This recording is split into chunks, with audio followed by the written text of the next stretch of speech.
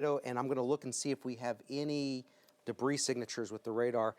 That looks inconclusive to me, Barry. It is concerning a little bit, but I'm not quite ready to say that that's debris, and I don't think it is.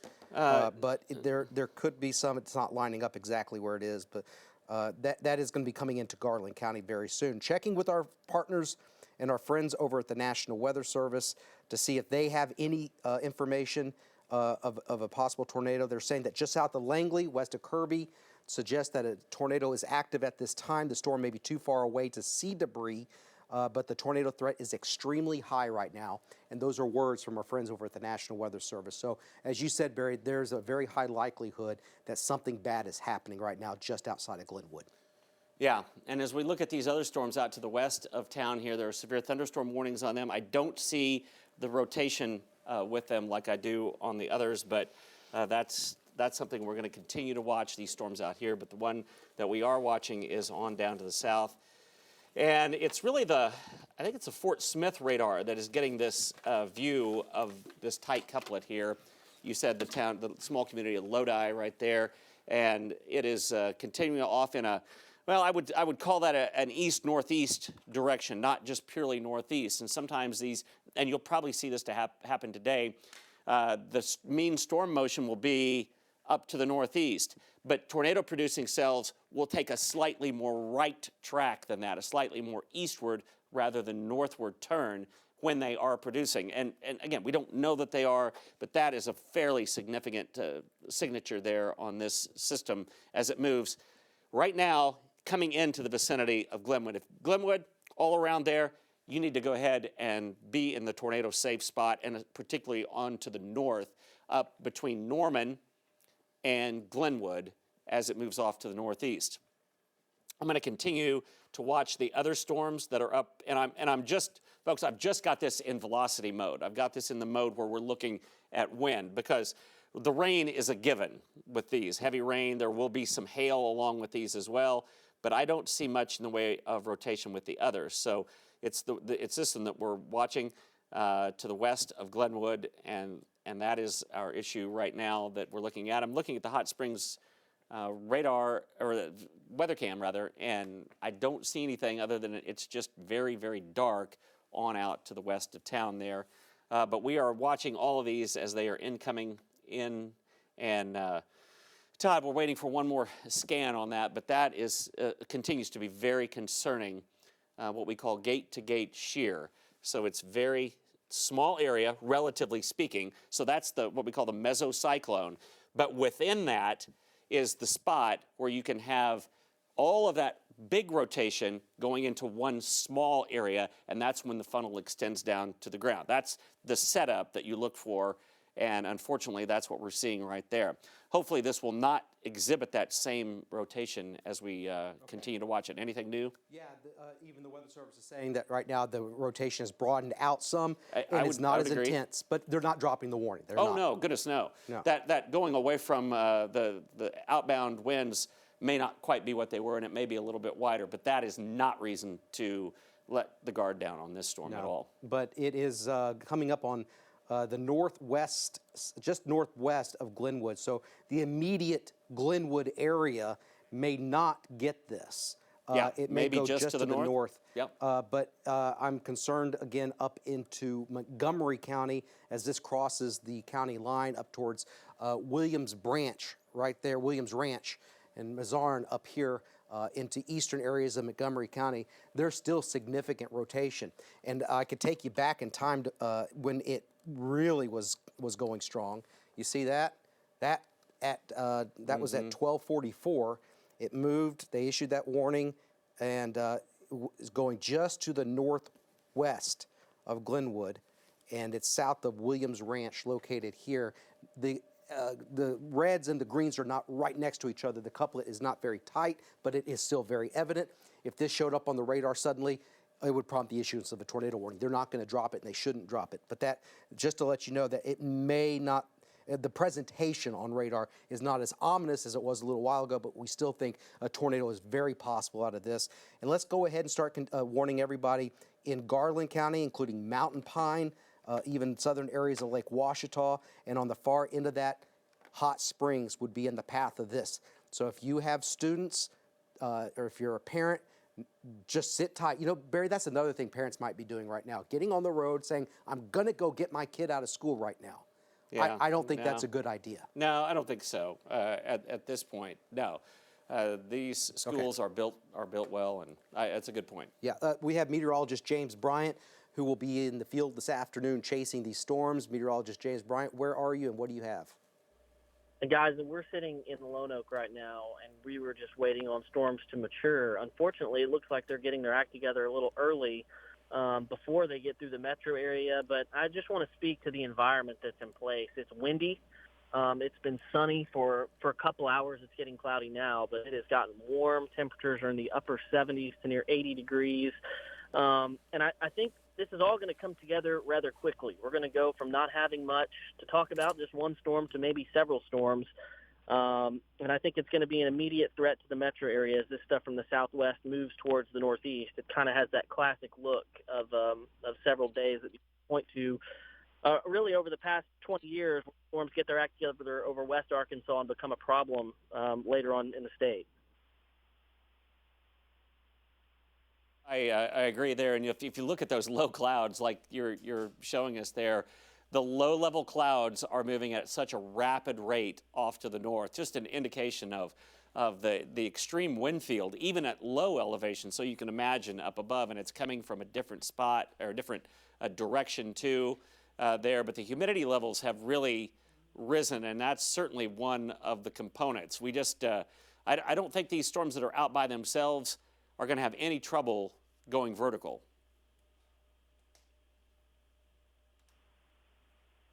Yeah, I agree with you, Barry. The storm that is coming close to Glenwood now, I think, hopefully it hasn't produced a tornado yet, but conditions are only going to get more favorable as we go through the afternoon and as storms move closer to central Arkansas.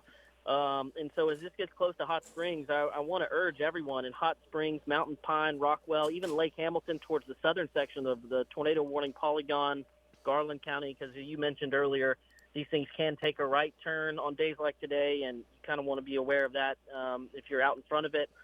I think it's going to be a long afternoon, especially for those of us really in the metro area eastward. This is just the first storm, and unfortunately today, and you guys can speak to this, I think this storm is going to be around for a long time.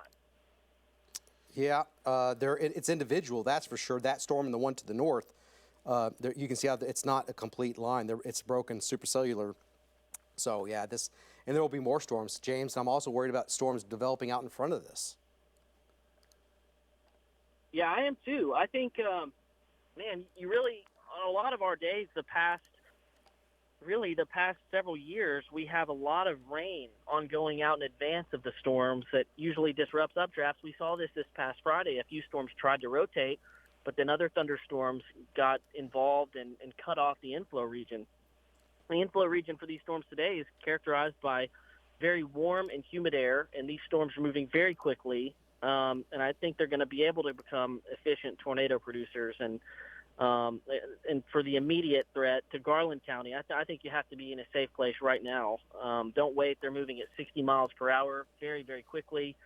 And unfortunately, Todd, I think we can go ahead and start talking about this storm possibly impacting the metro area here in just over an hour. Yeah, I think so.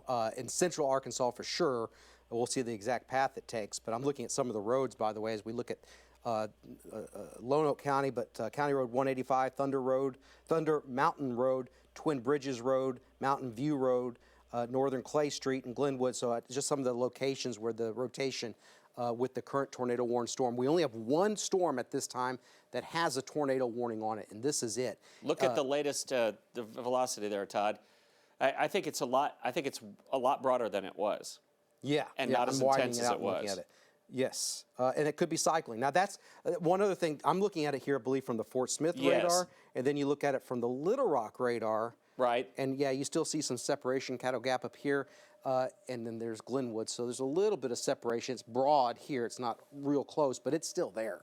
And Bonnerdale will be another community there too, but it'll probably go just a little bit north of there. But as James said, if it takes a sudden right turn, then Bonnerdale's in danger. But, you know, I want you to say, if you live anywhere in this area of southern and far southeast Montgomery County and east central Montgomery County, don't wait. Now's the time to put as many walls between you and the outside and put many, stay away from windows. You want to go into a room that has absolutely no windows. When you look at tornado damage, you see all these drone shots of tornado damage. Usually what's standing is an interior room that doesn't have windows. It's one that has a lot of rooms between it and the outside. And that's where you want to go. That's the goal with this. That's moving up into Garland County here very, very soon. But Barry, if we get to the end of this tornado warning, which I'm not quite sure how long it is in effect. Well, they've it's quite a ways on out there because it goes clear to Hot Springs just because of the rapid forward motion. So it's going until 1:15. I'm almost guaranteeing if it looks like that on radar at 1:15, they're going to continue that warning. Oh, absolutely. Yeah. Yep. Let's take a look here at our Max 2, and I'm going to back out some for you and just show you the scope of this. And it goes all the way to, not quite to Hot Springs Village, but into Hot Springs. That's technically the watch area. Now, will there be a tornado in this whole area? Absolutely not. But this is the area, and they can take turns, as Todd mentioned. Right on top of Glenwood, you've got to be in the safe spot right now, and off to the east and just northeast of town. And Mazarn, the small community there, you need to be in your safe spot as well as this moves through that southeastern part of Montgomery County.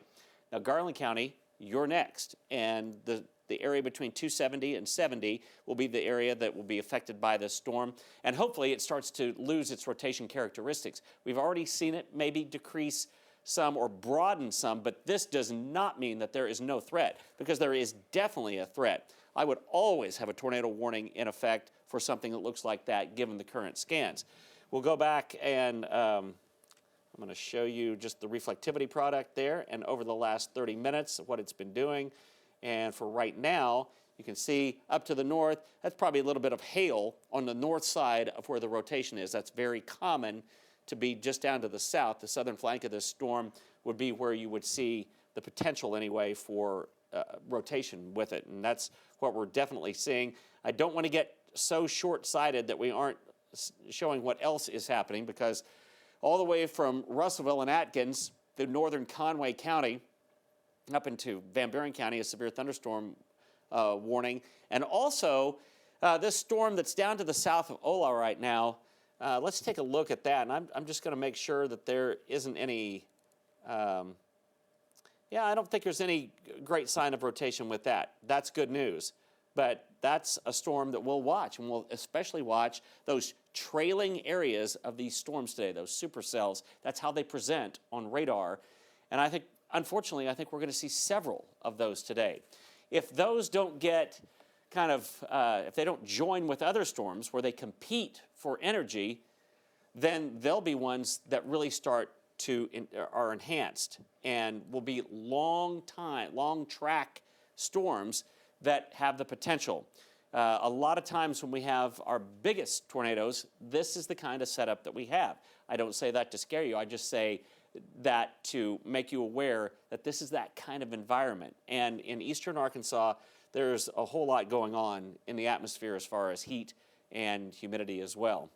Here is our latest velocity scan. This is the Fort Smith radar that we're showing. It's from the north side of Glenwood on up to the north, kind of a very broad view there, but it's getting a little ways away from, and here is the Little Rock. That's not as strong looking right there. No, it's a lot more broad, and you can see the outflow portion, although semi-coupled with this, is not as strong as it was. So the wind's going away. That indicates that the rotation, I don't think, is quite what it was. I hope that is the case. I certainly hope, and I hope subsequent scans show that as well. But if you're in Mazarn right now, or any of this area southeastern Montgomery County, just go ahead and get into that safe spot. If you've got a storm cellar, that's great. If you don't, it's the lowest floor of your house, the most interior part of your house. Even larger tornadoes can be are survivable sometimes in the interior part of your house, a small closet or bathroom away from exterior walls and windows, and certainly the lowest floor of your house. We don't know that this is producing a tornado right now, but there is a tornado warning in effect for this whole area. And it does include hot springs. And that doesn't mean that even though the rotation isn't what it was, that it won't reform and begin to produce a tornado again, or if it ever did. So we're just going to continue to keep a watch on this storm. And there you can see this storm kind of out by itself, not competing with a lot. I don't think everything in the atmosphere, though, right now is what it will be a little bit later on, especially off into the eastern part of the state. Here are some of the towns, by the way, new updated tracks with this, moving at 60 miles per hour, Barry. Mazarn at 111. What time is it now? 106. So it's coming up there very, very shortly. Rockwell, 128. Hot Springs at 133. And again, it's 106 right now. Hot Springs Village at about 141. Remember, tornadoes do not travel in straight lines. Tornadoes can vary in speeds on their path. So these are approximate times, they're estimations. Lonsdale at about 147 and Hot Springs Village in Lonsdale outside of that warning polygon. But there it is. It's now north of Glenwood. Glenwood, I want you to stay sheltered because you probably have some very high winds, some inflow from into that tornado, but if there is one right now. But I want you to stay sheltered right now. But it's going just to the north of you, and the circulation is in southern Montgomery County now. But we're going to watch southeast Montgomery County now going into Garland County. Will they continue this tornado warning? I'm willing to bet that they do. Even though it's not quite as strong as it was, they may opt with the severe thunderstorm warning with the tornado tag to it. But let me go. I'm sorry, I didn't get all the way over here to this. There it is. That's the rotation. Highway 8 East, there's Williams Ranch. Norman, that's in Montgomery County.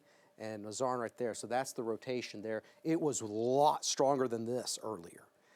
So the problem, though, with saying, okay, this is over, sometimes these things cycle where you think it's over and then all of a sudden you get a scan, you're like, whoa, here we go again. That's the problem in these environments, is that it's still going to have that ability to encounter shear and start to spin once again. Look here at a live shot out of Hot Springs. We're looking off towards the west, southwest, and you see very cloudy. You see the rain off in the distance.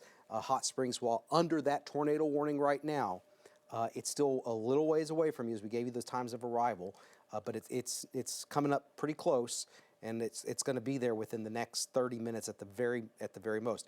Other thunderstorms, you see these severe thunderstorm warnings up here heading into Clinton, severe thunderstorm warning, and also up here coming into, looks like Perry County into southern Conway County.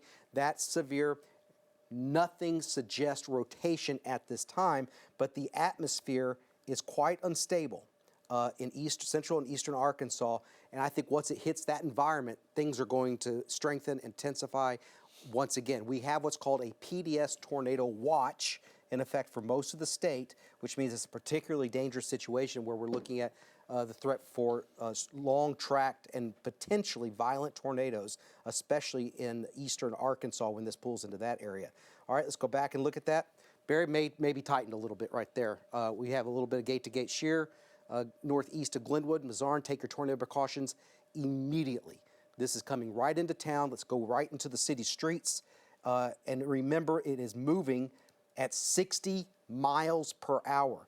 And we're getting updates about 1 minute, every 1 or 2 minutes from the radar. So please keep that in mind when you see where the rotation is. It could be a little bit further towards the northeast. Old Cattle Gap Road, County Road 120, Campbell Road would be on the north side of that. There's Mountain Home Road and Pigeon Roost Road right here. That's where the tornado, Cattle Pond Road, right here. If that's the mesocyclone here, there could be a tornado within that area moving up towards the northeast. And there's Mazarn. It's moving towards the northeast and most likely right about here now as it moves so quickly. It will be in Mazarn here within the next couple of minutes. So we don't want to hear about any reports of anybody getting hurt, but I'm feeling we're going to have some damage in and around this community. Some trees down, power lines down. I think that's very likely with this. I'm going to have to check the number of power outages, but Barry, I think it has increased its circulation a little bit. And that tornado warning, which expires at 1:15, will likely be issued even further along until about 2 o'clock at the very least. And as James Bryant just told us a little while ago, this may be the storm to watch here in the metro later this afternoon when the schools are letting out. that causes a lot of problems. People think I'm going to run get my kid now, I'm going to get them home, and the traffic jams. The last thing you want to do is be on the roads in this. Many of the schools, and I'm sure you know this already, have storm shelters specifically designed for these situations where they're safe. And that's our number one priority. We don't want you out on the road. That's the last place you want to be when this happens. But Barry, that has increased, and I'm concerned. I haven't looked at the debris. I haven't Nothing seen yet. anything there specifically. No, I haven't either. But it's paralleling Highway 70 right is. here, coming right up towards 227. Mazarn, I just got a feeling something may be on the ground with this, Barry. Yeah, it's at least possible. Here's what I'm looking at, and one thing that may prevent us from seeing this storm, you can see the radar site here is now looking through quite a lot of rain, a big rain shield, and there's the rotation. So it could be being blocked a little bit, attenuated we call it, because it's hitting so many raindrops on its way out to see the storm that it could be weakening this. But in any event, we're watching that. We're also watching the one out to the southwest of Perryville. It has that same supercellular characteristic, kind of out by itself. I don't see any rotation with it, but Perryville, just know that we are watching this storm, and so is the National Weather Service. Let's go to, and we're waiting for the next scan here, but for right now, that area around Mazarn, and as Todd said, paralleling Highway 70. This is the inbound wind, a large inbound wind field, but there is an outbound wind field right there. Where those two come together would be the area where winds are rapidly changing with, they're changing direction with distance. So you've got a very small area there that will continue to move up into, and this is Garland County over here. Again, we get so hyper-focused on this because we want folks to be aware of where the rotation is, but also we do like to back out and show you kind of the whole scope of this. It's a long time relatively a long time, until it gets to that 270, there's 70 right there, until it gets into the west side of Hot Springs. But out on Lake Hamilton, it'll be, I think Todd showed 133 in Hot Springs, but earlier than that, out on the west side of town. And this is the one that is rotating right now. We don't see others that are. I'm going to just pull it back up here into Perry County. No, not much in the way of rotation there. And then we'll watch also the one that is in Conway County up into Clinton. And we'll go, I want to go back and, okay, they've reconfigured the tornado warning now. Yeah, they got a new one that they just issued. Yeah, and it includes Hot Springs. It will include the west side of Hot Springs Village as well. And it is a little more to the right, that right moving aspect. So it's not so much northeast, but kind of east-northeast in its orientation.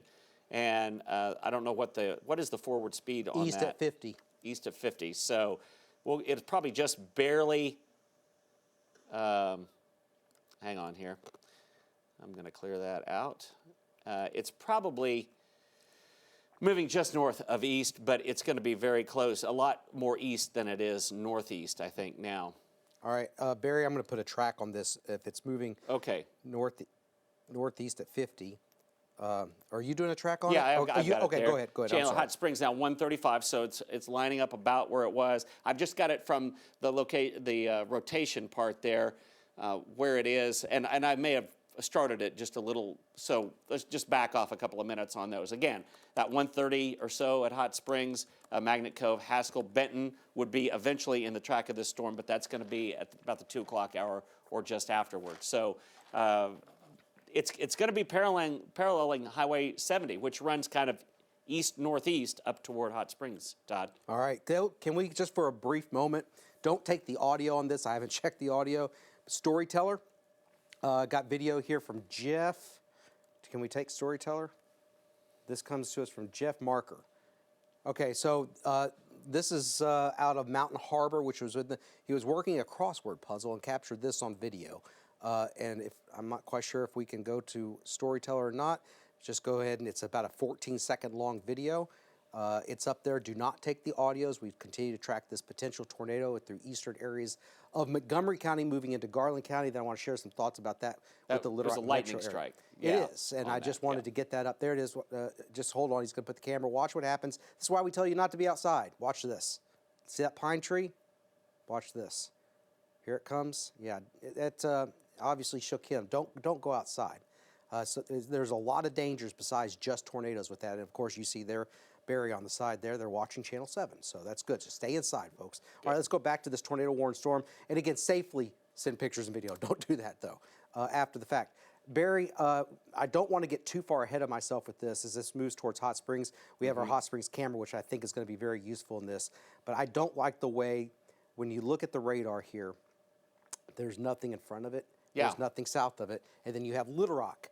You have Benton, you have Bryant. I'm very worried that this storm is going to be one of those long-lasting supercells. Yeah. And I'm very concerned that this does affect the Little Rock metro area. Yeah, I think that is the one probably that will. And just looking at it, again, there is rotation with it, and I don't know that it's as strong as we've seen, but this is a supercell in it, and I don't think there's anything to really destroy this storm. No, there isn't. That's the problem. Yeah, that's the thing. It's there's a lot out in advance of it, all the way up to the Little Rock area here.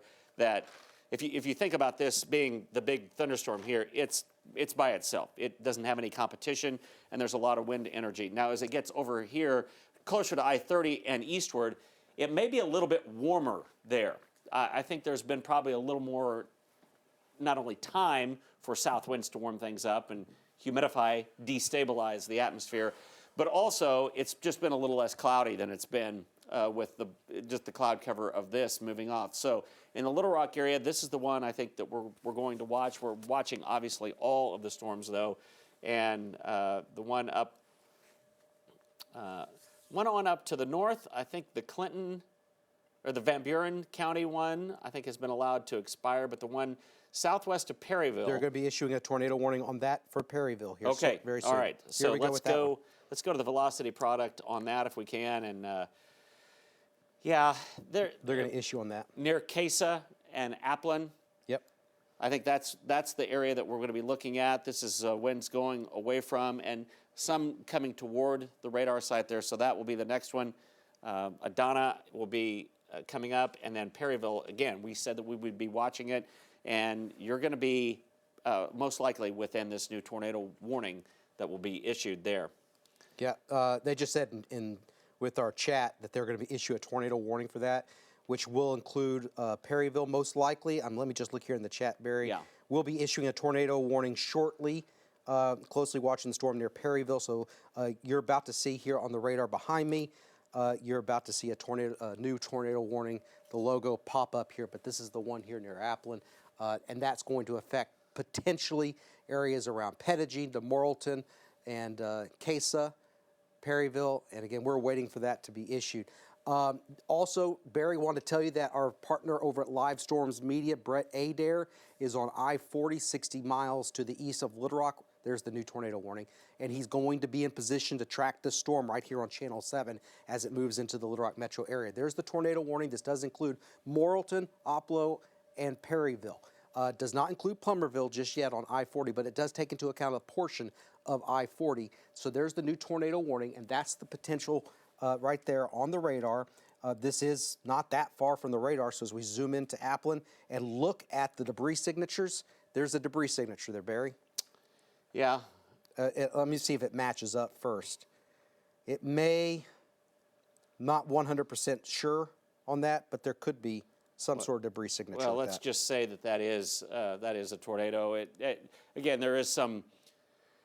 I think there's some attenuation of the beam. The might beam, be. I think, is getting eaten up a little bit. But I would say, folks, that's Highway 60 right there, and headed over to Perryville, and just go ahead and take cover if you're in that corridor.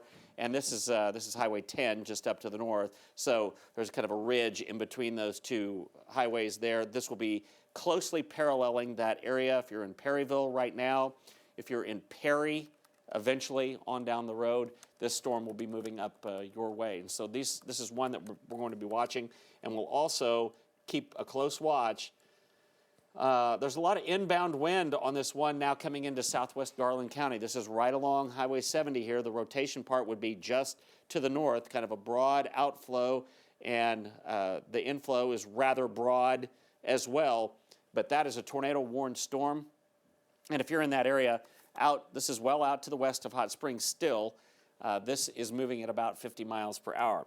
I'm going to go back just the reflectivity part of this, and boy, I just never want to see storms that have those little tails on them, like the one out by Perryville there, that little appendage that hangs back on the back side of these storms. You don't want to see those. You don't want to see them out by themselves, and yet that's sort of what we're seeing so far here.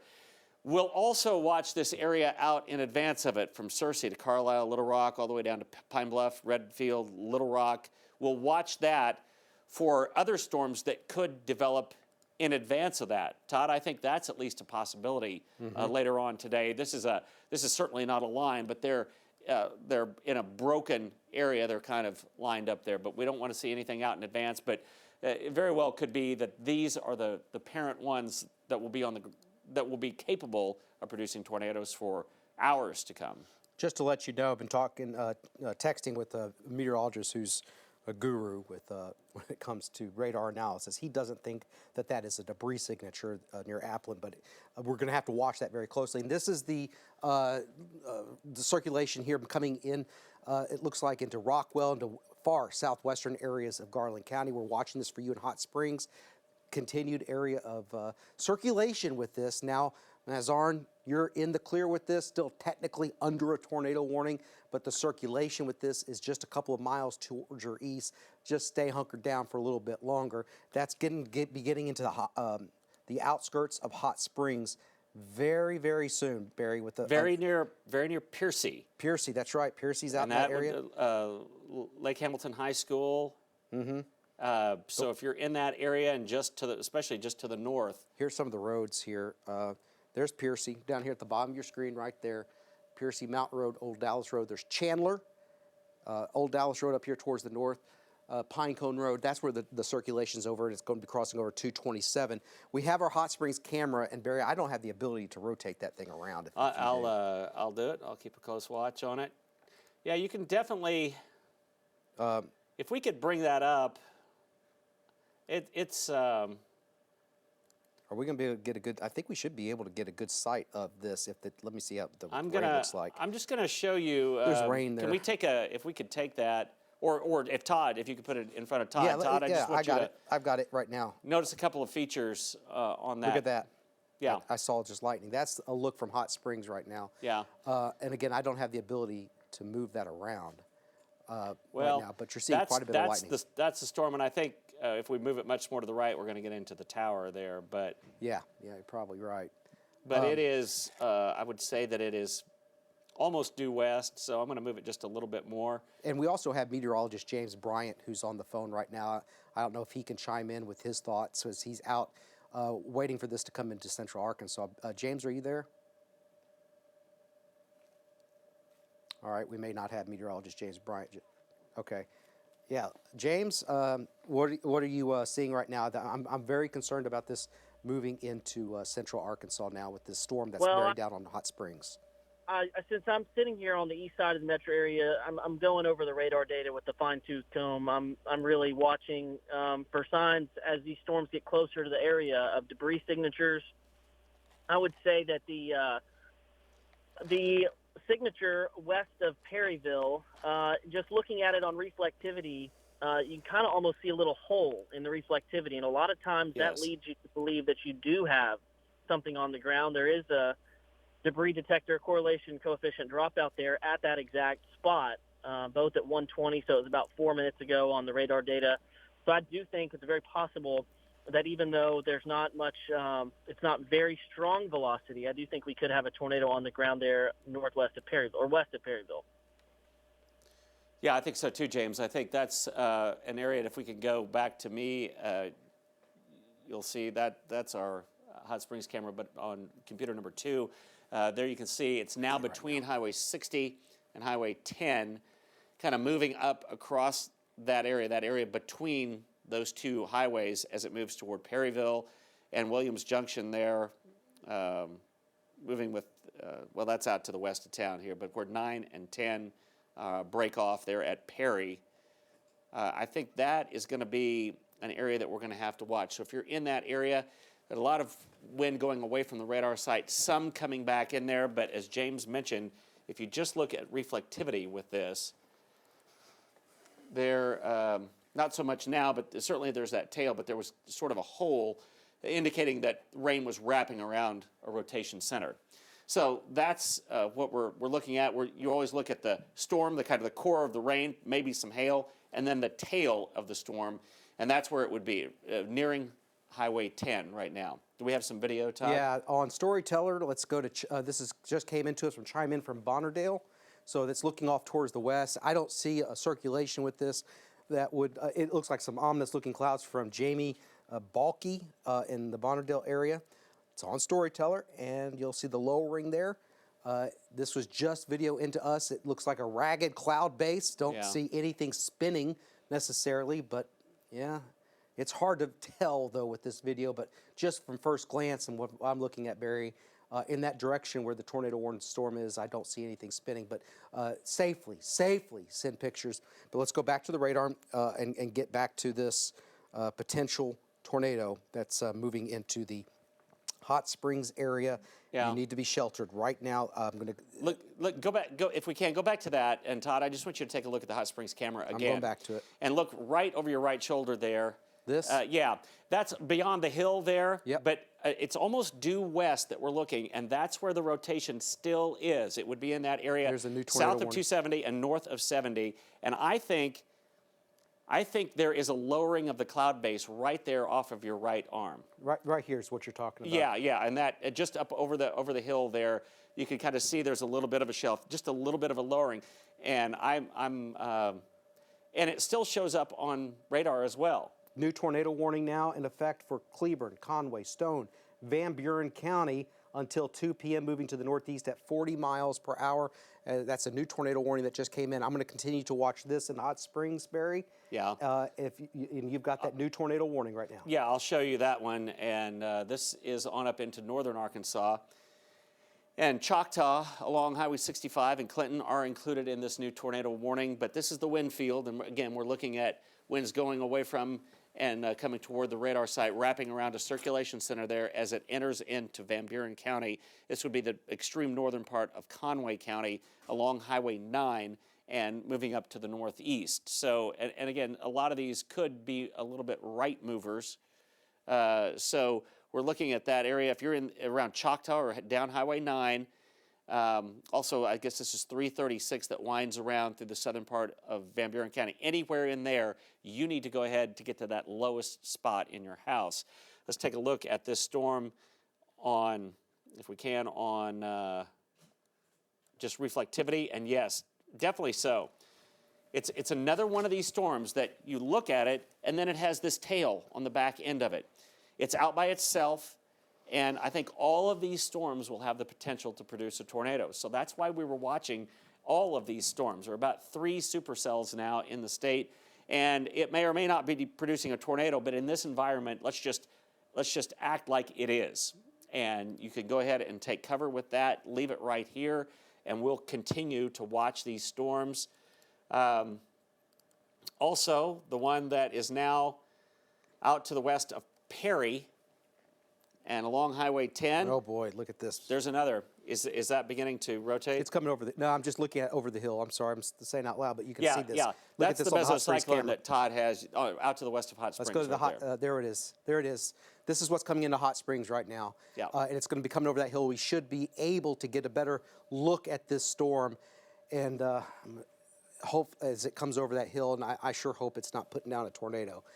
But you'll see that lightning flashing up. But that's the circulation, isn't it, Barry? That's the meso. Oh, yeah. It matches exactly to where it is. It is, again, Thornton Ferry Road. Yeah, that is absolutely it. So those areas out there along the west end of Lake Hamilton are going to be right there. There's Thornton Ferry Road as it comes off of 270. And so you're going to start to get into the area of the lake right there. But there's that broad circulation between 270 and 70, so it's in between the two and moving, I would say not exactly east, probably east-northeast, but eventually it's going to be moving in, and we'll go even tighter in on that. Yeah, there's some other roads that we're looking at: Miles Clearcut Road, Timberlake Drive, Rock Creek Road, Lakeshore Road, all within there, and you can start to see all of those little neighborhoods there getting into a much more populated area as it moves in. That's the rotation, red to the bright blues and greens there, and that's where there is at least broad rotation, and we have seen that. And Todd, it continues. Pike County, new tornado warning coming. White County? Pike, P-I-K-E. Pike. Yeah, Pike Okay, County. yes. That is the other storm. But Hot Springs and everybody to the west end of Hot Springs, you need to be in that safe spot right now. There's the latest one, and the away and the toward may have jogged a little bit to the north there, but it'd be coming up along Highway 270 corridor, more so than the 70 corridor, but it's kind of in between the two as it moves off. And Todd, you can let me go ahead before we go, and I'll show you. Well, the Pike haven't County issued it storm yet, but it's coming. is down here, Glenwood, Daisy, but it's coming on down There it on is. that storm. There You it got is, it. right there. There's the new tornado warning. Glenwood. Yeah, and it will include Glenwood. And here's what the storm looks like. Again, shocker, all by itself out there, as all of these storms have been so far. So if you're in that area, Daisy up to Glenwood, it's time to get into the safe spot. This will be moving out of Pike County and eventually then moving up part of southeastern Montgomery County in this, and also Garland County will be within this, and northwest Hot Spring County. So it's the next storm on down. I want to give that overview, but I want to send it back to Todd, because Todd, that area is really approaching now our camera on West Mountain. Yeah, it is. Let's go to this. Is again the lowering here, and we're watching for a potential tornado with this. You're looking live in Hot Springs. If there's a tornado, it's somewhere in here, and it's being obstructed by this hill. But that's the lowering. We're hopefully going to have a little bit better visibility of this. Is there any way to move this a little bit right? Now, as you said, Barry, it may be that the tower might get in the way, but yeah, that's There's good. right, but Thank you. yeah, That's a little better right there, coming over the mountain there. So that's due west, and that's the potential. That's the lowering. You're going to start to see this kind of revolving around. We're going to see, hopefully we will not see anything extending to the ground. No. Once this, we get a little better visibility, but you can obviously, you can't see anything because the hill is in the way, where the base is right back in there. But we're looking for any appendages, anything that would show that there is a tornado there. Obviously, look at the winds, just really strong out in front of this circulation. It does have a tornado warning on it. It's one of the stronger circulations we have in the state right now. Also, that tornado warning, just to go over this while we keep an eye on this, tornado warnings continue. Although the one in Perry County, Barry, does not look as strong as it was coming up on Morrilton. No. But the one coming up just south of Clinton, what is that, Highway 65, just south of Clinton, looks like it's coming up on that. But we have a visual on this one here. Barry, what do you make of all this? Well, I mean, there's a lot of turbulence there. You Yeah. can see the bumpy nature of those clouds. Maybe even earlier, I think we saw some modest clouds, which are a sign of severe weather. And But yeah, that if you camera's could really time lapse shaking. that, you would see those clouds are moving at a pretty rapid rate. What we're seeing, they'd be moving left to right there, kind of at the leading edge of this. But hopefully we see nothing extending to the ground. Obviously the hill obscures our view, but that is the lowering that you looked for and part of a storm. And from that, you can see perhaps something. And I'm looking at the rotation with that. Obviously, if you're in Hot Springs, you need to be in that safe spot right now. Yeah. And I hope we've made that Go ahead and abundantly warn them. clear. I'll keep an eye on that camera. If I see anything, I'll yell at you. Okay, right there, out to the west of town, along Highway 270. That's the appendage hanging down there. That's the rotating part of a supercell thunderstorm, and that's exactly what we're seeing. I'm watching it as well. The National Weather Service, let's see if they're saying anything. Yeah, they're watching the one in Pike County too. And I don't want to not cover the other ones, but for right now, the one in Perry County near Opelo, still a tornado warning on that. Looks like the rotation might be just down to the south of Morrilton near Opelo. There is one that is on up to the north of there. and we're going to see a very near Choctaw right now. That would be an area perhaps that has some rotation with it. Look, this is really moving very, very quickly right there. And we'll go to the velocity product with that.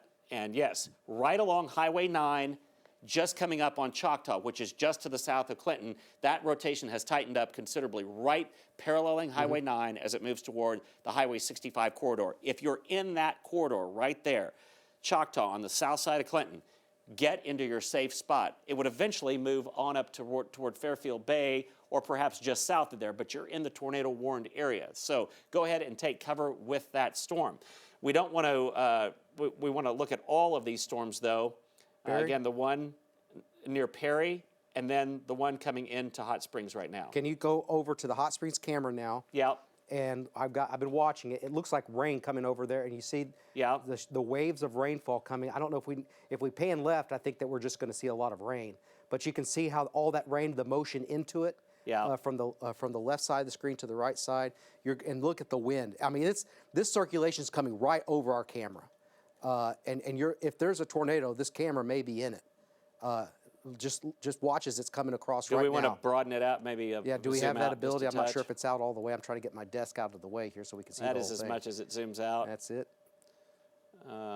So we'll continue to watch that. I will tell you, though, while we're watching that, if we can go back, I just want to show you the rotation. It has been, if anything, I think it's maybe a little tighter than it was. The one over Garland County? Yeah, and it's just out to the west of Hot Springs now. So, folks, if you're out here, 227 comes in and joins 270 out to the west of town. That would be the area right there. Our camera is, it's somewhere right about here out to the west of town.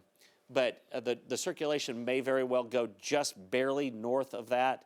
But if you're in that area or along Highway 128 headed up to Fountain Lake, just go ahead and get in your safe spot. I promise you, you will not be there long. These are fast-moving storms. If you're in Hot Springs, go ahead and get in your safe spot. South of Hot Springs, I don't see a lot in the way of rotation there, and hopefully we won't. But there's a lot of inbound wind coming in right there, not far from the airport, Todd, maybe just on the north side of the airport. Yeah, I just moved that camera, I believe, a little bit toward, we're looking towards the north, and you see that base there? Yeah.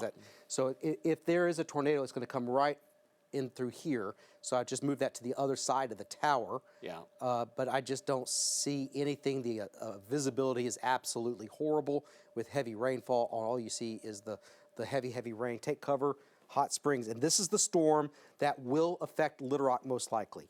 All right, so we're going to keep an eye on that. Let's go back to the radar. We're, again, near Choctaw, as Barry was telling you, Highway 65, near Clinton, just south of Clinton. Up here, tornado warn, seek shelter immediately. And the one that's coming into the metro area, our meteorologist and partner Brett, a new tornado warning that does include Benton and Fountain Lake. It includes Saline County.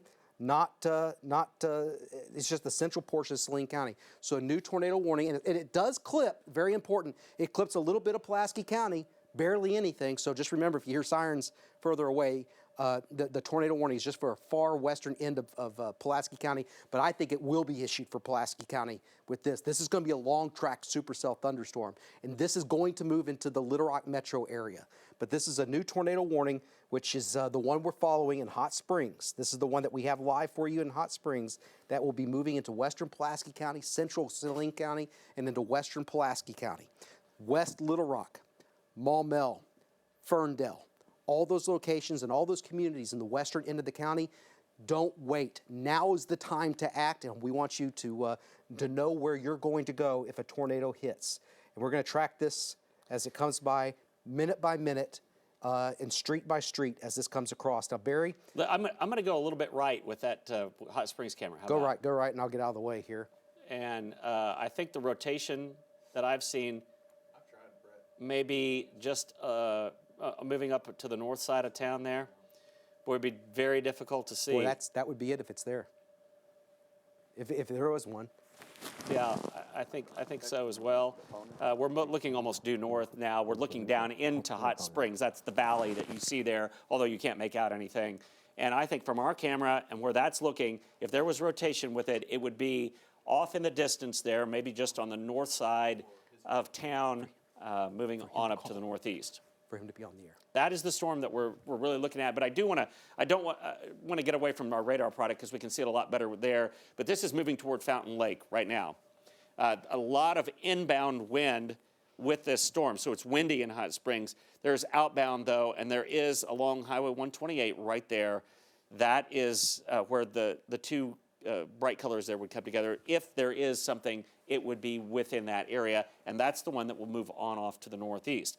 Let's go on down, and I'll show you on down into the Glenwood area right now. There is a tornado warning as well. It's this storm right here, and Amity would be near where that tail end is. So along the road between Glenwood and Amity, 182, and on the south side of Highway 70. Remember, this one just tracked to the north side. This will be along the south side. If you're in that area, you need to take cover right now. And this would be, I think this could be Highway 84 moving on down to Amity right there. Through that corridor, that's where you need to take cover. So I'm telling you, because there are so many, we have to cover all of these. Right now, the Fountain Lake area, that's where you need to take cover in advance of this storm. The north side of this storm, velocity product still shows the rotation maybe a little more broad. Go ahead. We have meteorologist James Bryant who has some info. Okay, James. Hey, guys, I think we're starting to get what may be a tornado debris signature there on the north side of Hot Springs, and that is looking from the Little Rock radar site. You may want to check the debris detector and just see. I think we may have had one in the radar scan about 5 minutes ago. It looks pretty consistent there on the north side. Yeah, just south of Fountain Lake is where it's showing up now, and yeah. Look at this image of it I got on the Hot Springs camera. Look at that base. Hot Springs camera. James, I don't know if you can see. I doubt you can see this. I'm delayed. I'll get it. There it is, Barry. You see it? Uh-huh. I see the debris signature on the radar. The debris signature went right over Highway 270 and 227, which goes up to Mountain Pine. And then it moved north of Hot Springs up to 128, and it's very near Fountain Lake right now. If you're in the Fountain Lake vicinity, you've got to take cover. Which direction are you looking there, Todd? That, I moved it to the right a little bit, so I think I'm it's almost looking off to the northeast, so yes. Northeast, yes. That is the storm. Yep. If you go back a little bit left of that, you'd be pointing right at Fountain Lake. That is the mesocyclone. I'm going back into the weather center here, and I'm going to move this to the left a little bit. Folks, that is the storm that's coming toward Little Rock. There it is. Yeah. That's the lowering. That's what a supercell looks like, and that's the lowering of the cloud base. And there apparently has been a tornado because we're seeing a debris signature within that. It's not as wide as that whole storm is. It is coming from that storm, and that is the mesocyclone part of the storm that has lowered. When you see something lowering like that halfway down to the ground, that is where tornadoes, that's where they are produced.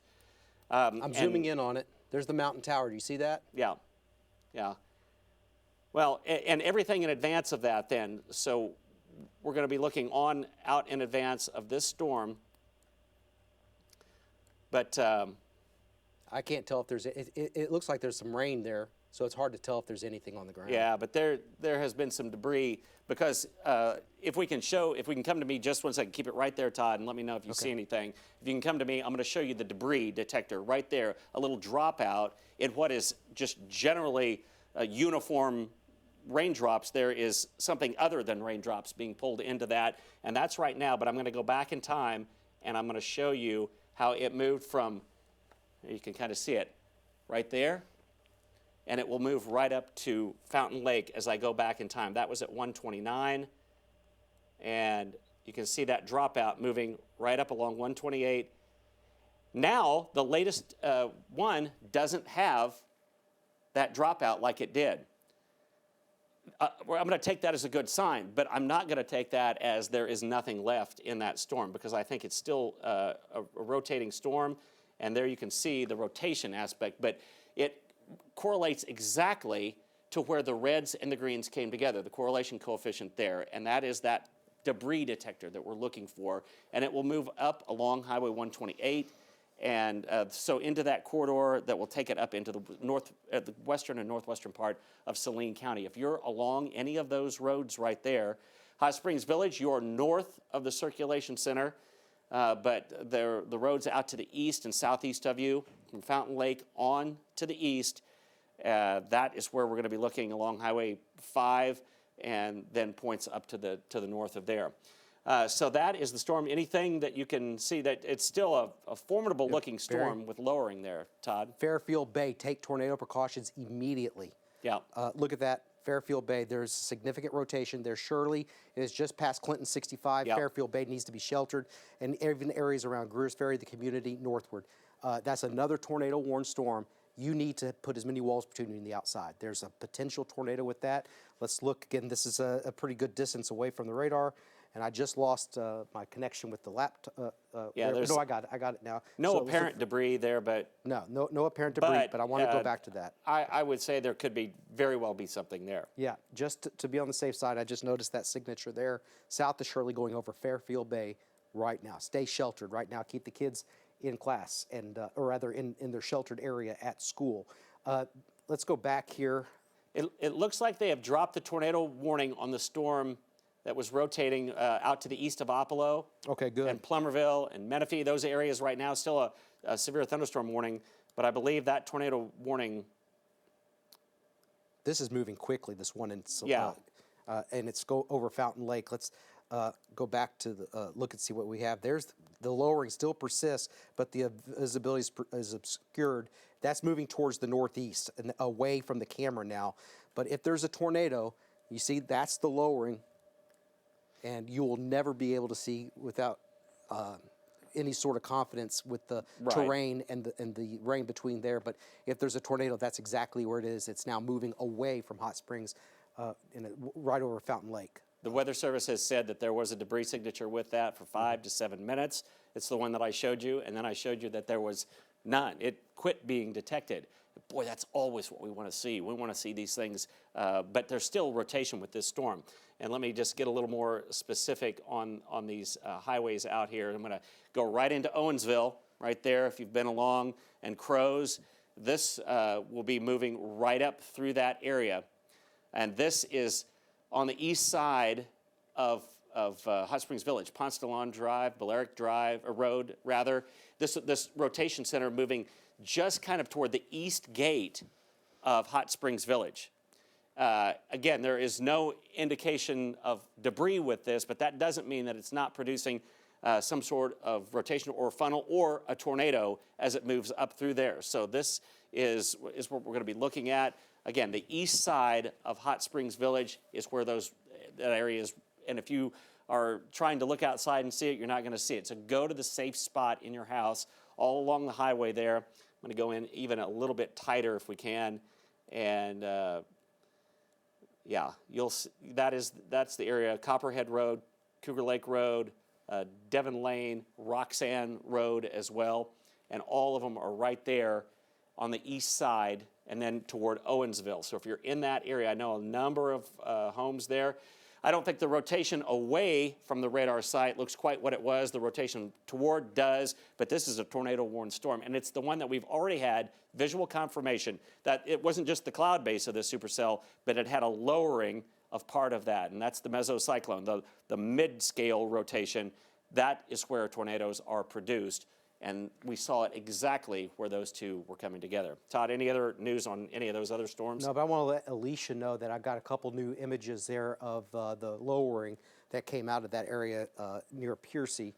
But also public reports half-inch size hail near Glenwood out there, Clark County. But that has gone off in the distance.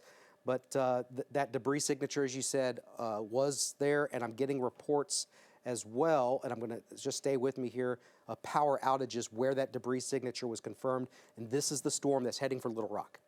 It's heading for the Little Rock metro area. There are power outages, I'm looking on the Entergy map, where this tracked just to the west of the center of Hot Springs, a large power outage near Piney, and that's Albert Pike Road, just to the west of Hot Springs. There's a large power outage, and that happened at 1:23 which pretty much lines up with when that tornadic circulation passed over that area. So I'm pretty sure we've had another tornado here in Arkansas, watching that as it moves towards the metro area very soon. Let's hope that this does not last and it gets disrupted somehow, but I'm not sure that that's going to happen because there's nothing in front of this to stop this from plowing right through the central Arkansas area. And so I want to urge everybody who's watching us from Little Rock, please start to watch this storm. I think we're going to be put under a tornado warning in the Little Rock metro area before too long. I hope I'm wrong. But by looking at this, it seems to get stronger. It gets weaker. Let's go look at it right now in its current form. Getting into Saline County now. It's along Highway 5 there between Benton and Hot Springs Village, Todd. Yeah, and just north of Lonsdale. Let's go back into this. It's going to go just to the north of Benton. There's Lonsdale there. That's the circulation. There's Fountain Lake. There's Hot Springs. We were looking at the backside of that a little while ago. And Highway 5, as Barry just said, is where it's going to get ready to cross. That's it right there. At 1:51, you're watching this live, a potential tornado just to the northwest of Lonsdale. What about debris? We had that debris signature earlier. I don't see anything with that. Maybe, but it just maybe the circulation was a little bit further towards the west. Yeah, Not sure so if it doesn't quite line up. That may not be. It doesn't line up. But is this image? Is that image? It did that might just come in, and the other one's lagging? That might be it now, because there's the updated image. It doesn't look like, though, that it's a very strong gate-to-gate shear with this. No, but I'm just afraid that the radar is looking through the rain part of that storm, and it's attenuating somewhat. And right along Highway 5 there at Owensville, I think. Look at this, Barry. So I'm going to go back in time to when we saw that debris signature. You see it there, just east of Fountain Lake, and then watch as it comes across. So going over 298 right now. That may be it, east of Fountain Lake, some sort of debris signature. There's 298, there's Highway 5, going right over to Highway 5. Yeah, it's Highway 5. Highway 5, yeah. Getting ready to go over 298, that potential tornado, as it moves towards the east. I think it's going to go north of Benton, don't you think, Barry? Yeah, it appears that it's very solidly north of Highway 70 and of I-30 as well. But that debris right there has probably ramped back up, and Owensville is right there.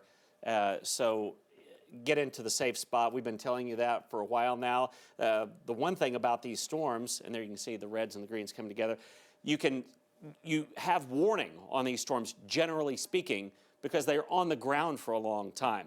That doesn't mean they're good at all, but that just gives us more of an indication of what's happening. I also want to go right back up to Fairfield Bay, and there is, right in Fairfield Bay right now, there is some indication of and this is south of Shirley and Partain, but Fairfield Bay right there, and this is the area that I'm looking at, kind of on the north side of Fairfield Bay right there. A number of neighborhoods in there. We'll look at what it looks like on radar, and there's that little tail feature right there, rain being wrapped around the tail of the end of this storm.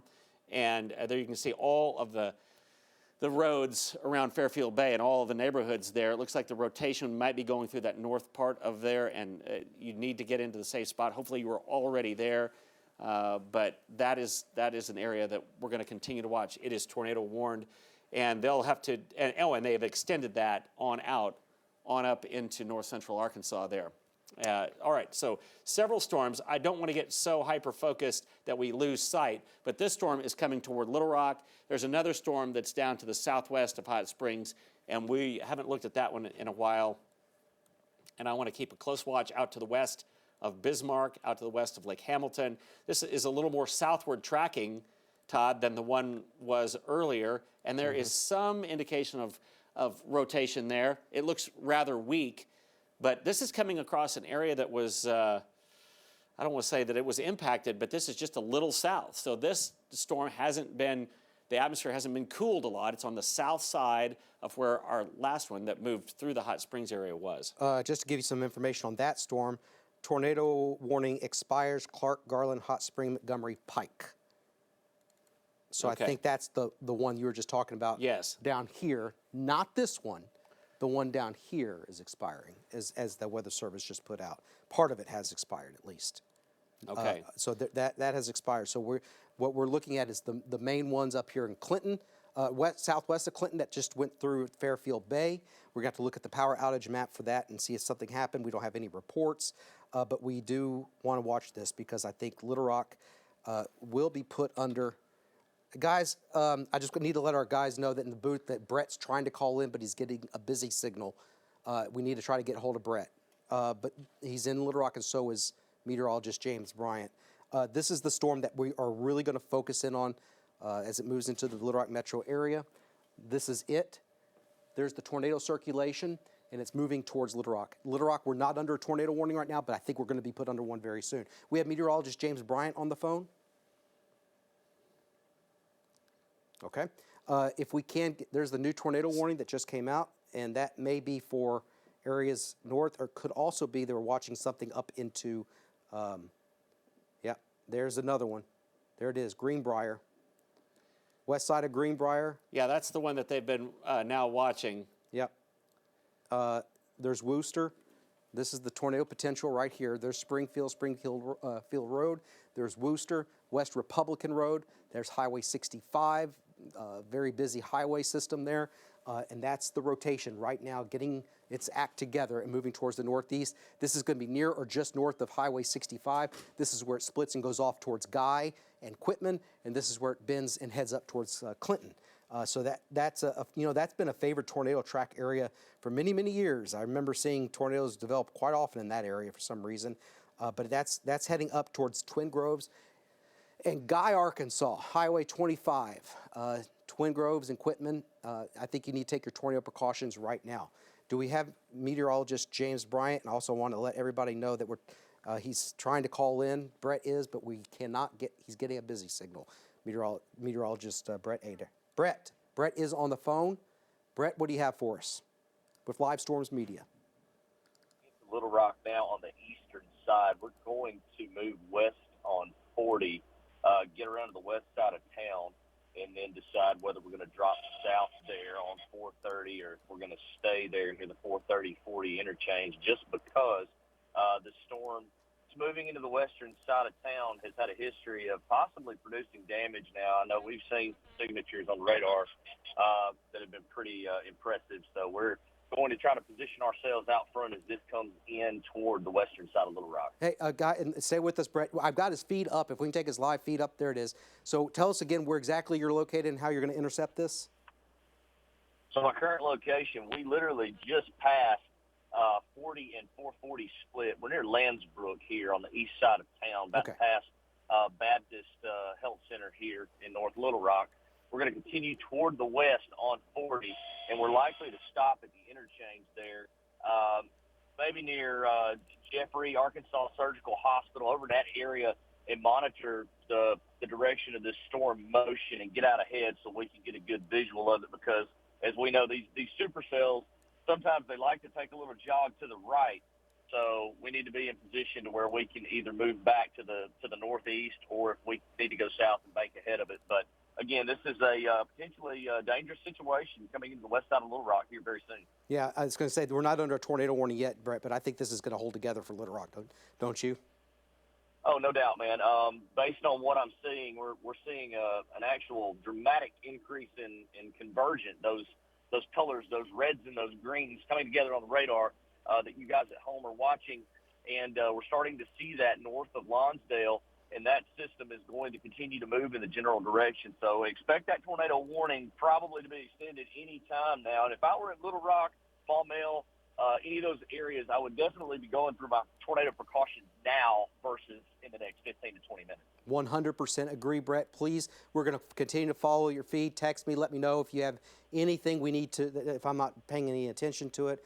But they're now issuing a new tornado warning again. They already did for the Menifee storm, I believe, is what they're calling it, the one that's heading up towards Greenbrier right now. And I've been looking at that one. Thanks, Brett. And, yeah, thanks, Brett. All right, I've been looking at that one, and Brett will be getting closer and closer to that. He knows what he's doing, folks, and so we're going to be relying on him. But the one out to the west of Greenbrier right now has that distinct look. I looked at the rotation with it. I'd say it is very broad.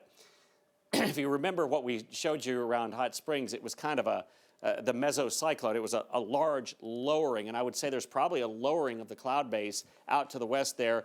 A lot of wind coming out of this storm, but there is some wind going away from the radar side. It's kind of a broad circulation there. It looks a little more ominous probably on just reflectivity, the rain part being wrapped around some sort of circulation center, than it does on the velocity part, which is certainly there's a strong wind field there. As far as debris goes with this, I don't see anything that would indicate that there's a debris signature with that storm. I think this storm is getting its act together, but you are in a tornado warning in this area. So Greenbrier and Guy and on up toward Quitman, this is the time.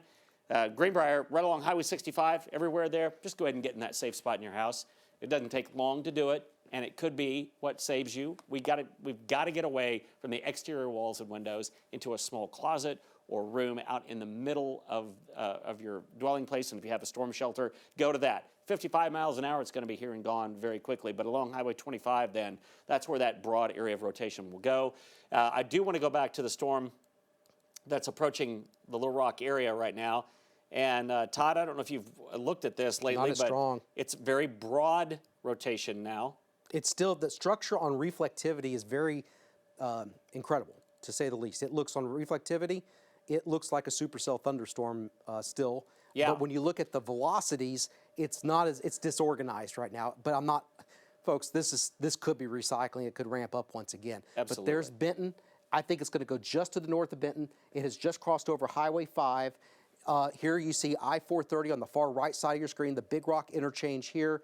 That's Otter Creek, where the Big Bass Pro, and you got the outlet mall over there. And there's Salem, Lawson Road, Congo Ferndale. This is going to pass over that area. And my worry here is that in a scan or two, this is going to increase again because it's moving into the atmosphere ahead of this is favorable. And I don't see any reason why it wouldn't. Yeah, why would it be less strong now than it was? I don't see that. So even though the velocity may not be perfect, I agree, Todd. I think this is one to watch. Right. So this is the one, and again, the one that Barry was tracking in northern Faulkner County. Look at debris detector there on that storm right now, Todd. All right, I'm going to go to the debris detector. Yeah. It's kind of displaced, though, a little bit to the right. Only a little bit, and that may be because the scans were a little bit. But there has been a consistent area, and that may just be a dropout on the radar looking at that angle. But right there, we'll see. And I don't know if the National Weather Service has talked about that. But as Todd mentioned, though, as this comes into Little Rock, new tornado warning coming for the Little Rock metro area. Okay, so this will be extended. That's not unexpected. As it moves, the tail end of this storm will be moving in. That's the circulation part. You're going to see rain before that. You can see the broad area of rain out Chenal Mountain, out along Highway 10 corridor there. But it's the southern part that we're really more concerned about as it moves up into that area along County Line Road, Congo, Ferndale Cutoff, and into the west and southwest part of Pulaski County, western Pulaski County, really. All right, we got our Chenal camera up and ready to go, pointing in the right direction. We also have meteorologist James Bryant, who's following this. It has not officially been issued, but that we just told in our conversations with Little Rock National Weather Service that they are going to issue a tornado warning for the Little Rock metro area. Now is the time for school administrators to get the kids to their safe place. There's the issuance right there, new tornado warning. Before we go to James, stay with us. I want to show the tornado warning before we go to you. But now is the time that I want all of the kids to go into shelter. It includes Maumelle, West Little Rock, all of Little Rock basically, Sherwood, not Jacksonville. It includes North Little Rock as well. And there it is, the Ferndale area as well. Now is the time. Do not panic. Just get the kids to a safe place. Meteorologist James Bryant is with us right now. What do you see, James? Hey, guys. We are really just behind Brett Adair. We are moving west on I-40. We're getting close to Galloway. And Todd, as we wait for this storm to get close to quickly, we're going to try to get in position to watch it move through what I think is going to be right through or just to the south of Little Rock. Yeah, it is going to come into the metro area. The question is, James, it seems disorganized right now, but I think they issued that because it's cyclical, that it's going to ramp up possibly once again. I'm trying to get an idea of where you are. So you're out there near the The airport. Where are you getting off right now on the? This on is the the Galloway exit. It's in Okay. the eastern section Right. of Pulaski County, and I think we're about to go south. Because I am honestly expecting this thing to take a more of an eastward trajectory. I know the tornado warning is more east-northeast, but more of an eastward trajectory. You might be able to hear the tornado sirens going off here in the eastern section of Pulaski County, which is North Little Rock. We're about to go south. We're going to be going south and getting a good view to the west. All right, James, I want to tell you that the tornado is located, the potential tornado coming up on Salem, Congo. Areas along the Salina-Pulaski County line includes Lawson Road. And I just want to tell my brother's family they need to be in their safe place right now because they live out in that area of Salina-Pulaski counties, out in that neck of the woods. So Steel Bridge Road is another one. Potential tornado developing. Twin Springs out there in western Pulaski County. The potential tornado, again, tornado warning. They're issuing this not because of a confirmed tornado. We do not have a confirmed tornado. What we have is a storm that has a history of producing some damage, strong circulation. The question is this reorganizing? That's where it is. There's Highway 5, there's Lonsdale, there's Benton, there's Salem. This is the Saline-Pulaski County line right here. You see right on the far right side, there's the Big Rock interchange. I'm going to reposition this in just a little bit. But if there's a tornado, that's where it's located. I'm going to go into that area, show you what I'm looking at. The colors tell us something. The red's away from the radar, the green's towards the radar. So Gunner Loop, Daviswell Road, that if there's a tornado developing, that's where it is, going across Highway 298. And it's going to be moving up there towards Hinkson Road, Goodwin Road. Now, backing that out, Avila is another community. And let me go back out just a little bit more and move this over. So there's the Big Rock interchange. There's Chenal Mountain. Let our great production guys know that I think I positioned that facing just a little bit towards the southeast. So we'll be able to look into that hopefully and see if there's anything.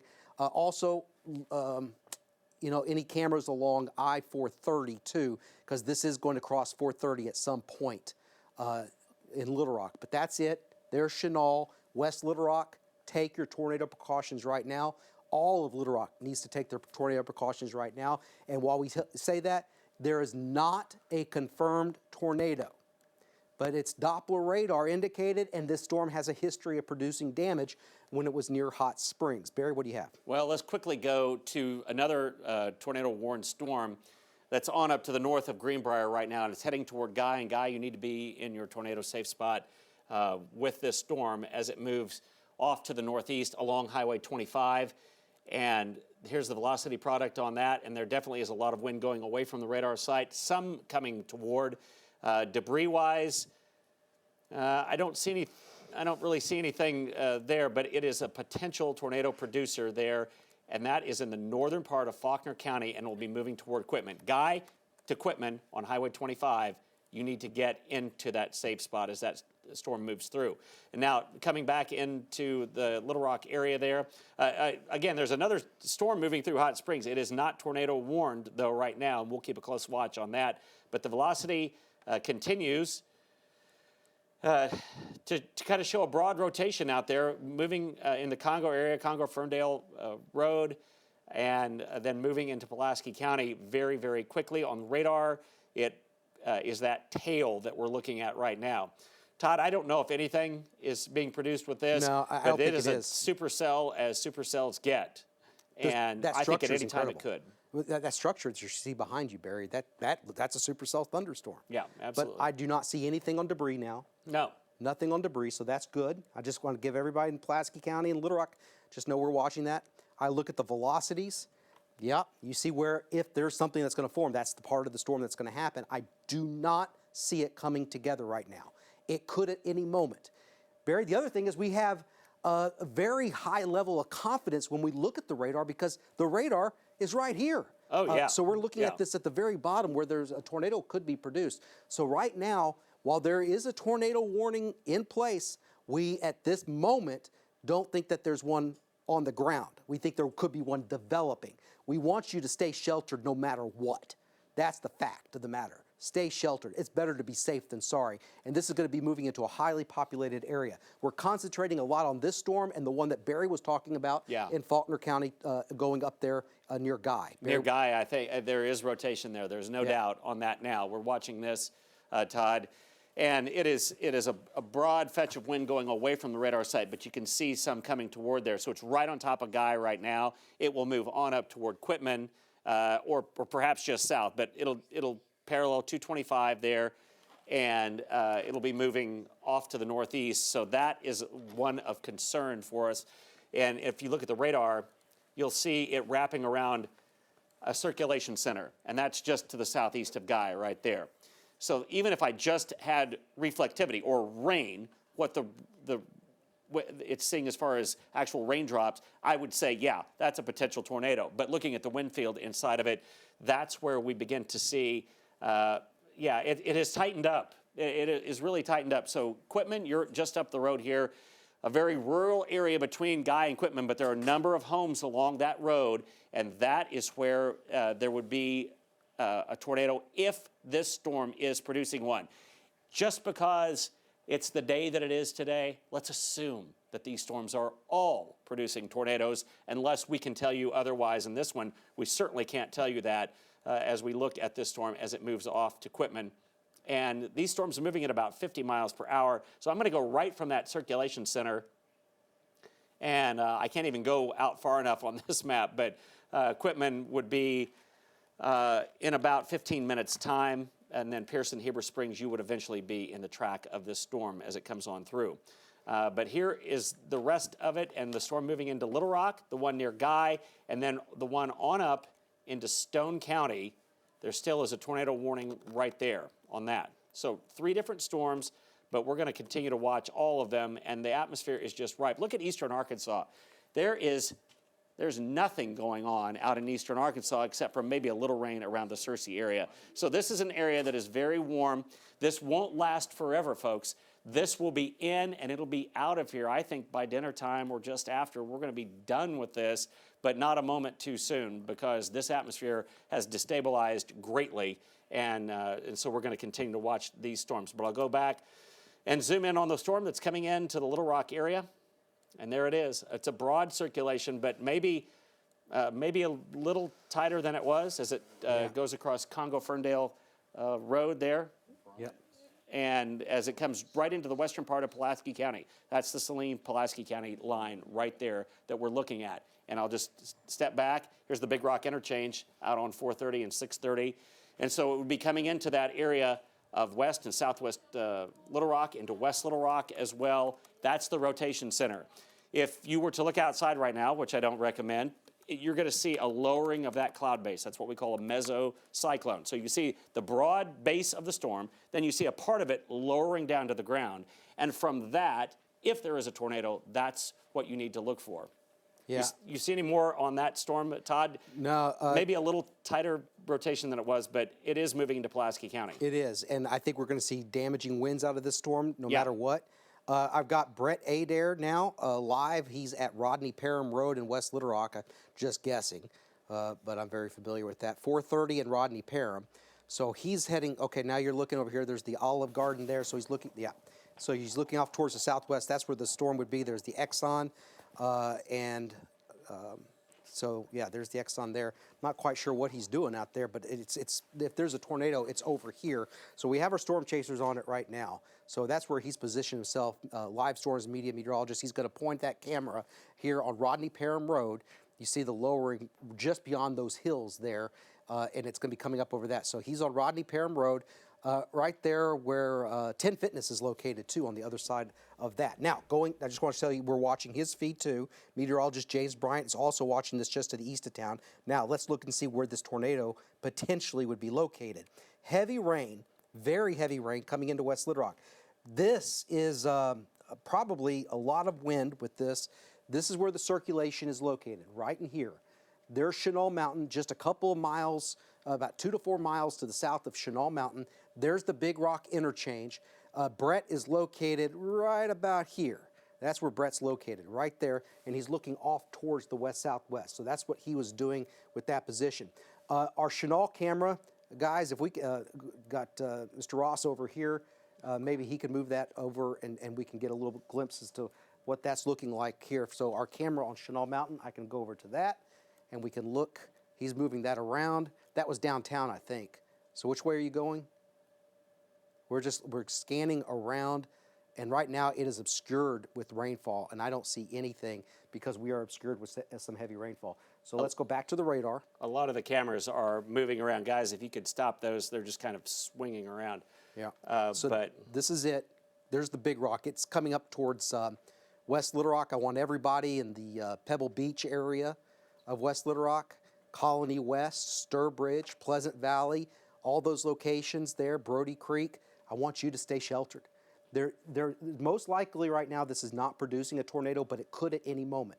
It's a potential tornado. That's the circulation due south of Chenal Mountain. There's the Big Rock, and it's moving quickly at about 50 miles per hour. So we can get in a little bit closer. Barry, I don't see anything that would say that this is on the air, or on the ground, I mean. There's Twin Springs, Beauchamp Road. And debris-wise, I don't see anything there. Yeah, that's where it would be located. Beauchamp Road, there's Stewart Road, Canis and Denny Road right up here. St. Charles takes shelter right now. There's Cooper Orbit Road, Canis Road out there in West Little Rock that merges over there towards Chenal. I want you to take your tornado precautions. There's Lawson Road that it's going over right now. My brother's house is just about there. So it's going just to the north of their location, and it's moving towards the northeast right into town. But again, there's no confirmation this is on the ground, Barry. No, and that's the good thing. But this is definitely a supercell storm that is coming in as it moves out in those areas around Cooper Orbit and Lawson Road and even Canis Road. So that it's this trailing feature that we see as it moves into Pulaski County. And then Chenal Parkway showing up on there, as well as I-430 and the Big Rock interchange. So it's going to be going there, and this is something we're going to be watching very carefully, obviously coming into a big population center in the western part of the city. And just velocity-wise, I mean, there's still broad rotation going away from and toward the radar site right out here. Barry, I'm sorry. Do we see we got the wall cloud from Brett. Okay. There it is. Yeah, and there probably will be a lowering. There it is. He's looking at it from Rodney Parham. Let me get out of the way. Yeah, that's the lowering as it comes in. 10 Fitness right there. So that's Rodney Parham and I-430 as he's looking off to the southwest. And certainly a supercell thunderstorm like that is unmistakable. And that's why it is a tornado-warned storm, not because of perhaps what it's doing right now, but because of what it could do at any time. So if you're out in West Little Rock right now, you need to go ahead and be in a safe spot. This is a fast-moving storm. Get into the lowest level of your home. And I'm talking to my family there. So get into the lowest level of your home and let this go by. This may be strengthening, Barry. Yeah, I think it could be. I think there is a little more rotation with it. But this is what we've prepared for. And so let's look and see if any debris along with that. I don't see anything of note. But I think there is a bit of a curl there, more than there was. So this is a rotation center, I think, that's starting to pick up somewhat. If you're in West Little Rock, it's time to get in cover right now. Guys in our production, beware. I think Brett's going to try to call in. This is increasing in circulation as it comes into the metro. If we can get Brett, he's going to try to call in. I just text him, and hopefully he'll call in. But yeah, that's the lowering there. Barry, I know you travel this road all the time. Shackleford Road is right over here. Yep. You're looking towards the southwest, and it's coming right into a highly populated area. We do not know if there's a tornado on the ground with this right now. There's the lowering. If there's a tornado, it's embedded in this dark cloud, and you will not know it until it's right on top of you because of the terrain and how low the base of this is. Again, I'm trying to get Brett to call in right now. But this is a Rodney Parham Road where he's located. While we look at those pictures, stay with this Max 1. I'm going to go into this to name some of the roads where this is increasing now coming into the Little Rock metro area. I want you to stay sheltered, put as many walls between you and the outside, stay away from windows. All of our friends out there in West Little Rock, this includes Sturbridge, Colony West, Breckenridge. This includes the Pebble Beach area, Henson, Pleasant Valley, Taylor Loop, Chenal, those areas down towards Bowman, Colonel Glenn. Please seek shelter immediately. No confirmation of a tornado, but this is starting to show signs that it could be increasing some of its spin. And there it is. It's very difficult to tell. There's Rawling Road. So I'm trying to get a sense here. There's Chenal, there's Rawling. So the promenade, Barry, right about there. Yeah, and I'm just thinking the velocity picture is so, I don't know why we're not seeing a different picture of that, but the reflectivity picture is almost better because you can tell where the circulation center is. And you can see it right there. Chenal Parkway, it's moving right into West Little Rock. The neighborhoods of Chenal and Pleasant Valley, and moving right up through there. So it's the tail end of that storm. And if we can go back, I'm just going to say, you got to be in your safe spot right now. Is there still a picture from Brett that we can show? And he's zooming in on something I don't like to see. Yeah, folks, I think that's a tornado on the ground. There's 10 Fitness. Do we have Brett on the phone? It's so hard to tell from these pictures. Todd, can you hear me? Brett, we see the lowering. Is that a tornado right above the 10 and 10 Fitness? I cannot confirm that that's a tornado there, but I can tell you right behind that sign, that whole larger area above it is rotating rapidly. Yeah. Very, very quick rotation. Matter of fact, it's coming up. You got a funnel developing over the 10 now. That's it. This is right over the left 10. Yeah, right here. Yeah, we're gonna have to move. It's gonna come right over top of us. We're gonna have to move. Okay, Brett, stay with us. Again, this is coming into West Little Rock. We may have a tornado now on the mountain there. See it? Yeah, that's a hill out there in West Little Rock. That's probably out there, Barry. Okay, folks. I want to tell my wife, take cover now. Yes, please take And cover. Barry's family too. All right, we gotta go. Hillsboro, Marlowe Manor. Those locations, Barry. Can you think of any other place? Yeah, it's that area. It's coming right here. Go. Get the left. Yeah, that's a classic supercell storm. Let's stay with folks. Brett, and I'm going to name out some of those towns. Let's stay here with that. There it is, big tornado. All right, stop. Get right there. Get right there in the parking lot. That's it right there. Tornado. Okay, that's coming right into West Little Rock, down to the south of Rodney Parham. Right there. Hold up. Right here. Here we go. Moving into West Little Rock on the southwest, just south of Rodney Parham, folks. This is coming up. I'm trying to think of some of the locations. Markham, West Markham, Bowman. Yeah, in that area, right. Asbury, Canis, Woodland. Big time debris. You got debris? All right, we need to. Yep, I see the rapid movement. To the left? Yeah. We have a significant tornado on the ground in Little Rock. It's going to be crossing I-430, probably close to where Chenal Parkway dumps out onto I-630. All right, big. All right, where do we go? Okay. Guys, you may want to go. All right, we got to move. All right, stay on. Brett, you're live on the air. Let's just, you're live on the air. Just tell us what you see. There's the tornado. It's on the ground in Little Rock. I think, are they issuing a tornado emergency yet? Have they issued one? Go. They haven't yet. Big tornado. All right, it's passing behind us. Hold up. He says, let's stay with that. Okay. Barry, do you know it is starting to ramp up, and folks, it's right along that. It's right along. It's gonna hit the radio. Chenal Parkway and 630 West Markham. Go. Okay, we don't have his feed. We've lost the feed. Slowly. Keep his audio, guys. Go to radar with Barry. Keep his audio. Go. There's huge debris in the air. Huge debris. I'm gonna look and see if we don't have his picture. It's frozen. It's up. He's got his picture up now. He's Can on we take 430. it again? Yeah. Okay, so he's going back on 430. He says he sees a lot of debris.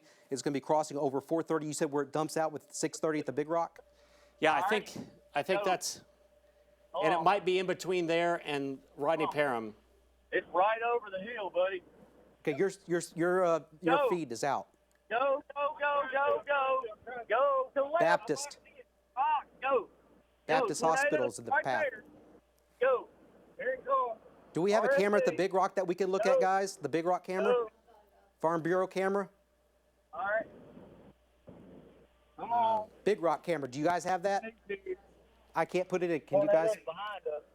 I'm going to go put in the Big Rock. All right, this is RFD. Stay with Brett. Some of these are not, from downtown we can actually see it. All right. From downtown you can actually see. Can you guys hear me? Yes, we can, Brett.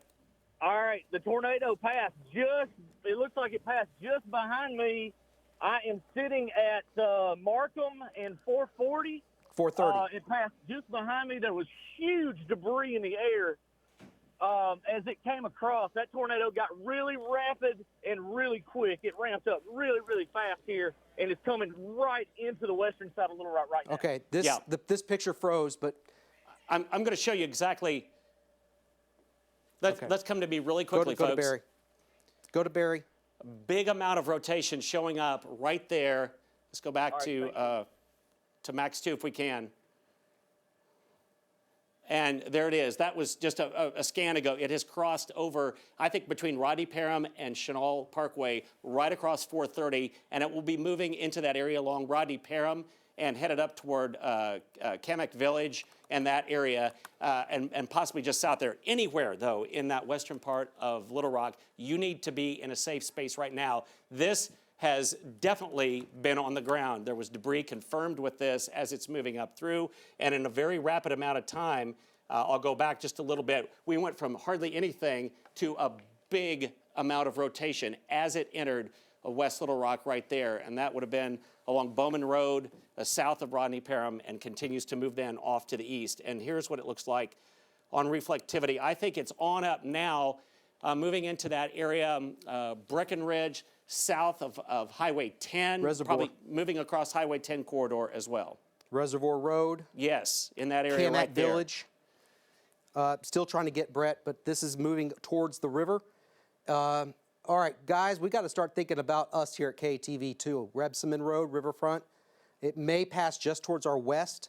Okay, can we let's take the Regions camera downtown, looking off to the west, if we can. Regions, Can we take that? the Regions camera? Yeah, you I'm can working actually on see it. it on there right now. I'm working on it right now, Barry. I've got it. It's pointing there, but Got yeah, it. if Got we can. it. There's Regions. Yeah, right there, There's and the you can see tornado. it. That's extending. That's a large tornado. It appears extending down to the ground. That's looking straight west, so it is moving then along that corridor, Highway 10, and here we are in Riverdale, right in the foreground there. I think we're okay.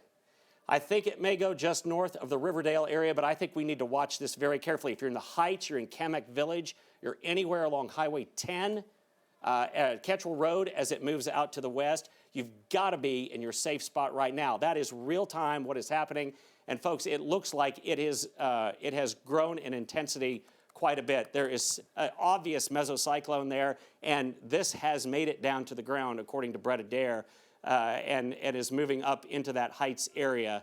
I'm going to zoom in on it, Barry, see if we see debris. So stay with that image. I want everybody at Channel 7, get ready to take action, but don't just yet. All right, we're losing electricity. Are we still on the air? Okay, I see power flashes. It's on the ground. It's on the ground. I saw power flashes. Yeah. Yeah, Okay, I think we're on we are backup on generator. generator power now, and I hope we are still broadcasting. And but it is, folks, it's Foxcroft Road, moving right up into the Heights right now. Okay. This is a large tornado. Debris signature with it. Hard to tell, but there is plenty of velocity right there. This is Highway 10, Foxcroft Road, Kamek Village, down into the Heights. It is crossing Highway 10 right there and will be moving on up into the Burns Park area and then on over to the east-northeast. And so it will be moving north of the 630 corridor, going but over the river. crossing Highway 10 right there. And that's the velocity that we're looking at with this storm. Okay, I'm going to follow it to the left a little bit. It's going across Yeah. the river very soon. We can take this it, is within a mile, less than a mile of the station, probably. Yeah, it's moving. It'll move right across over into Burns Park. It appears right now. It's on the ground. I don't see power flashes yet, but it's on the ground doing damage. We're right there by those white buildings. Yeah, and I think they may have issued a tornado emergency. Yep, tornado emergency for Little Rock going over into North Little Rock right now. Again, we're continuing to follow this. Yeah, it is. It's moving right. Well, it's not very far from us at all. Right here, right now. It's right by the building. I think. Yeah, Todd, it's right over the Burns Park area there. Yep. It will be coming into the North Little Rock area. Lakewood, North Little Rock, take cover now. Sherwood, take cover now. Maumelle, especially the east side of Maumelle. Take cover now. Rapid rotation. I'm going to zoom out to see how wide this is. Levy, it'll be crossing I-40. That is a large tornado. It is huge. Just say a prayer, everybody. Yeah, Say absolutely. a prayer. A lot of people could be being hurt right now. It has moved up just to the north of Riverdale here, it appears. I'll bet you if we stepped outside the building right now, we could hear this because we are very, very close to this. But this is a storm that continues to move up, and it is moving across the river and kind of the west end of Rebsamen. It's moving over Burns Park right now. All right, James Bryant will be on in just a little bit. He says, take the feed, go to James Bryant, we have that. James, are you on the phone? What do you have? Yeah, I'm in North Little Rock. We're just by Spring Hill. We're getting very close, guys. This is coming right at us. James, get safe because this is huge. You stay back from it, man. Yeah, we're about to turn around, but you can see it, man. This is unbelievable, the images that you are about to see. This is coming right into North Little Rock. Charles, we got to turn around, man. All right, just stay with us. Let's keep warning everybody. Pull into the turning lane. The National Weather Service has said that they are going to possibly be taking cover. Yes. But Memphis will take over responsibility. From my feed, you can't see the actual tornado, but that lowering you see in the distance, the gray, that is the large tornado right there. That it is good. I can see it moving to my right, so it's not coming directly at us. It is moving northeast. You can see it. I'm going to zoom in on it. It's up there to the right. You stay back away from it. Brett Adair has said that numerous vehicles have been overturned with this storm. That's a bad signature on radar right there. That's a bad signature on radar. I think I just saw debris get flown out. Is there debris coming down? There's a debris dropout right now at near Amboy and I-430 and Military Drive. I've got it up on the storm. There's a debris ball right there with that storm. Guys, stay with me. I think it's going to go to my north, but I'm going to have a view of it. All right, this is across the river now, and it's going into North Little Rock. We got to keep warning communities. It's going to be going right near our radar, but if you're anywhere toward Remount Road, Sherwood, that area around Camp Robinson, and just to the south of there, this has crossed I-40. James, talk to us. What do you see? Guys, I'm just sitting on the McCain Boulevard Bridge right by McCain Mall. I really wish people would stop driving to the west. It's just crossed I-40. Look at this. Burns Park. Go to the is it the Regions or Simmons? Which camera is it? We're going to go get on 67, Charles. Turn us around. We're going to get on 67, and we're going to try to parallel it so we don't get in front of it. But They're. If you can see my image here, you guys see this? Are you seeing this? Yeah, we see. That's it. That's it right there. Yeah, we can see it. It's on the Regions camera. I've got rapid rotation, guys. I've got rapid rotation right there. I've got it on the Regions camera if you want to look at that, guys. I got a clear view of it. Oh. Do you see that, Barry, on the Regions camera? I do. I'm going to start to move that towards the left now, or to the right, I'm sorry. It is very close to the National Weather Service radar. Left? Little Rock Air Force Base, Sherwood, take cover now. Yes, Jacksonville, you'll be in the path of this storm. Keel Avenue, Sherwood, and points up to North Gravel Ridge. And that is the storm that we're looking at. And right now we're getting a rather ragged image from the National Weather Service in Little Rock. But what they're talking about is phones are being activated here. The National Weather Service in Memphis has taken over responsibility of warning this. I guess the folks oh my gosh. in North Little Rock have. The tornado, I've got incredible video of it. I'm going to try to put it on my Facebook page, use it there. It's from Baptist Hospital. I'm getting pictures now of a power, North Shackelford, trees and power lines down all over the place. It's still on the ground.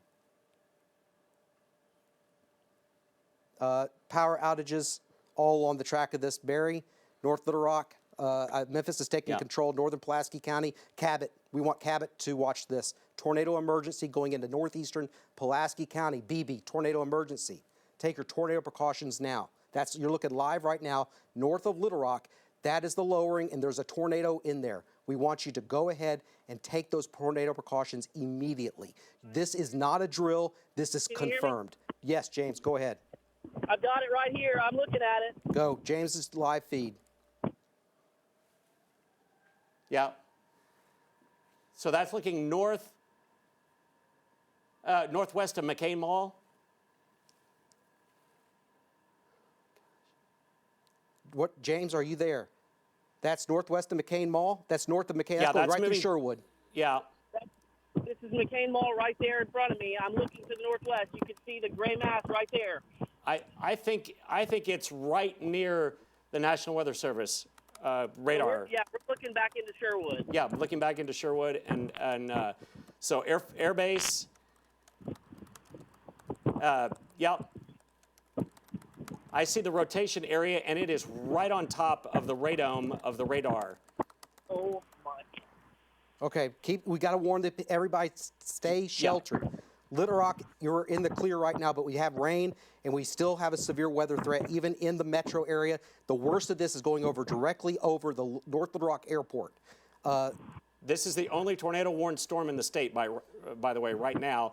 It is moving toward Gravel Ridge, pardon me, in Jacksonville, and you need to get into the safe spot along Highway 107. It's right on top of you. Cabot, it's coming up on you as well. There is the hook right there. It moved right past, and this hook is where we saw rotation moving right toward Cabot, and we'll continue. Debris signature is right near the radar site. Velocity product showing it right there, right over on North Remount Road, which is where the National Weather Service is. That is where it went and it will move right up toward Cabot. Perhaps Jacksonville, though, you need to be in a safe spot right now. So it's that northeastern part of Pulaski County. You need to be in a safe spot right now. All right, tornado, this is video of it as it came through West Little Rock. On Storyteller, if we can, this is from Baptist Hospital. Beth Hunt sent this to me. I don't know who it is exactly from, but that's the tornado going through West Little Rock. That's the Big Rock interchange.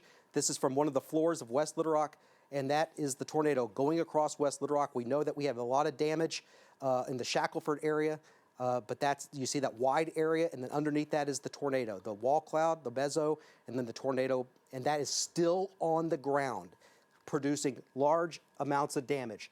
Now the National Weather Service is calling it catastrophic, labeling this catastrophic. That's the tornado as it went through West Little Rock. Let's go back at to the radar and see what we have.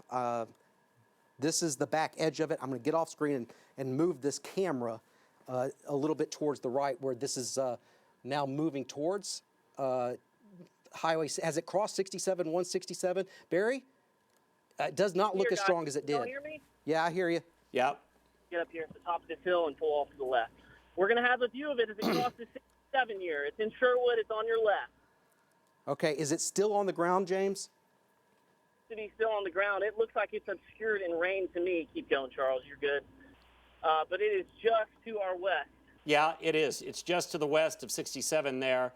We're passing the Sam's in North Little Rock, and it is appearing like it is about to cross the freeway here down the road. Yeah, all right, Keel Avenue, and as it intersects 167 there or are 67. a lot of people driving north on 67. They've got to stop. They've got to stop. All right, got damage in the Parkway Place subdivision in West Little Rock. Trees down on homes. That's Chenal and Parkway Place. Trees down on homes. James, keep us updated. What do you see? All right, guys. All right, you're looking on 67, 167, looking up towards the north. That's a large area of rain. It's moving across 67, 167 towards Jacksonville now. There's a tornado within that large area, most likely. It's right in front of us, guys. It is. It's right down there. Okay. I'm looking at the debris ball. I'm just to the south of it. Just to the south of it. Okay. Yeah. 1 mile out, and I can't see it. It's just wrapped in rain, but I know it's there. All right, James, I think your best course of action now would be to look for damage, because it's gonna outrun you. West on Keel Avenue over toward Sylvan Hills and along 107 there. Yes. It's crossing it's crossing right along. Well, just where Keel crosses 167 is where the rotation appears to have crossed, and I don't know if it's still on the ground, but it certainly looks like it could be. So let's. I've got rotation on my video. I don't know if you can tell. It's really gray. Yeah, there's still plenty of rotation with that storm. We're going to move up 167 and see if there's any damage. Okay. Okay. Go Jacksonville, if you're in the path of this storm, and everybody between Sherwood and Jacksonville, you need to. That's where it's going to cross right there. So there's Jacksonville, Gravel Ridge over to the west. Sherwood looks like it went right past the Weather Service radome, and it will be passing over into the area, perhaps up to Cabot, but certainly around Jacksonville. You need to be down in the lowest part of your house. Get into a small closet or a small room, please. And because this storm is likely still on the ground. As we look at it, reflectivity-wise, yeah, there's still that little tail on it, an obvious sign of intense rotation there. We'll look for some debris in the air. Obviously, it lofted debris in the air. It's so close to the radar site right now, it's hard to tell. Hopefully, this thing will begin to dissipate quickly, but it has done an unbelievable amount of damage, I'm afraid. Moving on up now into this area to the south of Cabot, you need to be in your safe spot. Please go to the safe spot in your house. This also, Todd, I think it could, as it did before it went into Little Rock, I think it could be recycling as well. All right, I think we have I'm told by Kristen, we have a live shot off Rodney Parham of the damage. Real quick, let's go to that because we've got to stay with this tornado.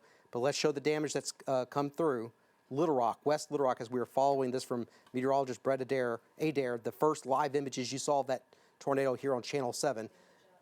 And damage now also on Storyteller, if we can get the Storyteller or that live shot out there in West Little Rock. This is again on Storyteller. Okay, so this is damage in the West Little Rock area, trees down on homes, significant tornado damage has been done. This is the Parkway Place subdivision. They're off of Chenal and Canis, in between those two streets.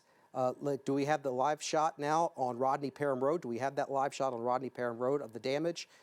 All right, so this is I-430 and Rodney Parham. That's getting off at 430 and onto Rodney Parham. That's northbound traffic, southbound traffic backed up too.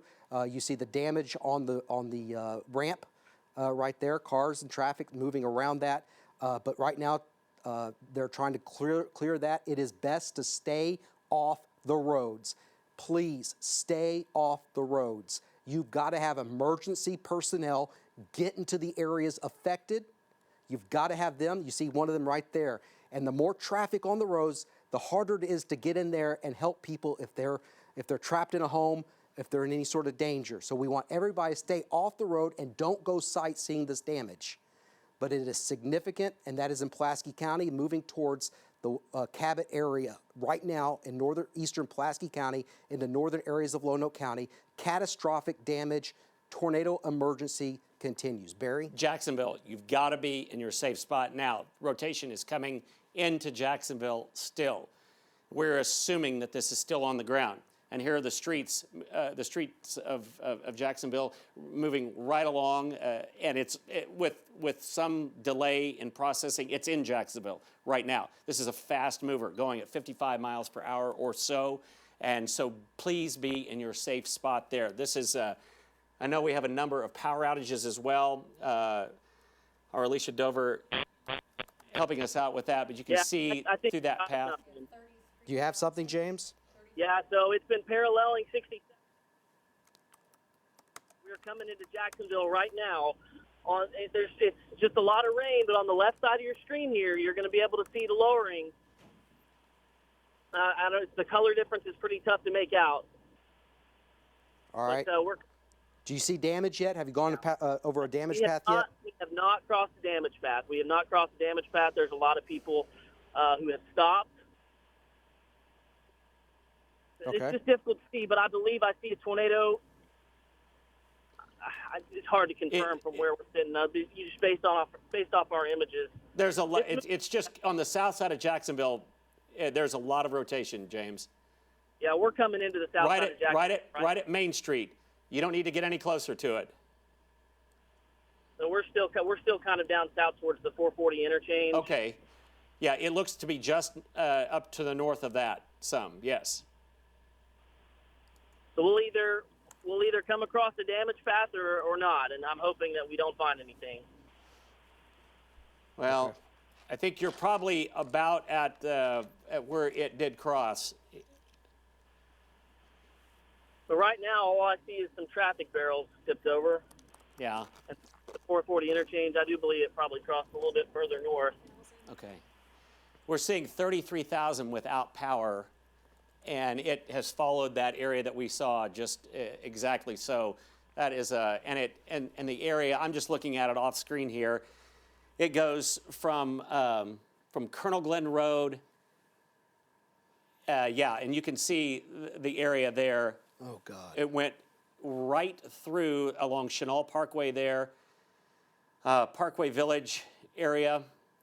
It moved on the just to the southeast of the Pleasant Valley neighborhoods, perhaps, as it crossed there between Big Rock Interchange and Cantrell Road. But it did cross, it appears, at that spot.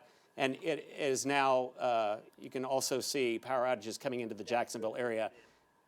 Yeah, it's still Jacksonville. Take cover over there. Redmond Road, it's right there on Redmond Road, going towards Highway 5. And it's going to go on, it's on the south side of 67-167, by the way. Go ahead, Barry, I'm sorry. I just want to give you an update. Well, no, I'm just saying that everywhere where this thing was obviously on the ground. Yeah, and I'm sorry. Our homes have been affected by this.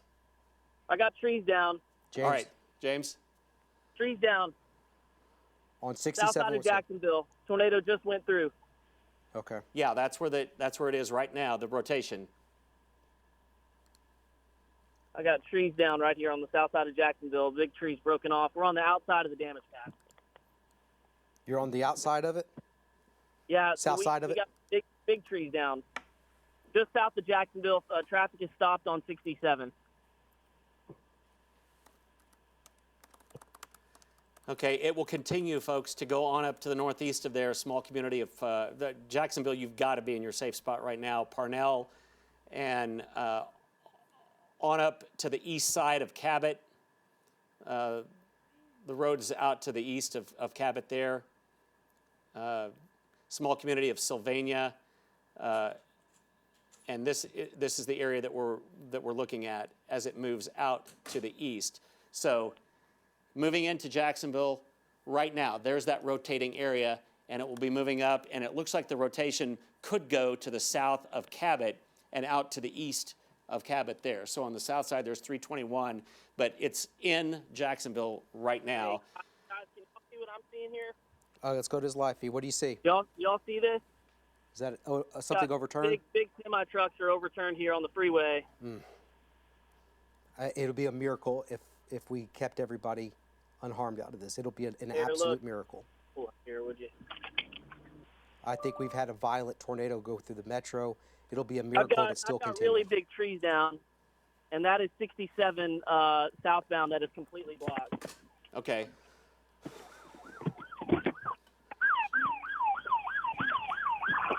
All right, Jacksonville has been hit by the tornado. What's next here? Area south of Cabot now? Yeah. Parnell?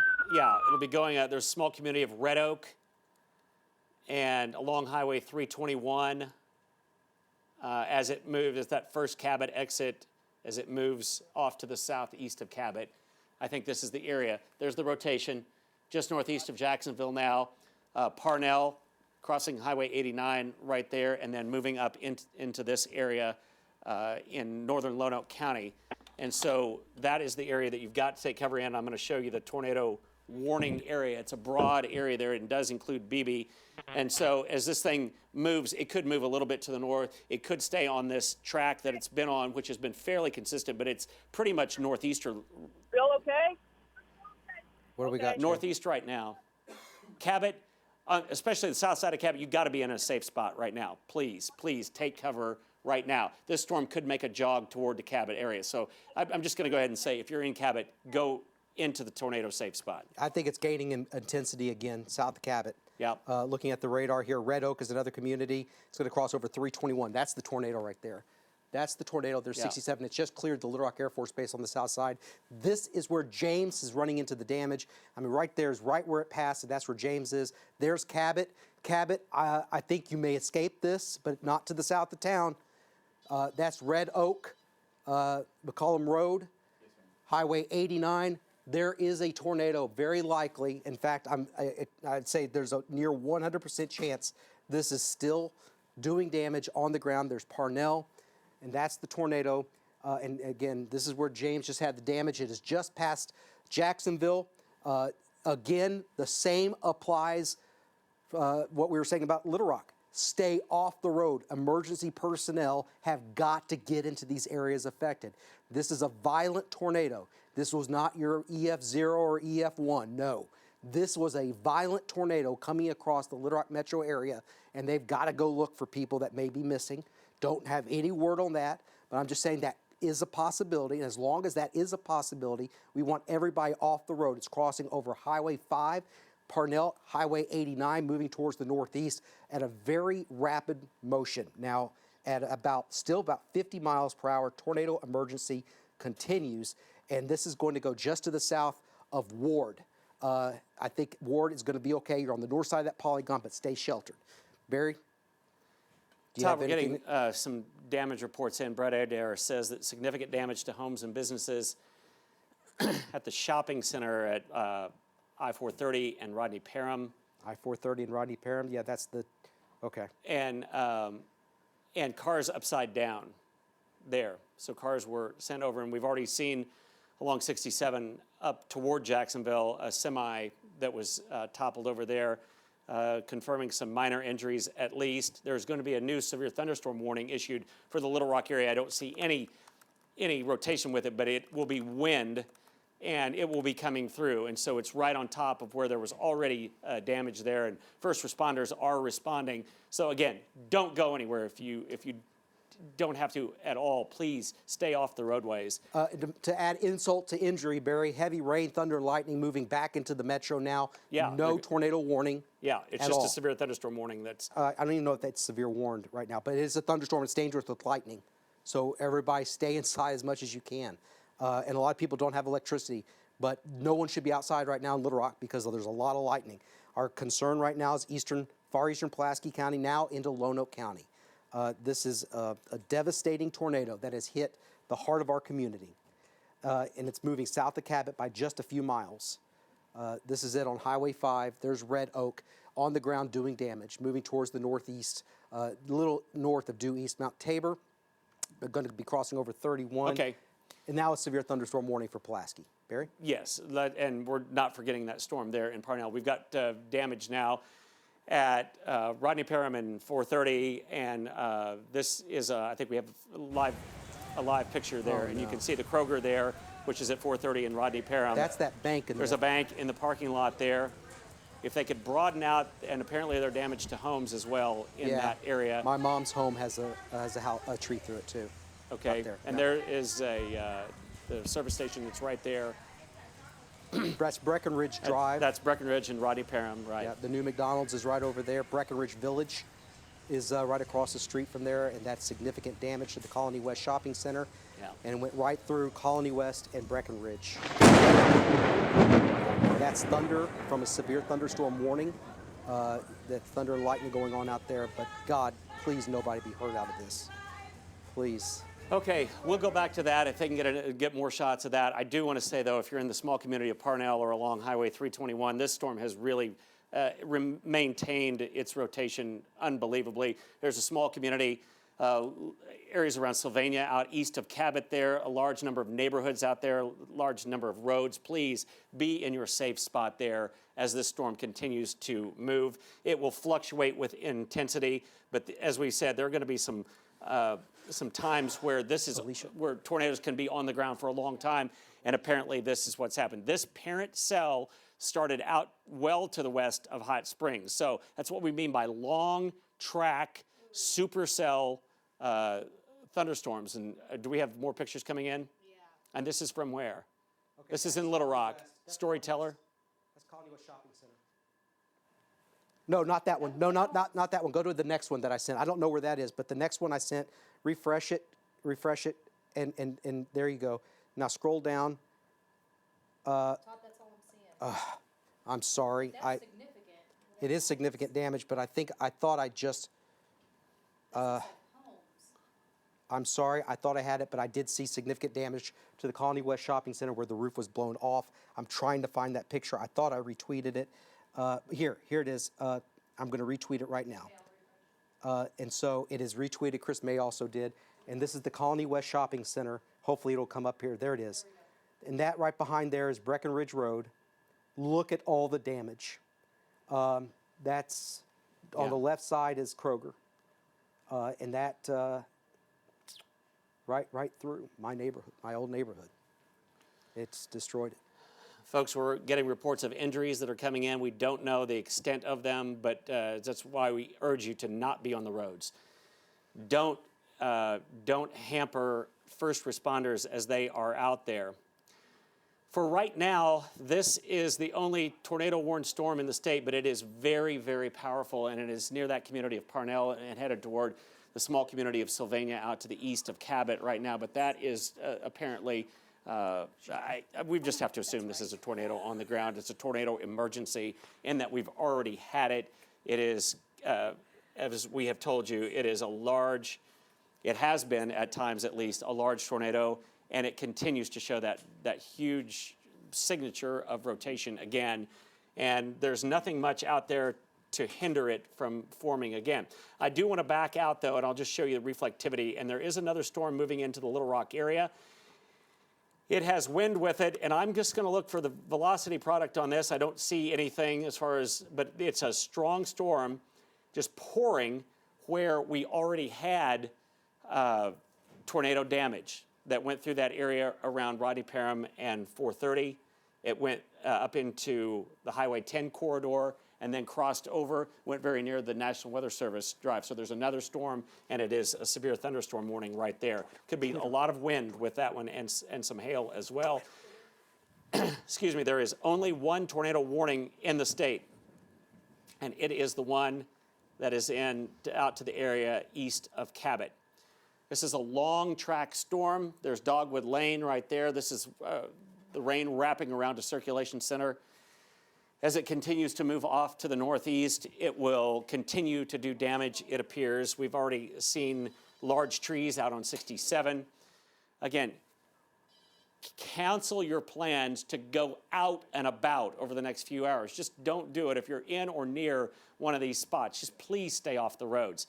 Here's a shot. I think we have another shot of damage near.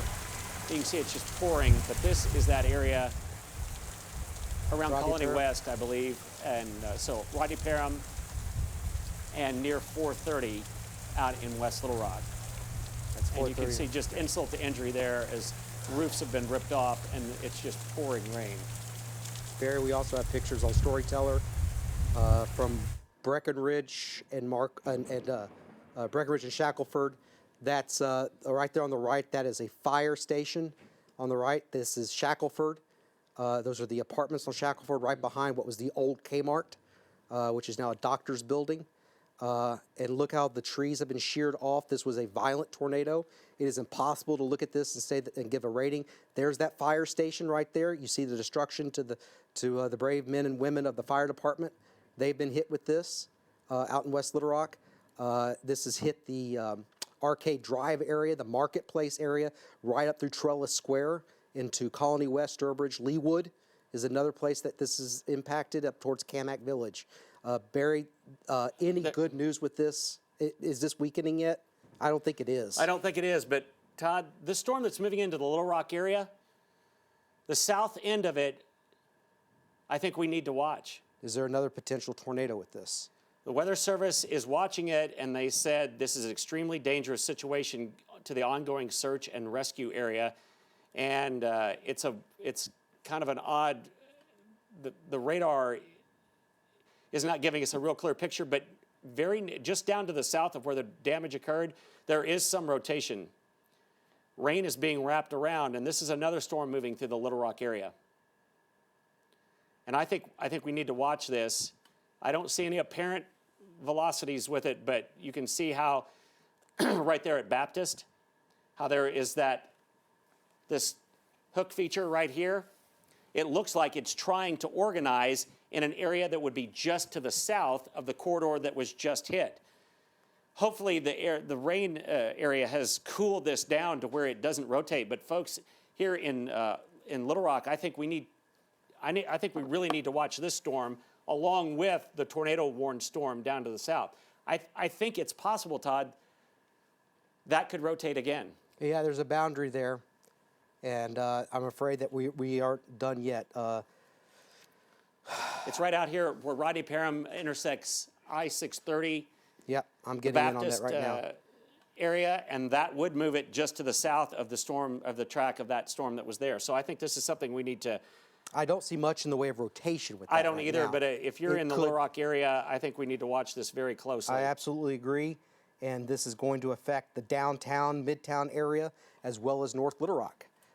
Those are some of the places that are going to be affected by this. So there's War Memorial Stadium. This is the area that has been impacted so horribly, right in there. And it's right on the south side of that. I don't see any rotation, but like I said, we're not done yet, folks. This is going to last a few more hours. I think the severe threat for the metro will end soon, but this is not done yet. There's reservoir, and this is moving towards the northeast. So I think areas where you see the path of that tornado went something like that. This is just south of that by a couple of miles, and it's paralleling I-630. Barrow Road is another place, Mississippi, Kavanaugh, the Heights, downtown Little Rock, and even right here at Channel 7. So I want everybody here at Channel 7 to know we're not done yet. No rotation on this storm, but it's in an area that could rapidly spin and produce a tornado. Looking at this again on the velocities, that's the way that we can see which way the air is moving on this, and there's speed. There's a little bit of rotation, not much on it yet, but you know, but obviously there's a circulation center there because the rain's being wrapped around. Yeah, so I think it would be prudent right now. And some of these people may not have electricity. If you can text them and let them know, let's be on the safe side and stay sheltered for a little bit longer until we get this through here, folks. I think that would be the best course of action. Even as far south as UALR here, there could be one. Let's go over to the storyteller. Okay. What do we have? Nothing. I'm just saying here in the central part of the city, we need to be aware of this storm. Okay. Yes, and here at Channel 7, yes, we need to be aware of the storm for everybody here at the TV station. I want you we really need to, because there could be a tornado developing. It looks like it's detached that area of high reflectivity now, Gary, but I'm still very cautious as you are about it. Yeah, I think the reflectivity is moving very quickly up past here, and I see nothing that's, but again, we're still watching the one that's out in the Sylvania area and Butlerville east of Cabot, and so that is an area that is still troubling to us. It's within the tornado emergency. This is the parent storm started out to the west of Hot Springs. It moved right through the Little Rock area and now is moving out to the east of Cabot. And so we're going to keep a close watch on that. I'll back out a little bit on it and give you an idea of the tail end of that storm. And you can see the rotation right there. And then the inflow coming in the backside. So it's right out along Highway 38, I believe that's 38. As it moves off to the east of Cabot, it will continue to move out to the east of town. Griffithville, eventually, you're not in the tornado warning right now. Beebe and McRae, you're in the tornado warning, but this is south of you. The rotation area is down to the south of you. I'm going to watch this storm also in the Little Rock area.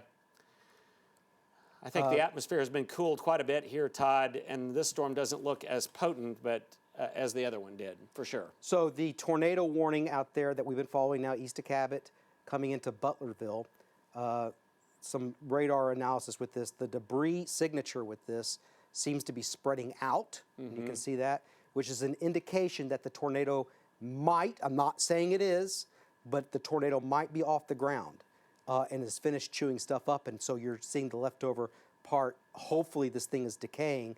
I'm not sure, and I don't think that this day is over with for eastern and southeastern Arkansas. But this one storm obviously is the storm of the day, and I want it's in a very rural area. I know we have viewers there though, and we're going to track this with you, but it's going to move just to the northwest of Des Arc, but there's a chance that this might be decreasing a little bit, but we see that it could increase as we saw the Little Rock storm rapidly increase. And that's the way that situation looks right now. Barry? Yeah, we'll just continue to watch that storm. That's the one that we're looking at. The National Weather Service is now at the radar site getting the north edge of this other supercell. Not what we saw, but it's getting a lot of rain and some hail. And then the trailing edge of it is moving down through the Little Rock area. But for now, we don't see rotation with it. But I'm just... that's just something that I think we just need to keep a close watch on. I think it's moving right past our area here in Riverdale. And I'm gonna zoom out our camera here. I'm just kind of watching. I'm just gonna leave this radar up here. We're still watching this area. This is south of where the last one went. And a lot of times when a tornado moves through an area, it stabilizes the atmosphere. You got a lot of rain, obviously. But to the south of it, you're getting into an area that maybe didn't have rain. And remember when we told you, not everybody's going to see a thunderstorm today. But the areas that do, they will be very intense and long track storms. And that's what has happened as it has moved up through the Little Rock area. This one is the tail end of this. Will be moving, it's moving right past Riverdale area of Little Rock right now and Rebsamen Park and moving through. But we don't see any sign of rotation here. And looking outside on our camera here, I don't see anything that is as worrisome, certainly, as what we saw earlier as that storm ramped up. But I'm going to go back and show you the storm that is still tornado warned as it moves from the northeastern part of Lonoke County over into White County. And that's where it will be moving. Looks like the rotation center just to the south of Beebe right now. If you're in that area, though, you've got, I think it's a broader area. The reds and the greens are farther apart than they were. They were very closely coupled earlier, Todd. Yeah, let's go to meteorologist James Bryant. I think he has some new information. This storm is weakening some. Go ahead, Barry. I'm sorry, James. Go ahead. Hey. Okay, guys, I'm in Jacksonville. This is where we had the tornado crossover 67. 67, part of it was shut down. Does look like it's moving a little bit, but I just want to show you Hickenbotham Field. This is just the first place we stopped, and I just want to show you the damage is fairly widespread. This is just off the Redmond Road exit, and just past the Redmond Road exit, the traffic is stopped on the eastbound roads that are going east of Jacksonville. There's a lot of trees down. There's metal wrapped around buildings, and there's heavy damage here just at this one location where we just happened to stop. There's more rain and storms coming, so we're about to move so we don't get struck by lightning. We're going to backtrack the damage path as a strong tornado moved through Little Rock, North Little Rock, and Jacksonville. And nobody was hurt right here, and I only hope that's the case as we look back towards the west and southwest. Back to you guys in the studio. All right, I think we also have, do we have another live shot that we need to go to, Kristen? Is this West Little Rock? What do we have here? Another live shot? Okay, this is Rodney Parent. Oh, my goodness. All right, Barry, help me out. I'm trying to see what we're looking at here. It's hard sometimes to get... okay, that's Colony, what, the shopping center? Okay, that's on the the left. shopping center, but looking out then to the northeast. The subdivision Colony West, and that's going into Sturbridge, the Sturbridge Pool. Yeah, right there. Yeah. Let's see what those homes. That's horrible damage. That is, I can't put a number on it, but I'm going to tell you at least an EF3, right around there. Just looking at that one picture, we can't do that, but it's just horrible, is what it is. The EF number means nothing right now. What matters now is that everybody just stays away and let people get over there and respond. They have issued a new tornado warning now for that storm that has come through, a little more southern track. Oh yeah. Okay. And it is just on the north side. It looks like up along I-40. If we can get our regions camera again, and I'm gonna move it just a little to the west. It looks like straight north of downtown, perhaps. Well, it may already be to the northeast there. There's another area of rotation up around where the I-30, I-40 split and moving up through the Lakewood area. And they've issued another tornado warning for that. And there it is right there. So this is I-30, this is I-40, and here is the trailing, and it's going to be south of there by only 2 to 3 miles of where it was earlier. And this storm has the National Weather Service, I'm trying to see what they're saying about it, moving off to the northeast, and it has the possibility of producing a tornado. Not confirmed. They've issued again McCalmont or near Sherwood, and those are the signals going off on our phone that you hear in the background there. There also have been storms in Kamak Village. There is at least one house destroyed in Kamak Village. But this is the next one, and it's moving up through the Lakewood area. So a little south, Sherwood, Lakewood subdivision, this is the area that will be affected by this storm. It's the trailing edge right here. And like we said, we're not done with these storms today. Any storm that is on the south edge of this whole complex is getting warm, moist air. It's not rain-cooled anymore. And yet another tornado warning for the Little Rock area. Barry, I'm taking the camera, pointing it over there towards the airport. Is that where this is? I think, no, go north of, go north of that. Go left of that, right there. Yeah. I think it's that storm right there. That's the reason why they put the tornado warning. Yeah, If there was a tornado, we would know. Velocity. It's embedded. Yeah, it's embedded in rain. Yep. There could be a little, I don't know, there could be a little debris dropout even with that one.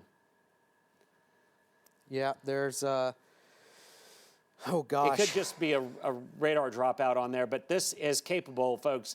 If you're in that East McCain Boulevard, around the I-40, I-30 split, Baptist Health, North Little Rock would be in that area. New tornado warning. To the north of I-40, Lakewood, and then points off to the east, East McCain Boulevard over there as this moves off to the east. And there is some rotation within that storm right there. A little bit harder to tell, but I'm going to go back to the radar. It's already moving very quickly now. Tornado warning, new one here for, I think, White County. This includes BB and Augusta and McRae. There's a new tornado warning in effect for that area too. Again, that's the tornado warning here in the Little Rock metro area. That's the appendage that we're following right there. And I want James Bryant is in the potential path of this. It's going to go just to the south of Jacksonville or near Jacksonville. So again, that's in the potential path. Let me get up here a little bit. And it has that ominous hook signature to it here. And so again, that's the tornado warning storm. Furlough, Jacksonville, maybe as far south and east as Lone Oak. And we want you to stay in your tornado safe place now. But on radar, we don't see a strong rotation, but that may be moments away and it can be changing. Notice this as well, the new tornado warning, Barry. This is the storm that went through Little Rock.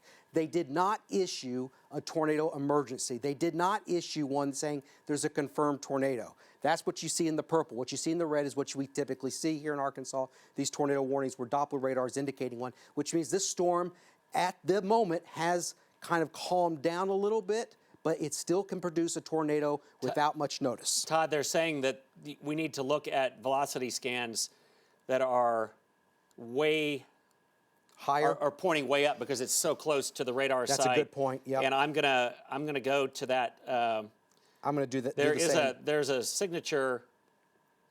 Yeah, out to the east with that storm. I got it. Yeah, can you show that? It's this storm. So whatever it looks like down at the surface, we're going to shoot the beam up because it's so close to the radar image or radar site right there. So if you're in that area, you need to get in a safe spot. This side this time to the right side, to the east side of 167. Todd. This is the higher tilt. We've also gotten a report now of one injury from Pulaski County Emergency Management out of this. We just got a report of one injury. Let's hope it stops at that. This is a higher tilt that kind of shows us where that rotation might be located. Barry, is that exactly where it would be? Because I'm trying to look at maybe a little further along than that. It's displaced from the. I think they're concentrating on other storms and. I'm just looking at that right there, and then I'll compare it here to the velocities. And yeah, that would be it right there. I think out east of 167, east of Sherwood. Yep. I think that's the area. Yep. So that right there, Yeah, that right out hook here. echo. There's 161 Yep. right along there. And so this will go, Todd, this will go not that far south, but some south of where the last one tracked. If there is a tornado being produced with this storm. Yeah. We'll continue to watch it. It is a new tornado warning here in the Little Rock and North Little Rock area. We are, the rotation is long gone from here. That storm is long past, and now it's out to the east. It does not have the signature, perhaps, that the other one that went through and obviously did a lot of damage. Debris-wise, I don't see anything with this storm, but there is rotation within that storm. It is a supercell storm, and those little tails that we've talked about on these storms are troubling. And right down at the base, the point of that is the rotation center there. There's rain being pulled around that. And if it went through this area earlier, it would be this area with this storm as it moves off toward the east. I'm going to see what the National Weather Service says about this. Yeah, they've not said anything more about it.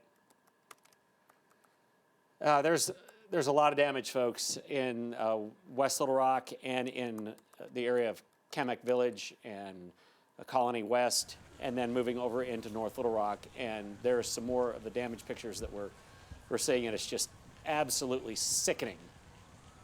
Yeah, it is. It is sickening. That is the Colony West area, though, looking from that parking lot there where the Kroger is. That's Breckenridge Drive that heads north. And those homes there. So obvious tornado damage, and that's catastrophic damage. I mean, that is no foliage on the trees, and trees sheared off, and so that makes you think it was a very, very strong tornado. I'm sorry we paused, folks. We have friends and family who have been affected by this, that homes have been destroyed. And so if there's hesitation, we're trying to keep our composure too. But we still have a job in front of us, and that's what you see behind me. Jacksonville, there's that hook echo there.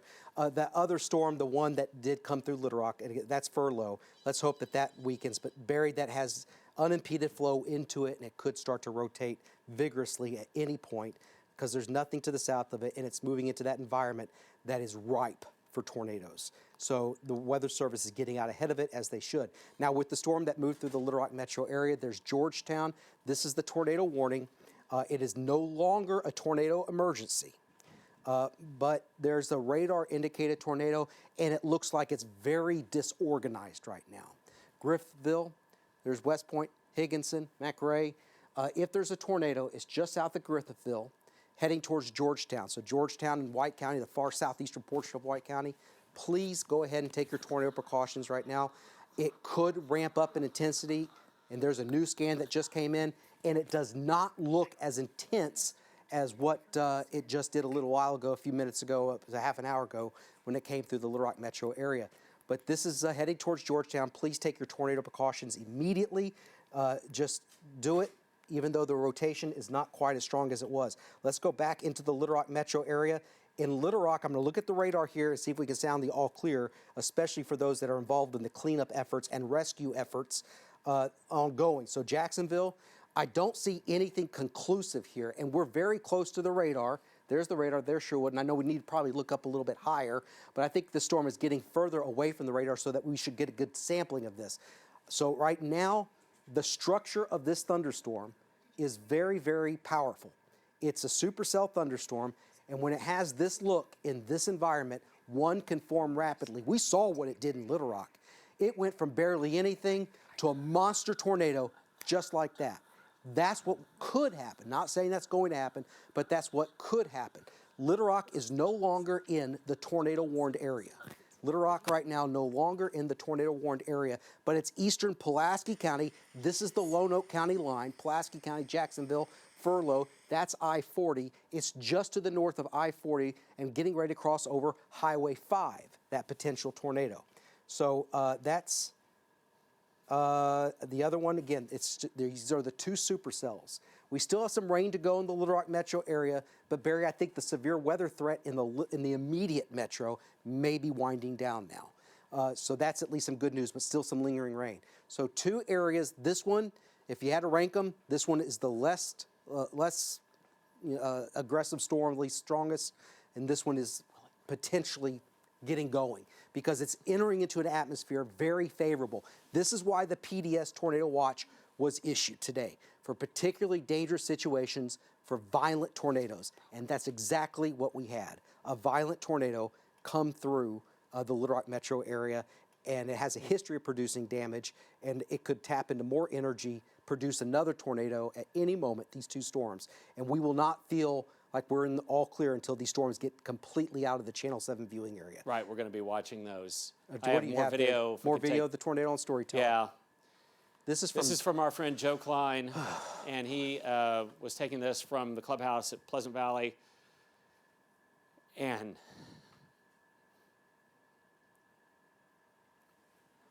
man, you do not want to see that. That is a large tornado, folks, and it went south of the Pleasant Valley neighborhoods there, but it emerged out to where Rodney Parham and I-430 come together. It's a gut punch, isn't it? Yeah, it really is, and you never want it to hit, and you never want it to hit, especially in a populated area, and it has, and so.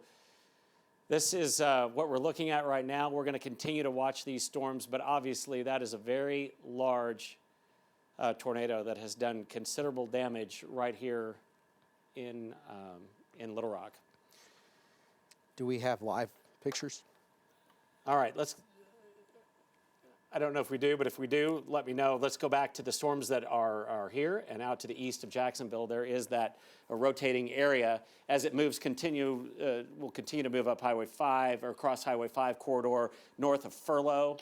And this will be just the tail end of this storm, which is certainly capable of producing a tornado. In most days, I would say, oh, yeah, there very well could be. But a day like today, I think for sure, there could be velocity product on that, probably not as strong as it was, but that is an area that we're going to be continue to watch. It's not very far from the radar site, so we should be able to be seeing something, but there's inflow back to the radar site right there. So it would be very near the Furlough area, I would say, with this tornado warning.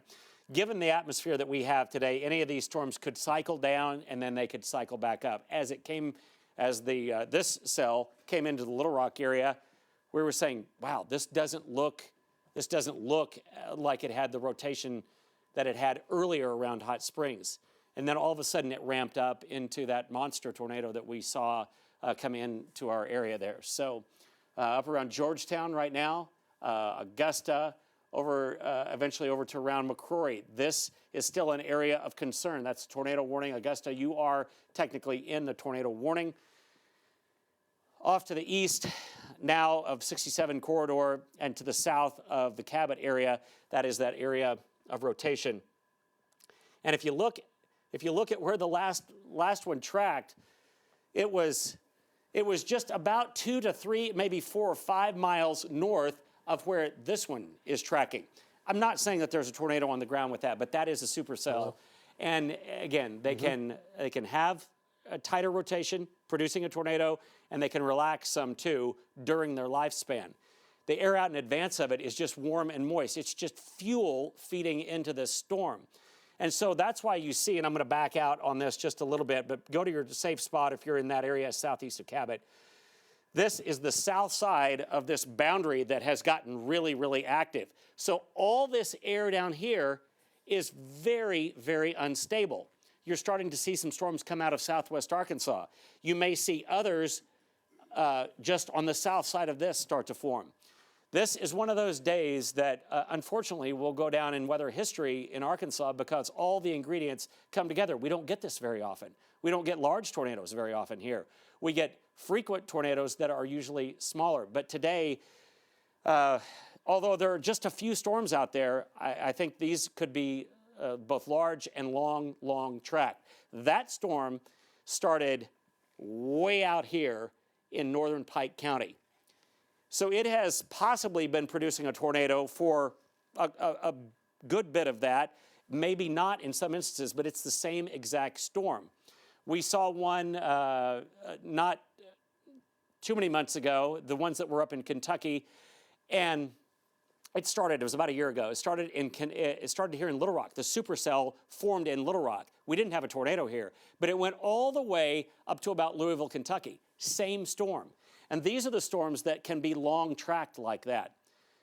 There are other storms up into the northwestern part of the state. I will have to watch those as well. The wind field is still not great, but these are back behind this most unstable air mass. And so we're really going to watch this area out in east central Arkansas and keep a close watch on it. But for right now, the 2 tornado warned storms, we'll zoom into them.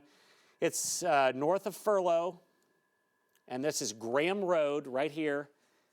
And this is Highway 89, and that is the circulation center. See that right there? That's it. It continues to move off to the northeast toward Mount Tabor. And so I'm just going to zoom into that area right there. There's Furlough, and it will continue to move off to the northeast. And if it is producing a tornado, we hope it's not, but you need to be in a safe spot, and let's assume that it is. On days like today, it's not going to be there very long. You saw, we tracked the storm that moved across the Little Rock area. It took that long to go through. We saw it. It was doing damage. Then it was just north of our station here, and then it was in North Little Rock and gone. Imagine a car driving at 50 or 60 miles an hour. It goes very, very quickly. And then on up to the northeast, Griffithville over to Georgetown. I'm trying to look at the velocity within this storm. There is still some outbound wind, excuse me, near Georgetown there, but a very broad circulation. But I would say that area along Highway 36 near Georgetown would be the area, if there is something, that's where that tornado would be. Barry, I think that storm up there in northeast, getting out of here, I just see things kind of calming down a little bit. I'm working on getting a phoner with somebody who's been affected in West Little Rock to tell us exactly how it all unfolded, that hard-hit area in the Colony West Sturbridge subdivision. But the storm up there in Georgetown, the structure, as you've been saying, just does not look as intense as it did. But the one south of that, I think, is the one that could easily get going.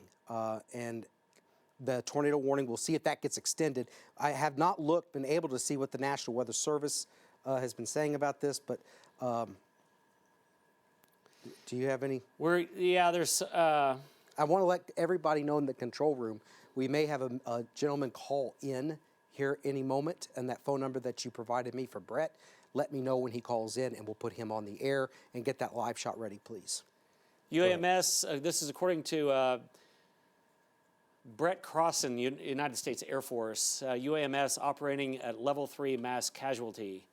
Okay. I don't know what that means. Procedure. I don't know what that means, but obviously there have been injuries, but hopefully they are few, and that's just where they're going. I don't know what that is. We'll have to confirm right now, but when several injuries start coming in, I know that the hospitals here do ramp up their capability.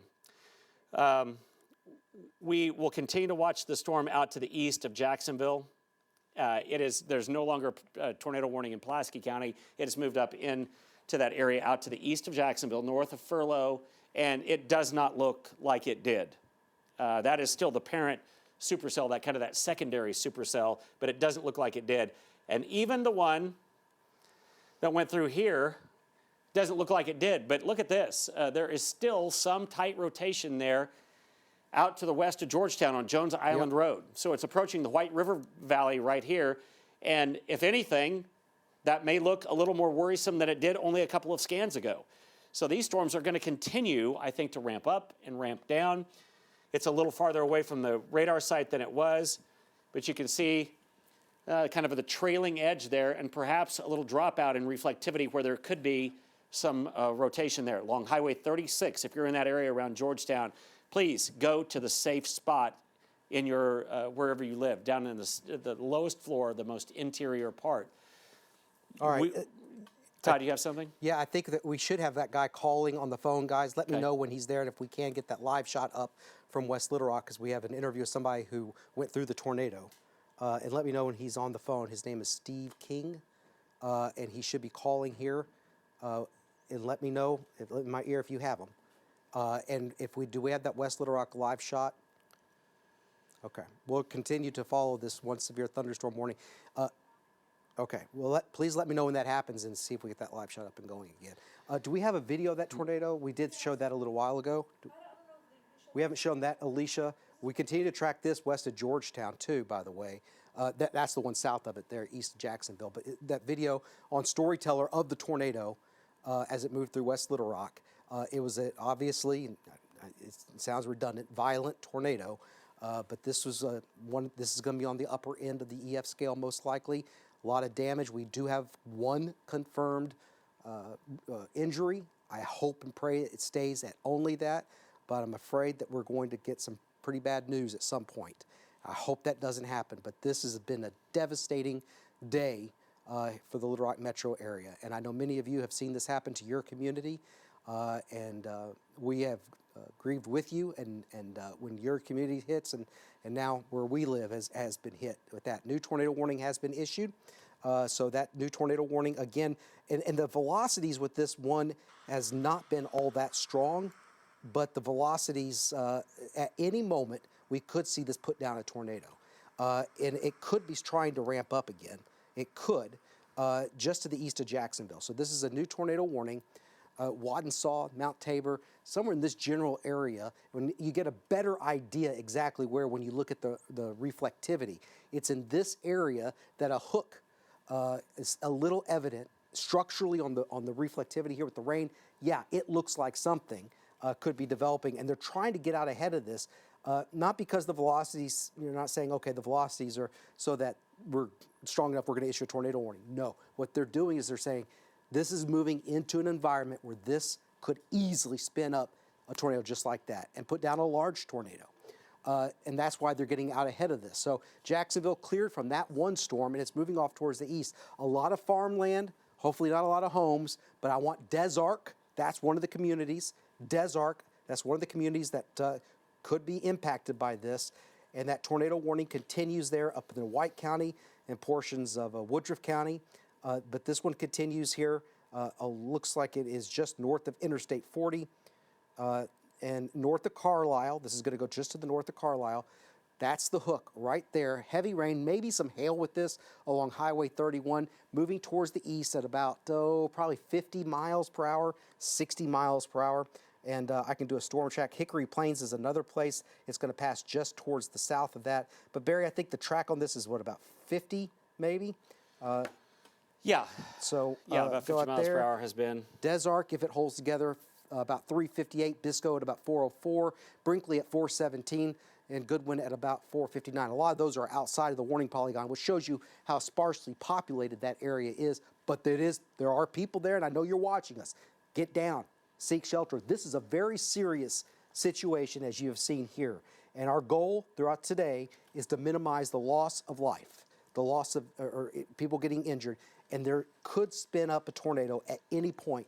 And I think that if there is one, again, we showed you that hook, and I continue to watch the velocities with this. And around Mount Tabor, that's the area that does not have strong rotation. But if it does develop, that's exactly where it would be at this moment. Moving off towards the east at about 50 miles per hour. Anything else? I'm just getting flooded with pictures, as you are too, Barry. Yeah, of the and amount of devastation. I'm just hearing from Steve Sullivan, Breckenridge Street, Breckenridge Road out in West Little Rock is blocked by a large tree, and there are several homes with extensive damage. Was hit pretty bad. His house out in that neighborhood, he says they're fine.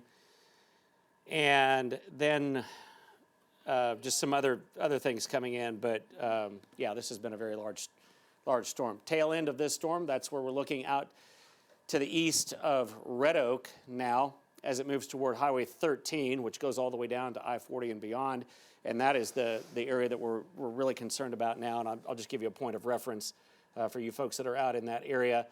As Todd was talking about, it's well north of Carlisle right now. It's the tail end of that storm. That's the rotation part of the storm. That is the kind of the core of rain and possibly some hail with that as it moves off to the northeast. But this bottom part of it moving a little more east-northeast rather than northeast, as tornado-producing storms or supercells do sometimes when they're producing tornadoes, and we continue to watch this area out there. A lot of video coming in. The damage is going to be extensive up into White County. I believe they have let that tornado warning expire. North Little Rock, on Oak Ridge, we're hearing of houses that were destroyed. Here's another point here from a friend of mine. Corner of Ethan Allen Drive and Green Mountain gas leaks. That's another thing to consider too. There are going to be gas leaks. And power lines down. Mm-hmm. Very dangerous in the aftermath with this. So they just put in a severe thunderstorm warning. I just noticed that, Barry. So that at least, it looks like they may be issuing that instead of tornado warnings, possibly. Yeah, it's possible. And right. I would hope. So that one tornado warning is no longer in effect towards the north, up towards Georgetown.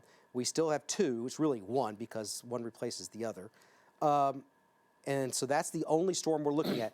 But again, in the Little Rock metro area, I'm going to say this again, and you hate to hear this, but there's another area of thunderstorms coming right at us, especially Conway, Maumelle, maybe even the Little Rock. It's moving more northeasterly. They are not severe, and I don't think they're going to produce a tornado, Barry. Correct me if I'm wrong, but this is moving in where the air has been probably turned up a little bit. It's a little bit more stable in this area. I think the tornado threat is now obviously where those leading edge of those storms are located. We also have tornado warnings coming up now in southwest Arkansas that we have to keep an eye on too. That's Hempstead County. That's not in our viewing area, but possible tornadoes there. This is going to be a long evening, I think, for the next 3 or 4 hours for southern and southeastern Arkansas, Barry.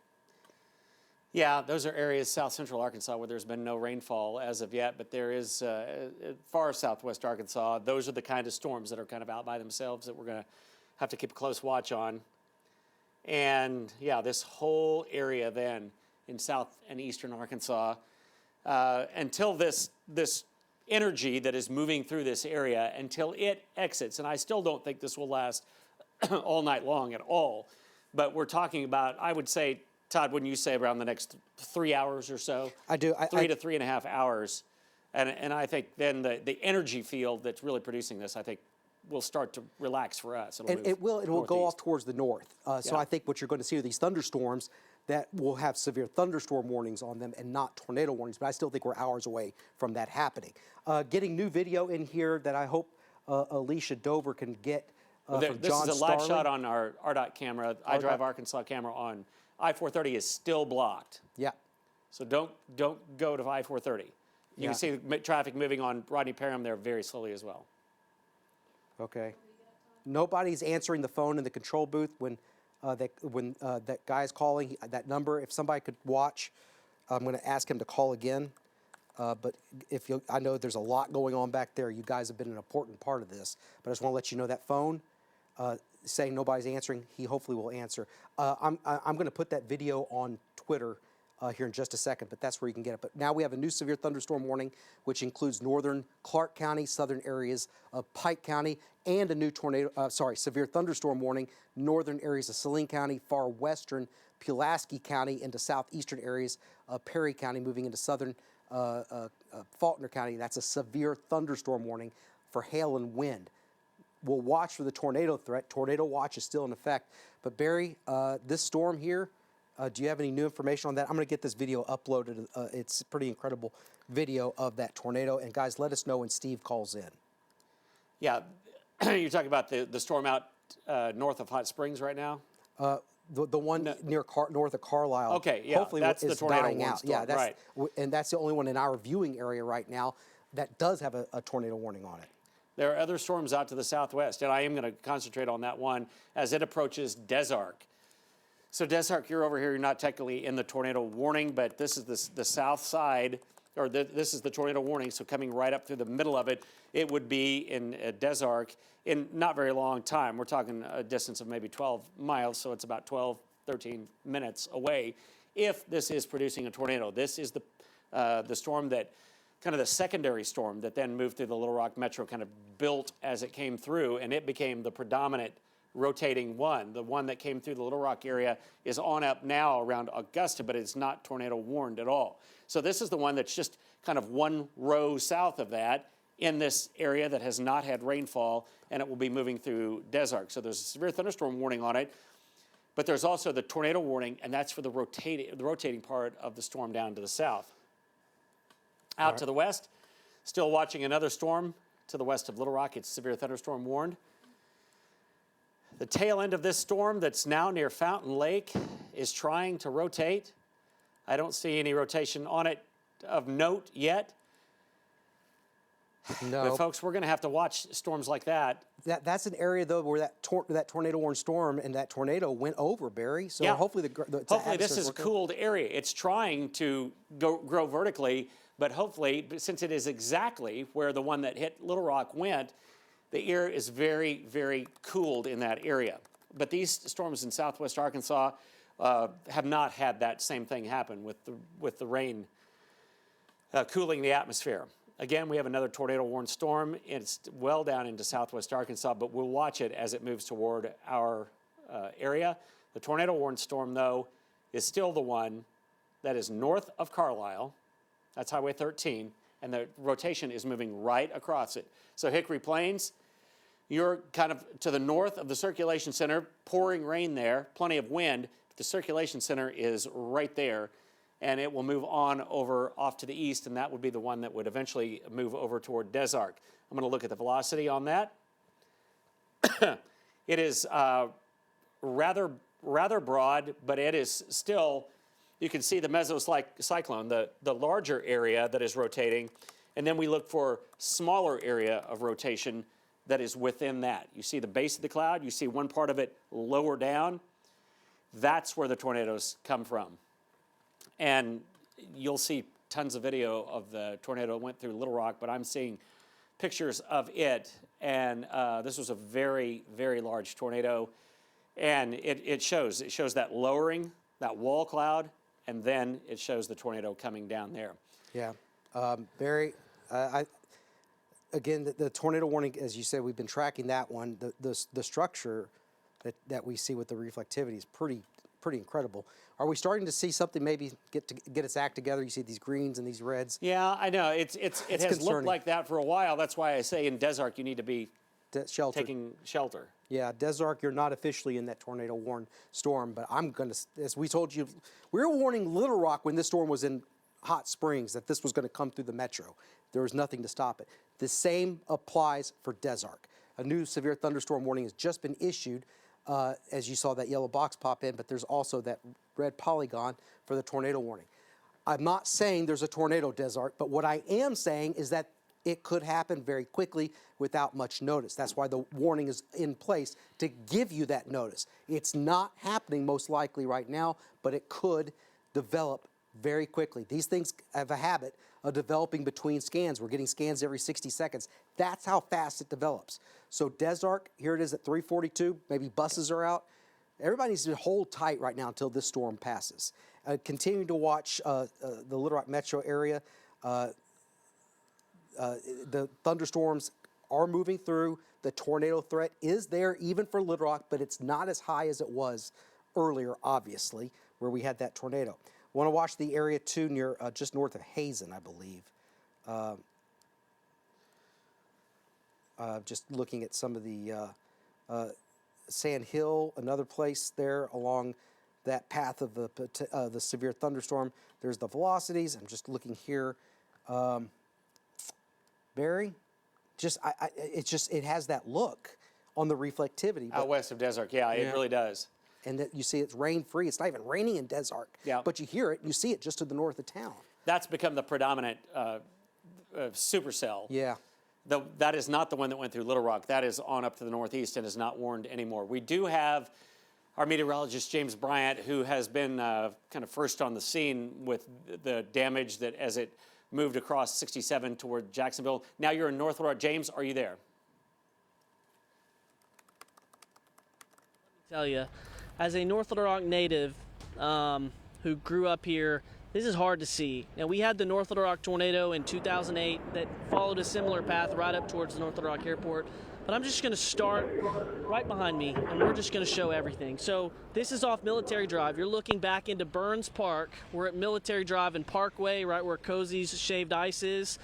And the damage is extensive. Now, there are houses still standing right here, and that is a good sign, but I think further back in there we will find damage that is worse to some of those houses back in there. Obviously, there's power lines down. North Little Rock police have closed Military Drive. MIMS is on scene, and I think there are some reports of some injuries from back in there, but there's major damage to some houses. There's some large trees down back there. The smell of natural gas is strong, and actually, if you can look down this rail line, Charles, there's debris all over the rail. Now there is some heavy equipment down here that is beginning to move some stuff. I think Union Pacific has already begun the process of clearing off their train tracks here. And then, Charles, if we can just look straight back this way, we can kind of get a glimpse of the North Little Rock Police Department, the North Little Rock Fire Department working there at that gas station. The tornado did continue up that direction, and the damage is heavy. Large trees are down all along its path, and we can really just take a 360 and look, because there's damage everywhere. And I just want you to look right here at the train crossing. There's water. There's not water, there's a wire wrapped around it. And I'm looking back towards Military Drive. I think this was a fairly strong tornado as it crossed I-40. It would have crossed I-40. And I really hope that we did not experience any loss of life, because the property damage is bad. I have gotten pictures from Cary Road in North Little Rock. The damage there is extensive to some houses on Cary Road. That's off of JFK. I've seen pictures from West Little Rock, Rodney Parham. I-430 is still shut down. The tornado was, we got a lot of pictures of it from the West Little Rock area. I saw the tornado from the McCain Mall area in North Little Rock, looking off towards the northwest. It became wrapped in rain as it went through Jacksonville. Very difficult to see, but I have video of that too, as it crossed the freeway and hit Hickenbotham Field in the Jacksonville area, and there was a large emergency response underway when we left there. Again, I'm just going to let Charles kind of let the images do the talking. I want to show you the power pole over here, where there's sheet metal wrapped around the bottom of the power poles. Definitely a violent tornado, or maybe not violent, but very strong tornado that moved through right here. Again, this is Military Drive in North Little Rock at Parkway, and North Little Rock police have closed Military Drive back into Burns Park. MIMS and the fire department are on scene. And Charles, again, let's just take another zoom way back in there, because that's where the worst damage is, with the extensive tree damage. If you wanted to find a good sign here, there's a lot of houses I'm looking at here that are still standing, heavily damaged but still standing, so it's survivable if you were inside the house. Lots of big trees are down and sheared off at the tops, but I'm not seeing debarked trees or anything like that, so that's some good news. It's going to take a while to clean this up. This tornado began in West Little Rock, moved right through North Little Rock, came very close to the North Little Rock Airport, and then also went down to the Jacksonville area before it hopefully began to lift. But we're going to continue to kind of scout this area for damage. Again, North Little Rock native. I grew up here. I've been here since I was 2 years old. I did see up close the damage that we had in 2008. If you remember the North Little Rock EF3 that hit the airport.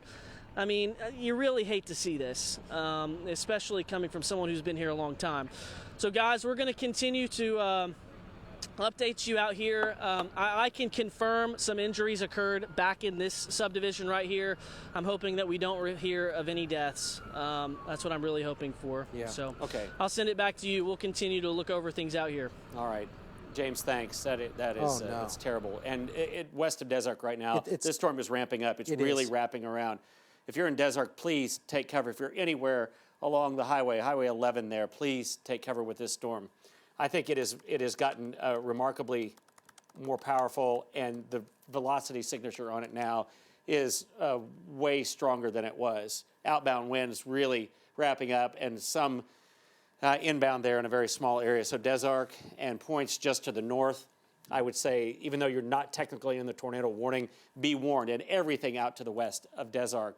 This is a tornado-warned storm. I'm sure this will be extended and will take in Desark. So go ahead and make plans to get into your tornado-safe spot. It's happening again. Yeah.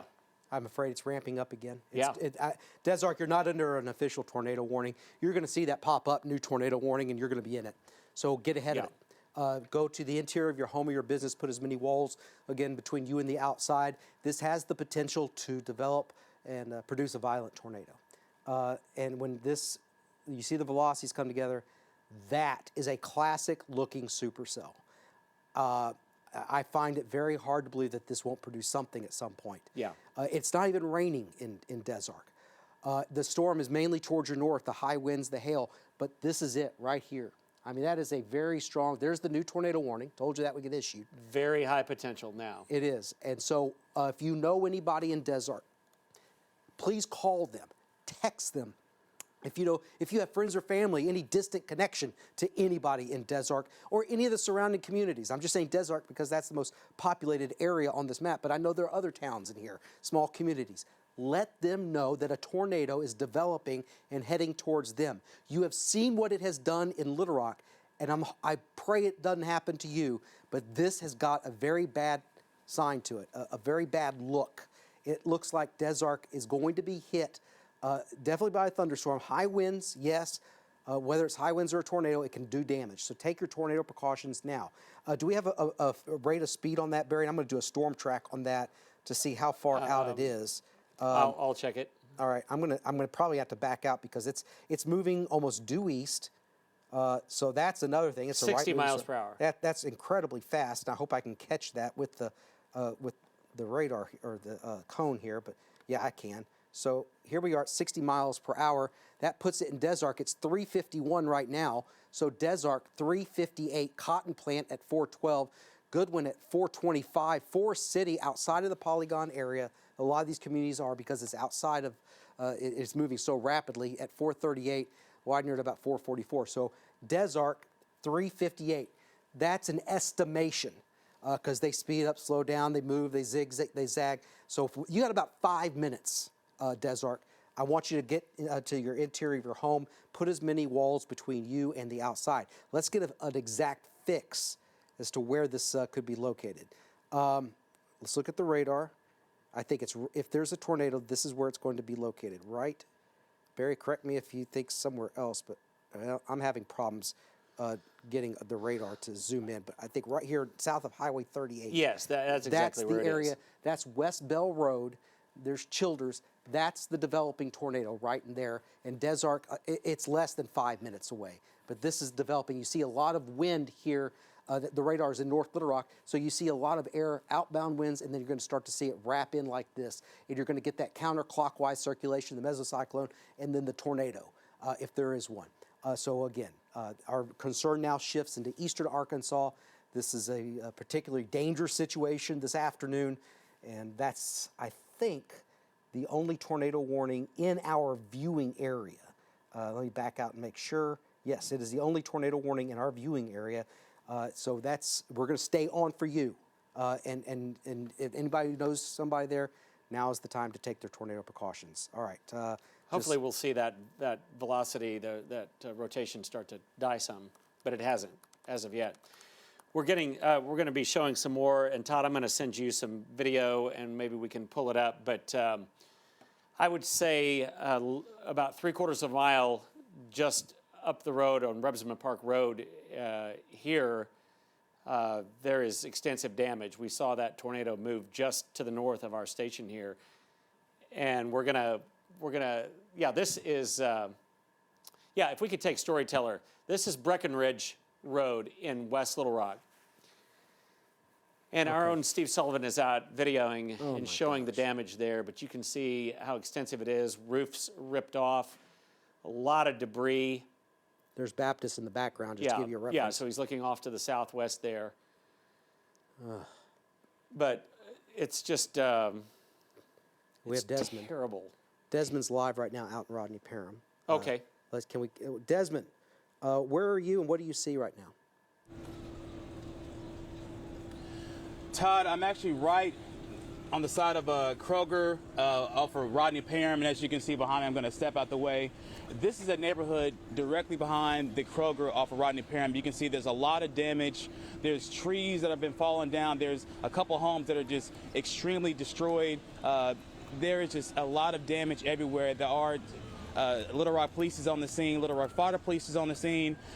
You also have the state troopers that are also on the scene. There's a lot of first responders that are out here just trying to make sure that people are okay. You have people with chainsaws just trying to make sure to see if there's anyone under that debris. We don't have any confirmation as of any damage, if anyone is hurt at this particular time. Again, this is a very active scene. We will bring you more whenever it becomes available. Back to you. Thank you very much for that. Again, heartbreaking scenes of what's happening right now. We're also told that the police department has closed a lot of the access into that area. A lot of bad things are happening right now, gas leaks and things like that. It's a very dangerous scene. Desark, Barry, the newest scans on this in Desark, yeah, it doesn't look quite as organized. No, maybe. but if you're in Desark, I'd say go Stay ahead. sheltered. Oh, gosh, yeah, absolutely. Yeah. It's lifting just to the north of town. And I have meteorologist Brett Adair. He just asked me, Desark in your area. I'm going to go ahead and I'm going to try to pull up his live shot. I think he's on the storm, so I think we're going to be able to get is that Brett? Okay. I just told him it is. And so you're looking at I-40. So I just want everybody in Desark to know we are watching this storm with meteorologist Brett Adair and our partners at Live Storms Media, who brought you that, he says, full res tornado video is up. Barry, I think that's on Storm Scan. I'll download that on Storm Scan. Okay, go ahead and do that. And we have our James Bryant, also our meteorologist in North Little Rock, who just showed us damage pictures. He's got someone there, I think, to talk to. James? New tornado warning, Clark Again, County. I'm off of Military Drive, and I want to talk to a family. These are three brothers. Guys, what are y'all's names? Dustin. Robert. Robert. Madre. Madre. All right, these three boys were in this house, this white house back over here by this white truck. And I want them to tell you, guys, how did you get through this tornado? I want to just tell us what you saw. Well, I was in the living room. We was all doing something, and then we heard the wind, and then our dad, he immediately woke up from his nap and told us to go to the bathroom quick. And then we came out the bathroom and we saw that our whole house was destroyed. And it was like broken down, like the bricks had fall off, the window like crashed through, like stuff like that. And you guys were in the bathroom, correct? Correct. Is it the middle of the house? Mm-hmm. It was in the middle of the house. Yeah, that's why our biggest piece of advice is to go to the middle of the house. Bathrooms are often best. Charles, I just want to pan, and I want to show this scene. Guys, thank you for talking to us. Military Drive, really, as far as you can see right now, there's significant damage, and there's a row of houses here with a lot of damage, and it's these big trees right here that have really caused most of the damage. These trees are uprooted. Charles, if you can pan and look towards the McDonald's and the Valero, we can see the tops of those trees that are sheared off. And there's a big emergency response underway over there by that Valero and by that McDonald's. You can see the heavy equipment here. They're trying to clear roads as best they can. That's the North Little Rock Fire Department and Police Department and MIMS are all right here. But this is a pretty long track tornado that began in West Little Rock and came all the way through North Little Rock. Again, you just heard from three boys. They got through this in the middle of their house in the bathroom, and I hope we hear more stories like this. And I hope we don't hear about any injuries or anything worse. Right. So, guys, we're going to keep walking around Military Drive. Significant damage here in this part of North Little Rock. Back to you. All right, James, thank you so much. New tornado warning has been issued. Boy, that's powerful stuff there. I'm so glad those guys are okay. New tornado warning issued for Clark County. The storm is not in Clark County yet, but it is back to the southwest, and this is a supercell that will be moving in to Clark County coming up and across the southeastern part of Pike County as well. But that is a new tornado-warned storm. Getting video now in of the tornado as it went through West Little Rock, and Todd has that. Yeah, if we can go to Storm Scan, as we look at these cells, again, still in that severe weather. This is from our live story. If we can get Brett's name up there, by the way, I don't know if we can. I don't think it's all that important right now. But this is the tornado moving in. There's West Little Rock. That's where the old Kmart used to be located. It's a doctor's office now. 10 Fitness. That's as it came over the hill, and he told us on the air, saw it, touched down, and confirmed it to us. And there you see the 10 Fitness. He's on Rodney Parham there. This is earlier. I want to make sure I'm clear on this. This is not right now.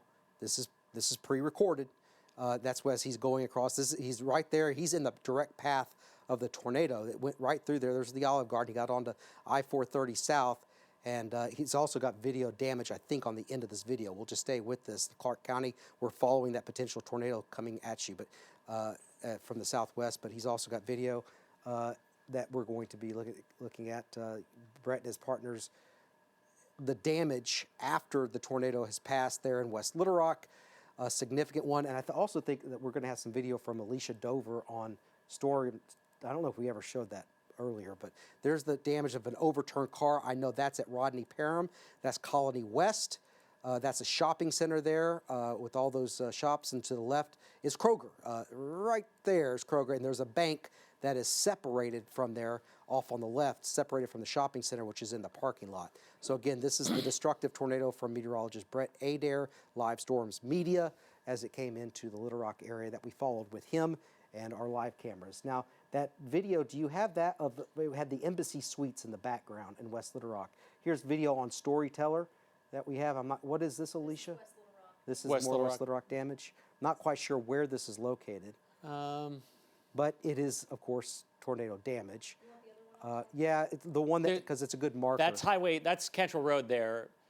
Yep. That's Purple Cow on Cantrell Road. Yeah, that's Purple Cow. Foxcroft. You mentioned that on the air. Yeah, Foxcroft, and that was right where the rotation was, and Reservoir. That makes sense because that's what came up out of Colony West and Sturbridge and moved up over Cantrell towards Camac Village. Right. That makes complete sense. And I think she's going to also bring up the video. Again, a lot of access to this is down. You can't get into these areas anymore, thank goodness. As we do this, north of Des Arc, you are still, let's take this really quick. North of Des Arc, this is still a possible tornado-producing thunderstorm. As it moves off to the north, probably north of Cotton Plant, but this is a tornado warning. So Cotton Plant, I want you to keep an eye on this storm, and just the circulation center maybe just barely north of Des Arc and moving off to the east there.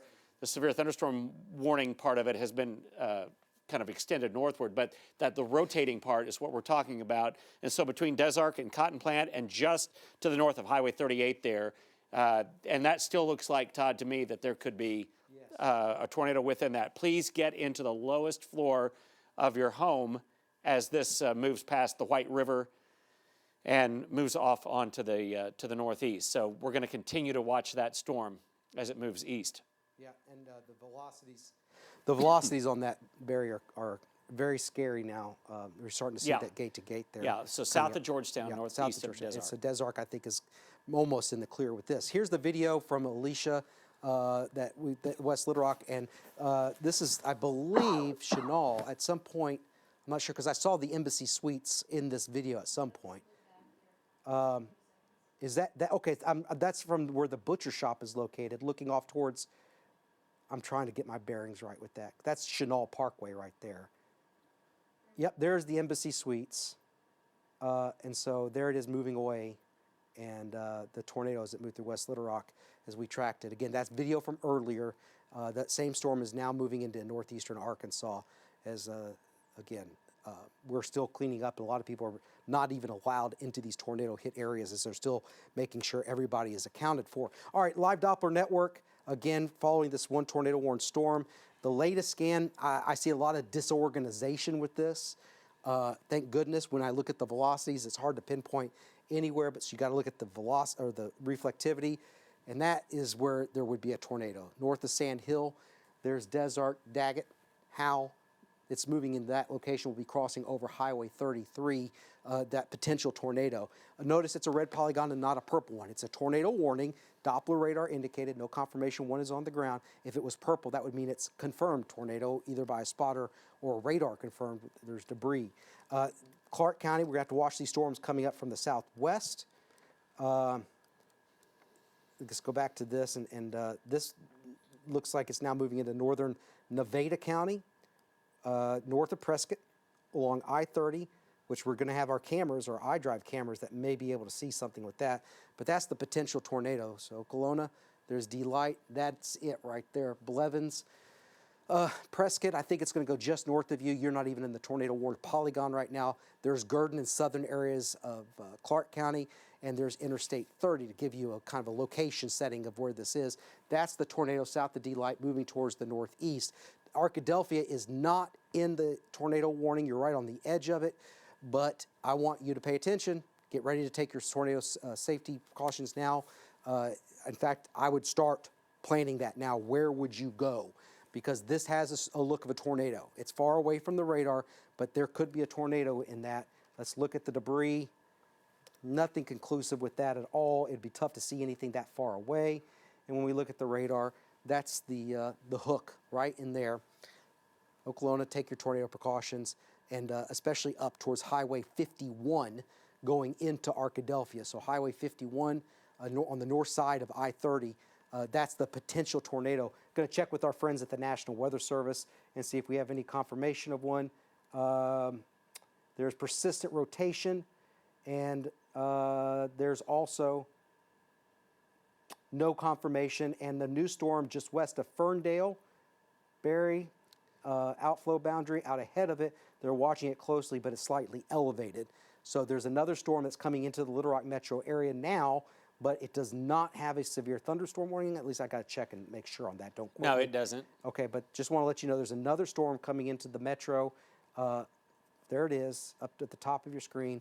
And they're watching it, but it seems to be elevated, which means it would have a very difficult time producing a tornado. But there's lightning in it, which makes it dangerous, especially for everybody who's outside with this cleanup and search and rescue efforts that are ongoing, especially through the Little Rock metro area.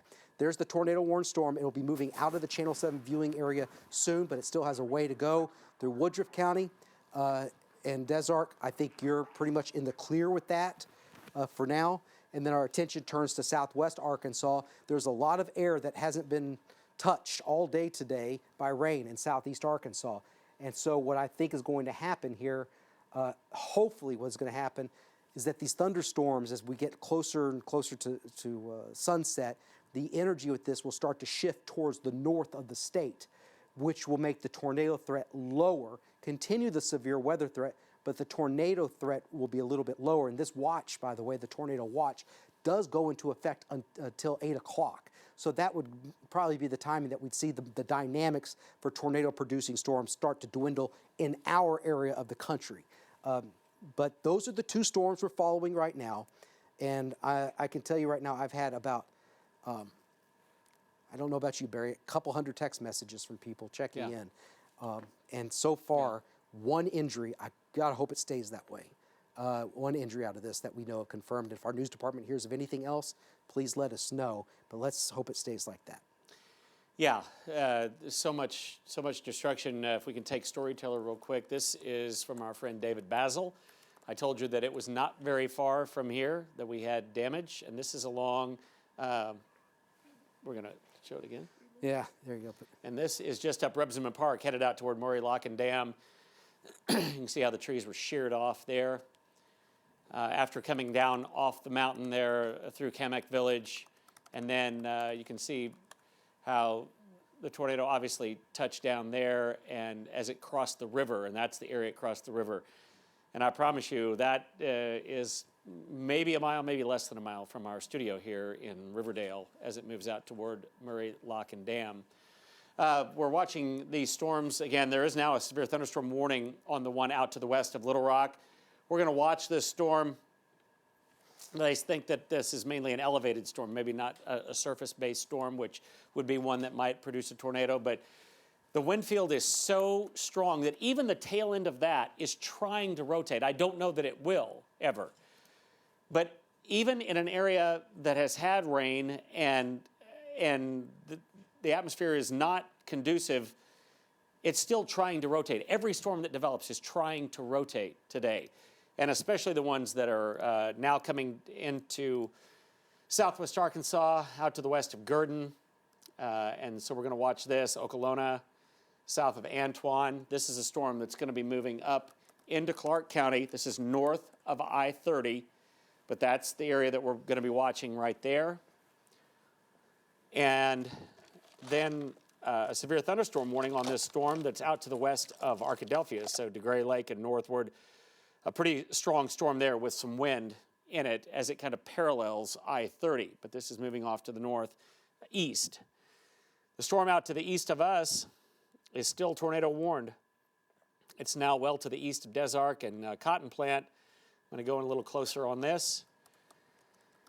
And we'll show you that Little Dixie and Daggett are in the path of this storm. And there's the rotation part of it, the mesocyclone, this broad area of rotation that occasionally may produce a tornado from that wide area down to a small area.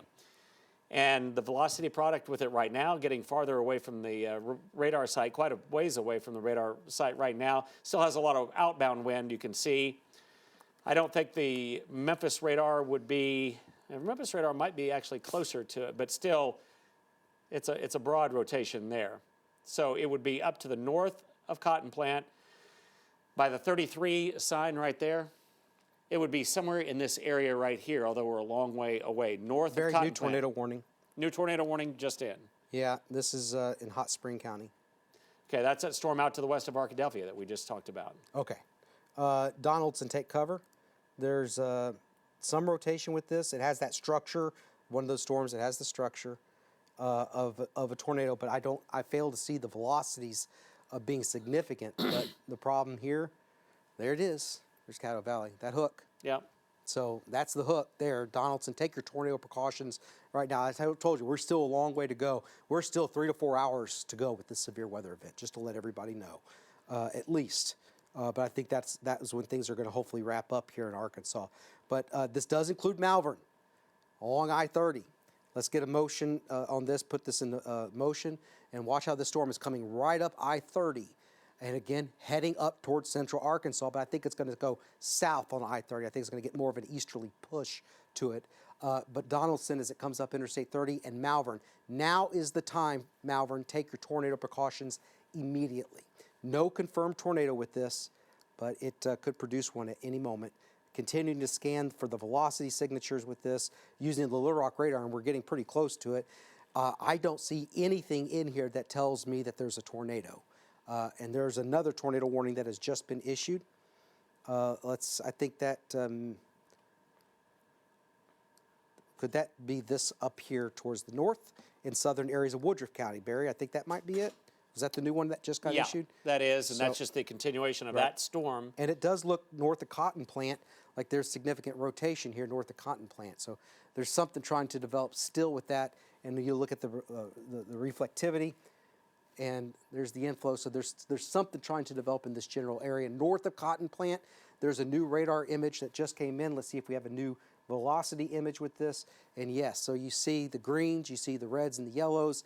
There's some problems with the radar here, but you get the general idea that this is the area that they started and prompted the tornado warning, moving towards Hunter. So if you're watching this from Hunter, it's a very small community out there just to the east-northeast of Cotton Plant.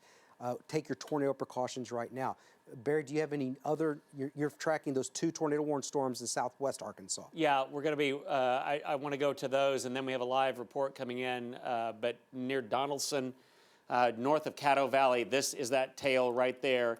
And Donaldson, you need to go ahead and take the precaution of getting into the lowest part of your house, because this is moving right toward you. There's 67 as it roughly parallels I-30.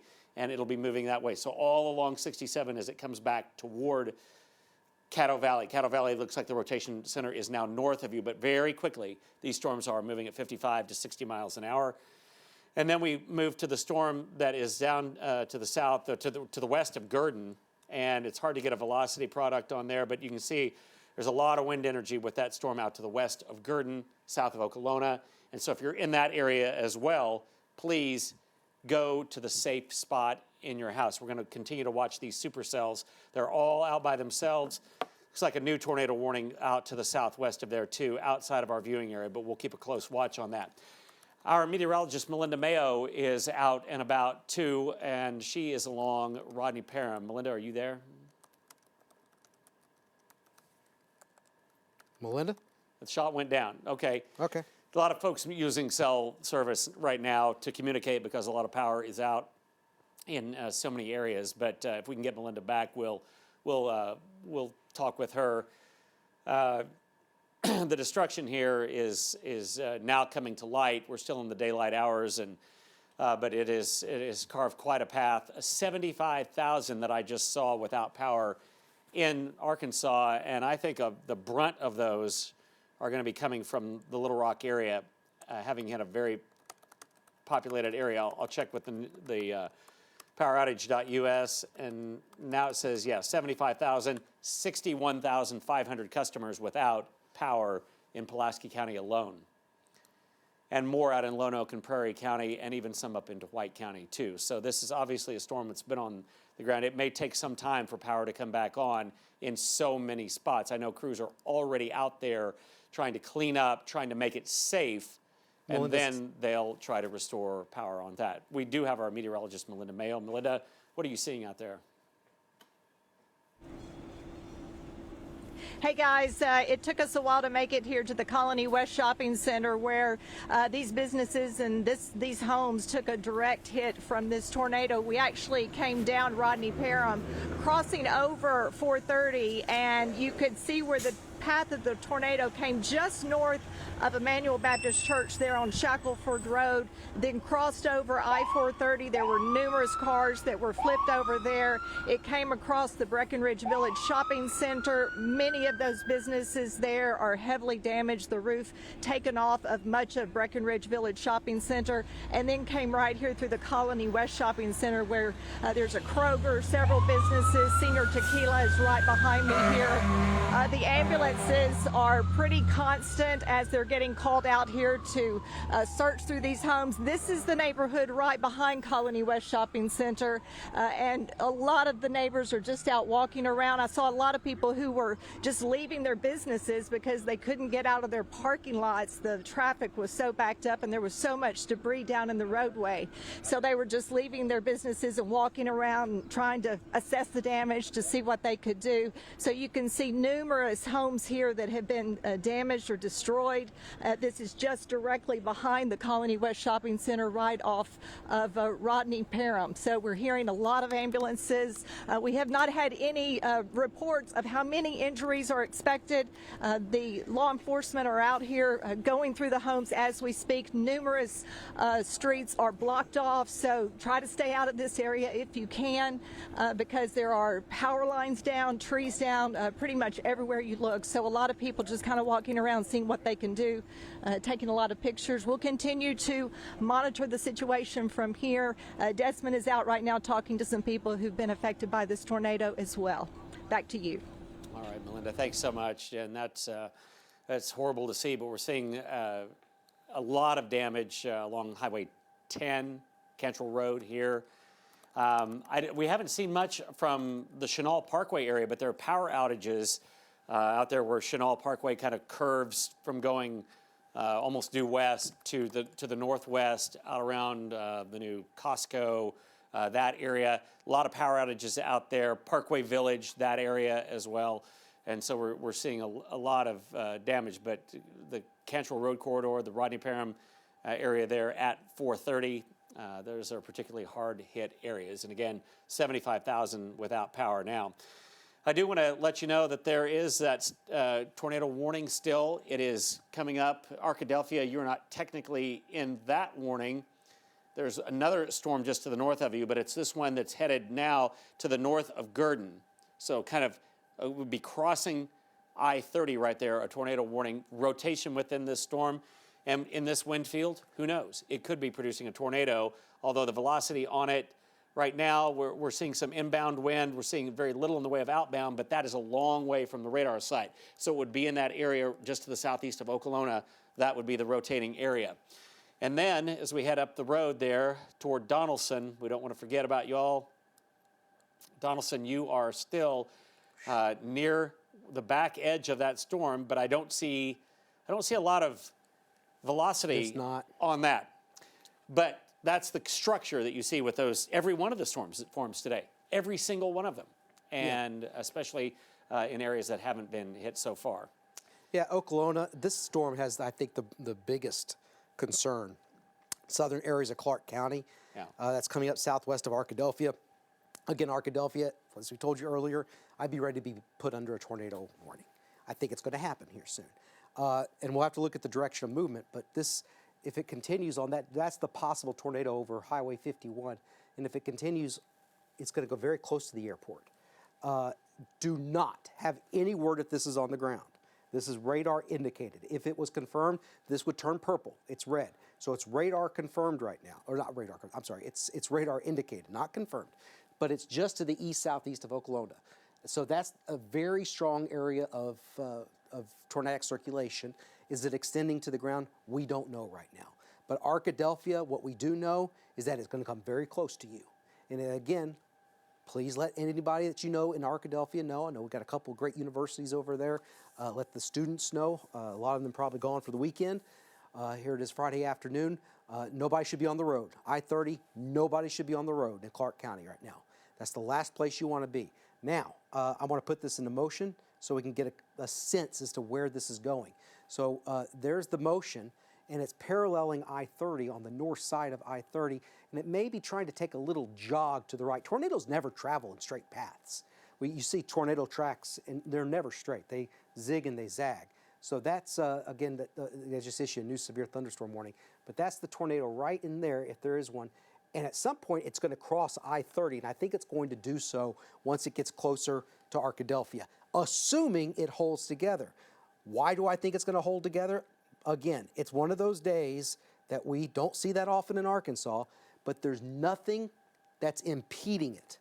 There's nothing but very warm and unstable air getting drawn into this. There's nothing to disrupt it. This area hasn't had rain. The moisture, I haven't looked at the temperatures in there recently, but I think this will have the ability to continue on. Barry's been tracking this one in Hot Spring County near Malvern.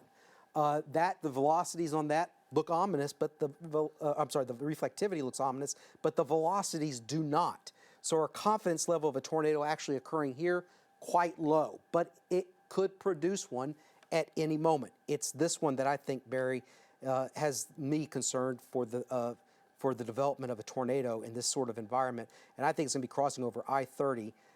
Zooming into that, there's Dobyville, Highway 182, Birtsell. That's South Fork Road, and that's Central Road. That is where the tornado would be located coming up, and that's right on I-30. If you excuse me for just 1 second, I'm going to go over to StormScan, Barry. Yeah. And I'm going to go look on iDrive. And Alicia, can you look too on iDrive? Yeah. I-30, just south of Arkadelphia. Let's take a look at that area. Arkadelphia, Birtsell, just to the northeast of Birtsell. So, Barry? Okay. Yeah, and I'm looking for some of the traffic cams there, but if Felicia can do that. Yeah, there are several in that area. Okay, well, let's go back to that storm, and I agree with Todd. The one to the southwest of Arkadelphia is, even though it's farther from the radar site, it does exhibit a little more rotation potential, I think, and we'll go to the velocity product on here. And there it is, north of Gurdon. Here's Gurdon right down here. So Highway 53 going up to the northwest, and it will be crossing I-30 there. It doesn't look all that strong right now, but again, this is looking up at several thousand feet high, and so we can't see the lowest level, and that's what you like to see. That's why a tornado close to a radar site is better than farther away from a radar site, but it will be moving up into the area of around Arkadelphia, and they will be extending that. It looks like that tornado warning on up to the northeast. So Arkadelphia, I just want you to pay close attention. Brown Springs, Donaldson, you're still in that storm. Go back to the reflectivity on this. This is just rain, and if rain is being pulled around a rotation center, that's what you're looking at. So this is obviously a supercell storm that's south of Malvern. It'll be moving that way, but the velocities on it do not look that impressive right now. I'm just going to say you're in a tornado-warned area, and it could be producing one right now around 67, right in here. Okay, north of Donaldson would be the rotation area. There's a new scan. Still doesn't look maybe just to the south of 67 right there. Doesn't look terribly impressive, but we have to keep an eye on every scan that comes in because these storms, as they did in Little Rock, it didn't look all that impressive until it got right about to Little Rock, and then it looked terribly impressive on the radar. So we watched that storm, and then the one down to the southwest of Arkadelphia. Other storms now are moving to northeast. Gum Springs, this is, okay, There's can we nothing take happening. Storyteller? Yeah, it's just wet roads. Yeah, it's, but yeah, around Gum Springs. Yeah. And that's along I-30. But yeah, a lot of rain moving up through that area, obviously. There is a storm out to the west of Little Rock right now. It does not look like it's rotating. It's around Maumelle, but we're going to have to watch everything. That is back in what I would assume is cooled air, Todd. The one, yeah, they got that severe thunderstorm warning in effect there, but I think those are slightly elevated. Yeah. So, yes, there's a threat because maybe hail and high winds. But in western Pulaski County, I think that's lightning. The danger I see is it's not even has to be severe. It's lightning. Yeah. Even a regular, because there's so many people outside that they don't have shelter anymore. Right. So lightning is a danger to rescue crews and all the emergency personnel. That is a significant danger, especially with gas leaks too going on. Keep that in mind too. So yeah, we got a severe thunderstorm warning in effect here for it's north of the West Little Rock area, but you know there's still storms that are going to come through Little Rock, and even if they're not severe, lightning is the problem. All right, down Interstate 30. Also, Entergy is reporting 46,000 without electricity now across Arkansas, and as you can imagine, where a lot of those are from Garland County through Pulaski County. All right, so the velocities, as Barry's been telling you, very unimpressive. Thank goodness in Hot Spring County. That does not mean let your guard down. Let's continue to check in Arkadelphia. If there's a tornado, I still see significant rotation near Interstate 30. There's Interstate 30. This is it. There's South Fork Road. This is Central Road. There's the rotation right there west of I-30, and it's getting close to Arkadelphia, and there's no tornado warning in effect for Arkadelphia right now. But I'll go ahead and say it. Take your tornado precautions. There doesn't need to be a tornado warning in effect for me to tell you that. Take your tornado precautions, Arkadelphia and areas especially just to the south of town. I guarantee you there will be a new tornado warning issued with this as it moves towards the north. And that tornado warning is going to take into account most likely northeastern areas of Clark County into the northwestern areas of Dallas County, western Dallas County, and possibly even into southern areas of Hot Spring and Grant counties as well. So that storm means business. It's on I-30 and no tornado warning in effect. I wish that they would get an official one going, Barry. But the storm that's moving out of Woodruff County now, it does not look as strong as it was a little while ago. So that's why we're kind of diverting our attention down Interstate 30, north of Gurdon, and coming into Arkadelphia. No tornado warning. As soon as one gets issued, you'll see the logo pop up here that says, there it is, new tornado warning. It does include Arkadelphia. This is going to come very close to town and just south. So there's the tornado warning now in effect for Arkadelphia. There's Highway 7 going out of town. It's going to cross over Highway 7. It's basically on and paralleling I-30, getting ready to cross, probably right where that graphic, that shield is, that says I-30. Again, one of those tornadoes that's not confirmed. It's radar indicated, but in an environment that is extraordinarily conducive to producing large tornadoes. So that's the concern. Even, again, southern areas of Hot Spring County, there it is for northwestern Dallas County, and then for northeastern areas of Clark County, the tornado warning has been issued. This tornado warning here will go away. That polygon right there will go away because this new one replaces that, as you see, it's right on the beginning of that. And this one I don't see continuing. The one in Hot Spring County, stay sheltered until that's gone. And at that point, when that happens, this will be the only storm at the time that we're have great concern over. It's not the one at this time that's getting ready to exit the Channel 7 viewing area, and I think most of it has. It's always worth checking in on it to just make sure that we're clear with that. There may be some rotation with this, but it's moving out of the Channel 7 viewing area, and it's crossed over the county line. There is rotation with it, northeast of Cotton Plant. Wynne, while that's not our viewing area, I know that there are viewers, and I know that there are relatives and there are friends. I would tell everybody in Wynne, if you know them, take their tornado precautions now out in Cross County. You have a tornado warning in effect, and there is rotation right in there along it's 284, moving off towards the east, northeast of Cotton Plant. So Cotton Plant, you are under a tornado warning, but you're in the clear because that storm is well past you. There will probably be more storms, Cotton Plant, but you're going to get a break, and the tornado warned storm is now northeast of you. Wynne needs to take their tornado precautions, and we're going to hand that over to the Jonesboro TV market and the Memphis tornado market as well, television market, I should say, as they will cover that as it moves into eastern Arkansas. Severe thunderstorm warning continues for southern Faulkner County, far northern Pulaski County, and these severe thunderstorm warnings and tornado warnings in southwest Arkansas along I-30 are the things that, again, they're not going to stop. Like I said, they're going to start to clean this up, all these polygons. You saw that one tornado warning gone. There's the severe thunderstorm warning. And this tornado warning near Malvern, I got to find out how long that's in effect. But I don't think, and I'm going to look at the velocities there. I don't see anything. If there's a tornado, this is why they're warning it, for that hook on the southeast side of Malvern, moving off towards the northeast, and that will be entering northwestern areas of Grant County. But I don't see the velocity signatures. They may continue it just because it has that structure, that look with the reflectivity. But here, coming into Arkadelphia, you are now under a tornado warning in Arkadelphia. There it is.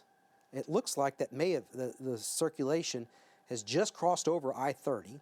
It's now coming in just a few miles south of town. And just measuring the distance, the circulation with that is 5 miles due south of Arkadelphia.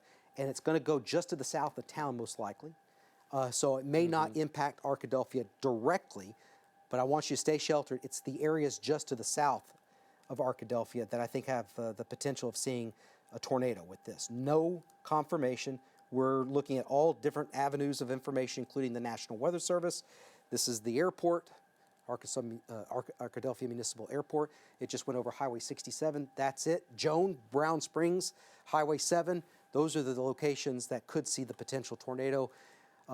Take your tornado precautions. And those who survive tornadoes will tell you it's that interior home. Put as many walls between you and the outside, and absolutely no windows. That's the last thing you want, is flying glass, and that's why we tell you want a buffer zone between you and the outside. Some of the other locations, there's Hasley Road, there's Mary Lane, that's it on Highway 67, West Reynolds Road, there's Hasley Road again, and there's Copeland Ridge Road. If you're familiar with that area of Clark County, that's where the circulation is most likely passing over. It looks like there's a lot of small streets in this area and some subdivisions. It is worth looking at the debris detector, and I don't see anything there. But we're Nothing also obvious on that, no, Todd. No. Yeah. So, but there it is. It's now has jumped over the interstate and is going to cross over Highway 7, just southeast of Arkadelphia. All right. Yeah, 2 storms that we're looking at. That one is to the south of Arkadelphia, more impressive than the one that is up to the south of Malvern, but still there is that feature. It's still a supercell storm. As we look at meteorology textbooks, that's what a supercell looks like. And that's what we learned back in school. That's what they look like, and you don't want them to be all out by themselves, but that's what they are today. Let's take a look again at I-430. This is the iDrive Arkansas and Storyteller. There is still, I-430 is still shut down, I believe. They are still getting, they're kind of zooming around in there. But I-430, I think, has been completely shut down at Rodney Parham, both northbound and southbound. They could be starting to divert traffic out onto Rodney Parham and maybe then taking it back toward the east on Rodney Parham. But if we can take that, I'll kind of show you what the iDrive Arkansas map is. Yeah, they're turning folks around. So effectively, there is no traffic going there. That's I-430. You can see some of the debris on the side of the road. Looks like road signs, maybe other bits of metal there. That is a traffic snarl, both southbound and northbound. And just to avoid, nobody should be out there. No, but see, they're diverting some cars out onto Rodney Parham, and I don't know if you're able to go westbound. Looks like you're able to go westbound there on Rodney Parham. So that's probably the direction they're taking, folks, and that may be out and around and out Hinson and out to Highway 10, but I'm just guessing to get around that. But that's what we're looking at right now. All right, let's take a look back at our storms that are ongoing south of Malvern, and then the one that's down to the south of Arkadelphia. These are tornado-warned storms, and the one to the south of Arkadelphia looks like it will go to the south, the rotation, boy, just down to the south of the airport there. But that's a pretty tight, not maybe terribly strong, but pretty tight. I think there definitely could be a tornado being produced, at least from time to time there. We don't see any indication of debris being lofted up by this storm, but that is certainly a potential one as it moves off to the northeast in the small communities of Joan, Griffithtown, probably just to the south of where this thing has been tracking. But Arkadelphia, I want you to keep watch on this storm as well. Again, it has the look of that hook signature, that hook echo there, rain being pulled around a circulation center, whether broadly or in a tight pattern like a tornado would produce. And then on up as we look out east now of Malvern, and this is on 270 out to the east of Malvern. And you can see a new severe thunderstorm warning has been issued for that storm. There still is still technically in a tornado warning out to the west of Poen there, but a new severe thunderstorm warning has been issued for this area and not a new tornado warning. So they're kind of seeing at the National Weather Service what we're seeing. This does not have the velocity signature on it that would indicate really tight rotation out to the west of Perrin. We're going to continue to watch that area, though, between Poen and Malvern, and it still looks like it's rotating, but just looking at the wind field inside it, that's one thing with Doppler radar that we can look at, and you can really see it so well. So the one south of Arkadelphia, that still has the potential, I think, to be producing a tornado.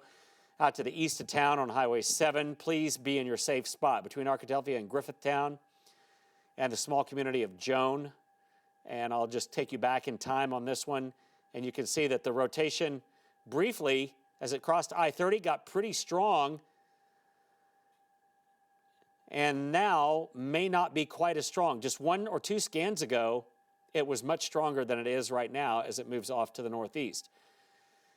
So hopefully these storms will begin to, as we get into the late afternoon now, they'll begin to lose some of their fuel that's necessary and some of the instability aloft.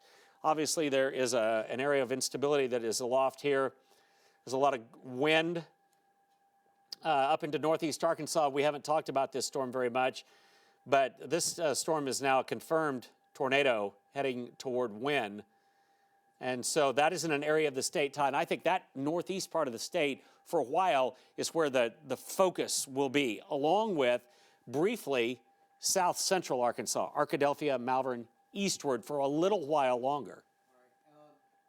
Also getting word now, Barry, that our Spirit of Arkansas Tornado Relief, our promotions manager has just sent me a text saying that it is active, so we're going to start. If you want to help your neighbor in need, we're gonna have that up and going, and I just want to let news know that there should be a graphic with a QR code. That is active, and we're going to do our part to help you that have been affected with this.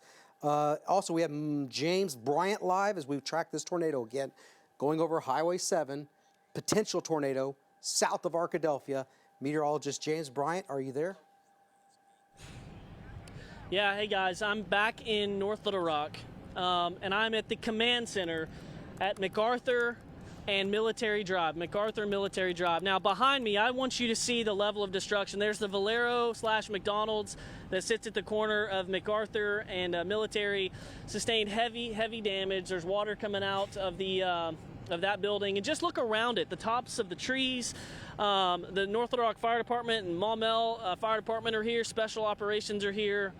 You notice in the tops of the trees, Charles, if you can get in real tight on some of those trees, there's insulation in all the trees. If you'll remember, in our live hit just about an hour ago, the tornado went through a bunch of houses, so there's a lot of insulation that it pulled up, and now this insulation is in the tops of the trees. As you look further to the right, you'll look right there at that hibachi and sushi place.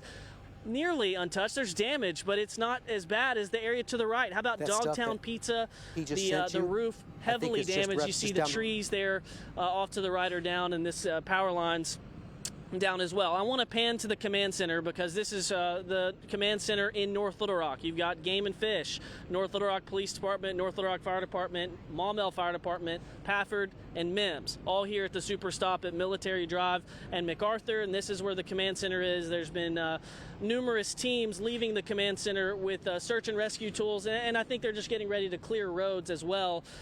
So this is the current situation in North Little Rock.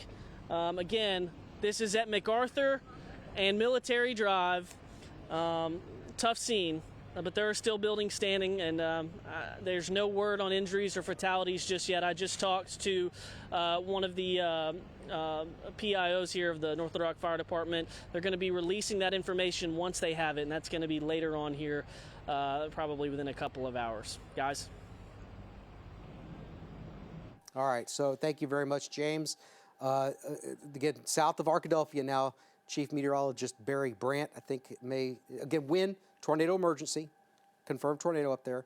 What do you have, Barry? Well, it's still south of Arkadelphia. It's probably the most apparent rotation there. It's moving across Highway 7 as it extends out on the east and southeast side of Arkadelphia, out of town.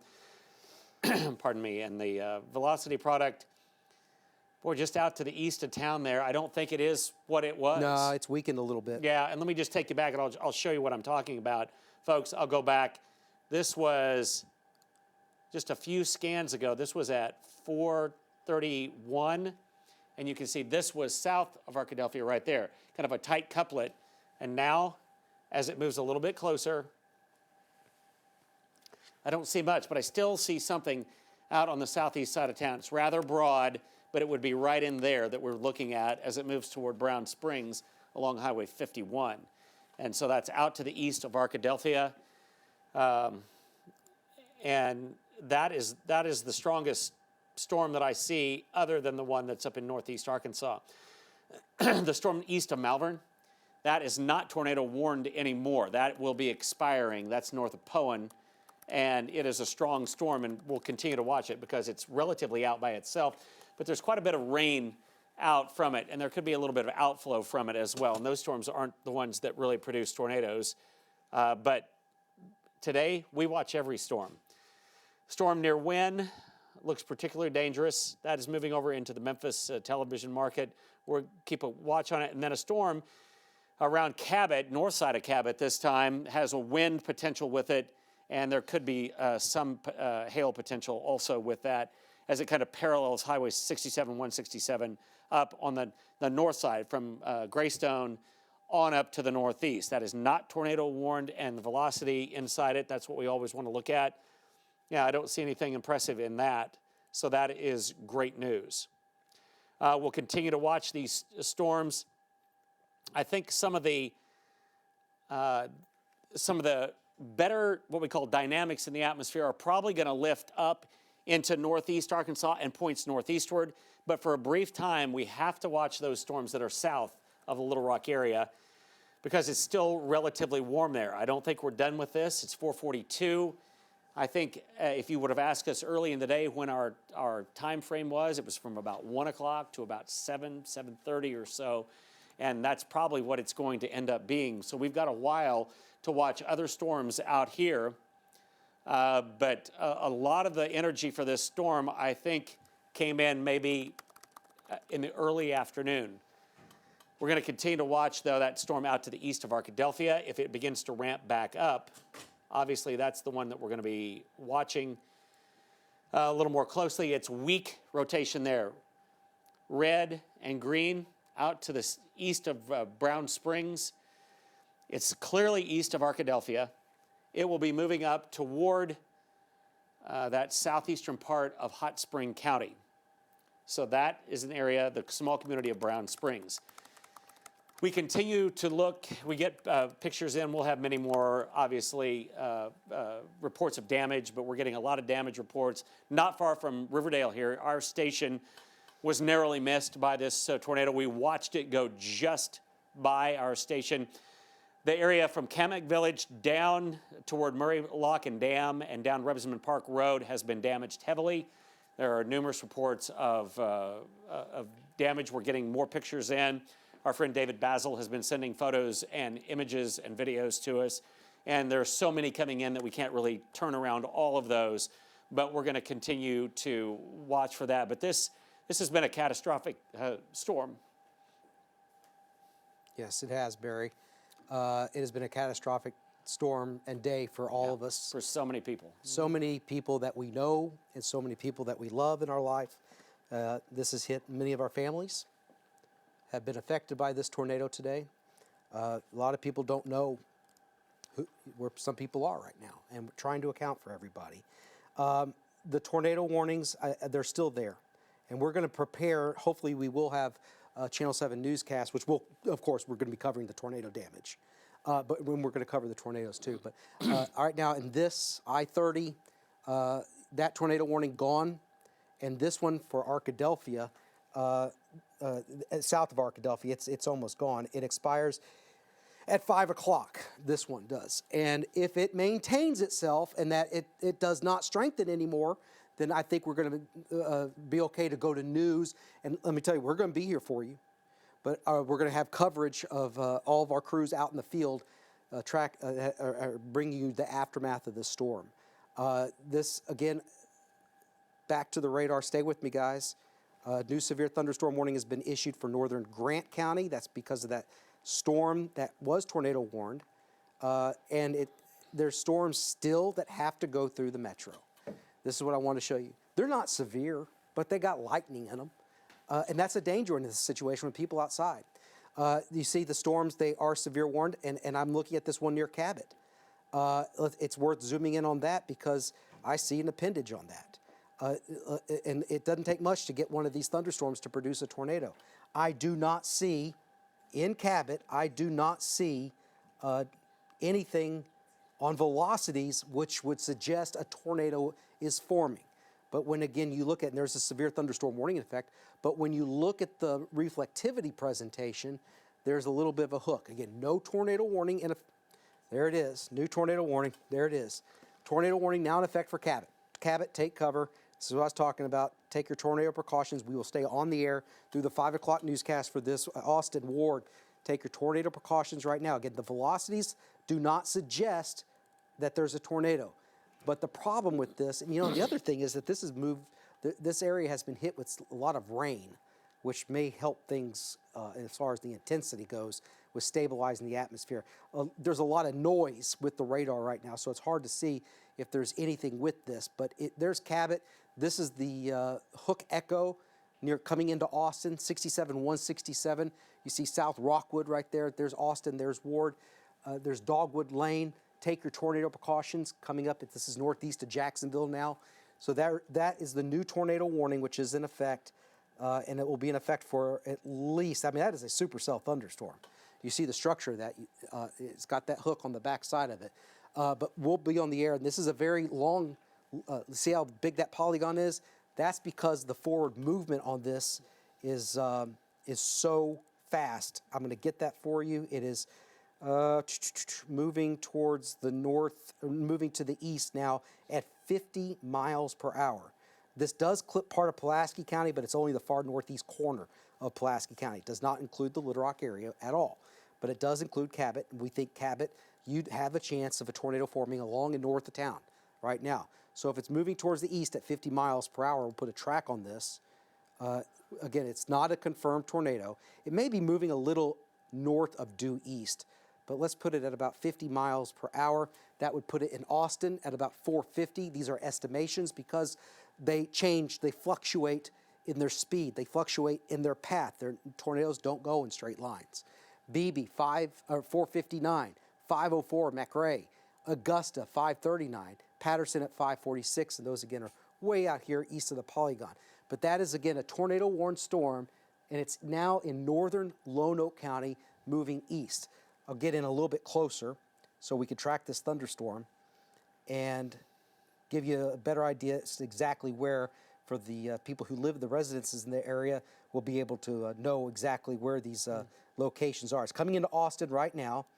This is Cabot. You see the street grid with downtown Cabot. It's just to the west-northwest, only by about a half a mile to 1 mile. There's Sunset Lane, Mountain Springs Road. If there's a tornado, this is most likely where it would be located. There's Willie Ray Drive, Peach Street, North Lincoln Street, and 367 right through downtown Cabot. There's a new update. Austin, it's right on top of you. I've got my friend Paul Wilkerson, who lives in Austin and is in the path of this. He's a meteorologist. Send me a text, Paul, if you're watching. Let me know what's going on. Stay sheltered in Austin. They're in northern Lonoke County and southern areas of White County in Ward and BB2. BB, you're in the heavy rain right now. Another community, Edwards. That's another community that could be in the path of this. Let's look at the debris signatures. I don't see anything that would suggest a tornado lofting debris into the atmosphere. I still don't see the velocities at all suggesting that there's a tornado with this. But that reflectivity and the supercell structure of this is why this was issued. And it's coming, it's right on 67-167. Looking at the newest information,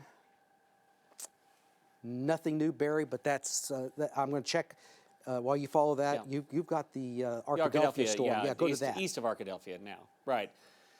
And I think the Weather Service is issuing these on their structure. Yes. Not so much the velocity product on there, because these can very easily produce a tornado. So out toward Willow and out to the southeast of Donaldson, this is that structure of a supercell. And that's, again, I look at the velocity and I'm like, well, yeah, there may be something there. Here's Leola over here. Here's Willow. And that is the large area of rotation. It's not all that strong, either outbound or inbound. But that would be where those coming together, there could be a tornado being produced within that. And it matches up perfectly then with where the rotation is on reflectivity, which is just raindrops being pulled around a rotation center. That's why you don't like to see that little hook back here. Heavy, heavy rainfall to the north of it. That's not where tornadoes form. But it's this tail where you can see that. So the community of Willow, there's Highway 9 intersecting, and then it'll be Highway 229, that corridor. And I don't want to get too close on this because, well, it looks like they may have let that tornado warning go. Let me look from the National Weather Service. The one in Arkadelphia, or that one? I don't see one there right now, right. Well, that's good news. That was set to expire at 5. Right, and so they've issued lifted that a little severe earlier. thunderstorm warning, and so they may just be sticking with that. But I'm just going to tell you, if you're in that area from Willow over to Leola, let's just pay particular attention to this storm. We're not going to abandon this storm. We're going to be watching all of them as they move. And another one that is similar in structure, a little weaker, out east of Tull. That'll be moving over toward East End, but that's a severe thunderstorm warned storm. I don't see rotation along with that either. So all of these storms are ones that we're looking at, but the one up to the northeast of Cabot right now probably has a little bit better structure, although the velocity images on that not looking terribly impressive. No, it's this not. is the sort of thing we want to see. We know we're going to see the supercells with that structure, Okay. but the velocity product inside, that's what we're looking at. Yeah. Okay, just want to let you know that Governor Sanders has just signed an order declaring a state of emergency for the state of Arkansas due to today's severe weather that comes to us from the KATV newsroom, and Chris May just sent that to us. We also have meteorologist Melinda Mayo. Before we go to meteorologist Melinda Mayo, can we go to Storm Scan? And I'm going to show you the video of the tornado again as it moved through Little Rock. That is the tornado as it moved through West Little Rock. And at the bottom of your screen, that's 10 Fitness on Rodney Parham and I-430, right next to the Olive Garden. That's coming over. This is what hit Sturbridge, Colony West, on up towards Leawood, Kamak Village, Rebsamen Road, up into North Little Rock, getting reports of a lot of damage in North Little Rock and Jacksonville. But that's the tornado shot from our partners at Live Storms Media, Brett Adair, and that we do not have a rating on that, and we won't have a rating on that till probably tomorrow, and it will be preliminary when we do have it, and has caused quite a bit of damage. We have reports of 1 injury. I hope it stops at that. Now, just to show you that, meteorologist Melinda Mayo, do we have her? She's in the path of the damage from that tornado, and I think we have meteorologist Melinda Mayo. There she is. Melinda? Yes. Yes. Hello, Todd and Barry. We've made connections now where I can hear you, so glad about that. And glad that we have also not heard of many injuries out here yet, although we're hearing still several ambulances arriving on the scene. We are in that Breckenridge area, the Colony West Shopping Center, where really we're seeing both sides of this tornado, the businesses that have been heavily damaged and the homes right behind. This is Breckenridge Drive, right off of Rodney Parham, so that intersection that comes right from Breckenridge Village behind Colony West Shopping Center, and there are numerous homes destroyed here. We've seen people going in to some of these damaged homes, just trying to see what they can find, making sure that everybody is out of those homes. You can see a fire truck along with other ambulances coming through the neighborhood right now. They've really been working on using chainsaws to just try to clear the streets so that these emergency vehicles can get down here and just make sure there aren't any more people in these homes. Like you said, we've heard of a few injuries here, but we have not heard of any fatalities yet, and we certainly hope that it stays that way. What I've been seeing is a lot of people likely getting off work, getting back here and going to their neighbors, going to their friends, giving them big hugs, just happy that they are safe, even though so much has been lost here today. Also in the Colony West Shopping Center, this is the one with the large Kroger, with a bicycle shop. A lot of the business owners here are coming and trying to secure their businesses because they know night will be here in a few hours, and they're trying to secure things for the night so that everything stays as safe as possible. I'm watching some neighbors over here carrying large pieces of debris, fence that has been knocked over, trees. This is a forklift right behind me here, and the bucket from that is over here on the other side of the parking lot. So that just shows you the strength of this tornado. Desmond is around. He's been talking to numerous business owners, a lot of people who were here when that hit. Our photojournalist Marcus McDonald, who was here just after this tornado hit, is showing you what I was just talking about. This huge metal bucket from a forklift, digger equipment, was carried that far across the parking lot. So this was certainly a strong tornado. Barry and Todd, it's been a while since I've been out at the scene of one of those, and it definitely puts, a knot in your stomach just to know what all has been lost out here today. Yeah, it does put a knot in everybody's stomach because it's hit so close to home. And it's not that, it's happened in Mayflower and Valonia. I don't think it's on that level, but close to it. But you know people. You weren't directly affected maybe, but you know people and how their lives have just completely changed and been turned upside down because of this. And we just pray nobody was killed out of this. One injury reported. This is the live Doppler network. By the way, coming up on our 5 o'clock newscast, we're going to stay with coverage until, as long as there's a tornado warning in effect, we're going to stay with coverage. So BB, I don't know why that did that, but BB, take your tornado precautions right now.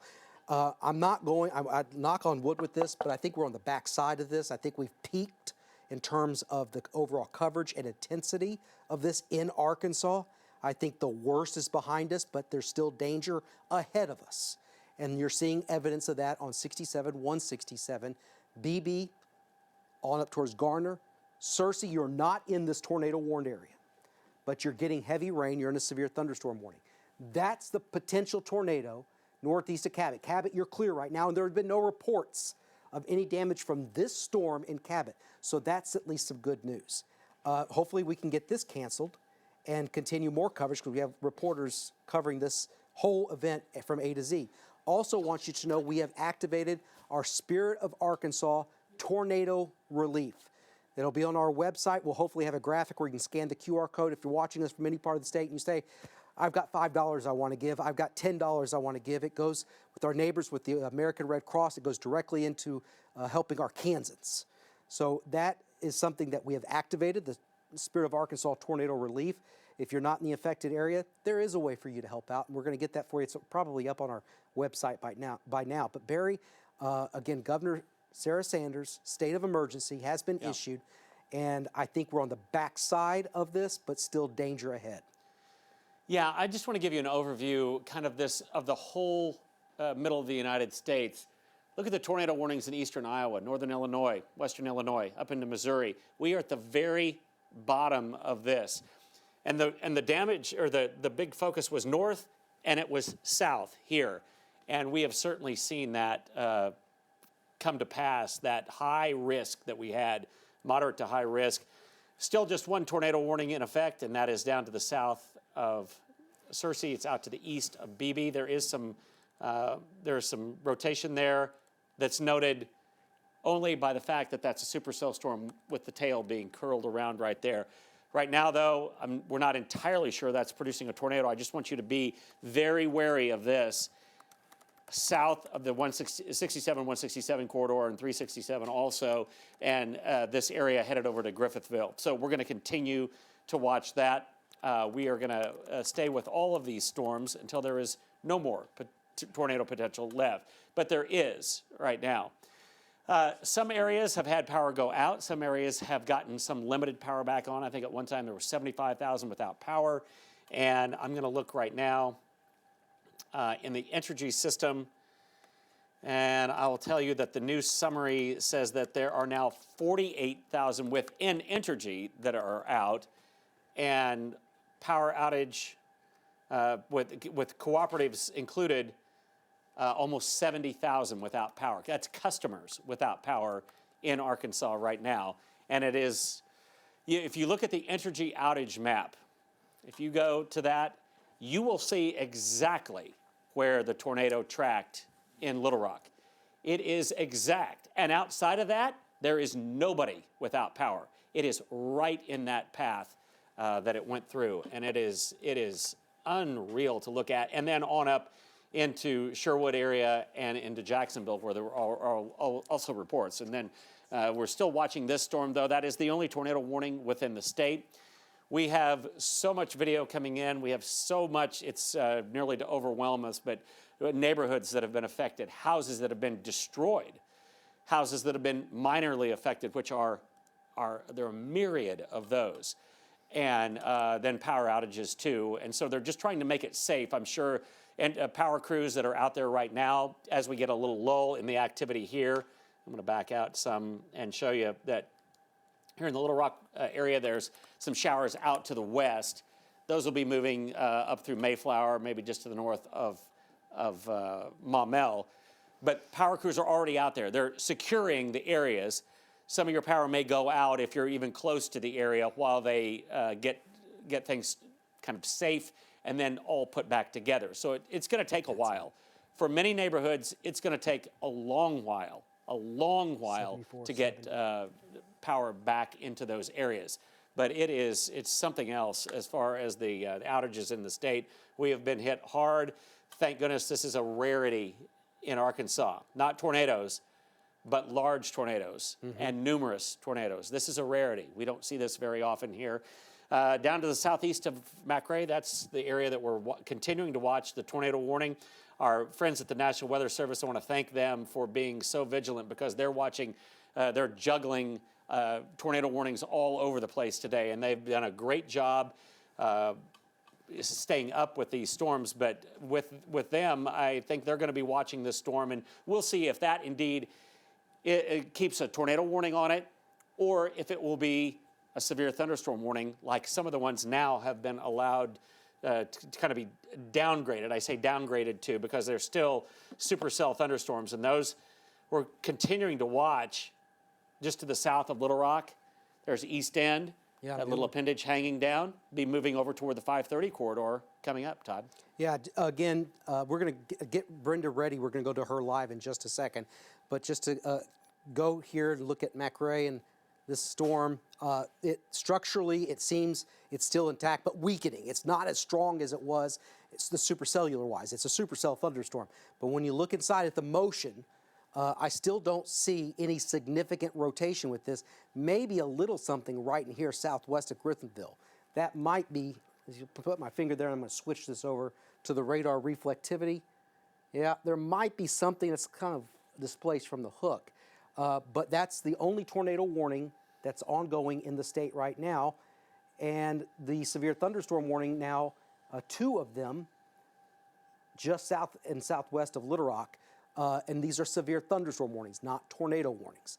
So as soon as we can get rid of that tornado warning, we'll have more coverage. And we have that now with Brenda Lipinski standing by live. And Brenda, where are you and what do you have?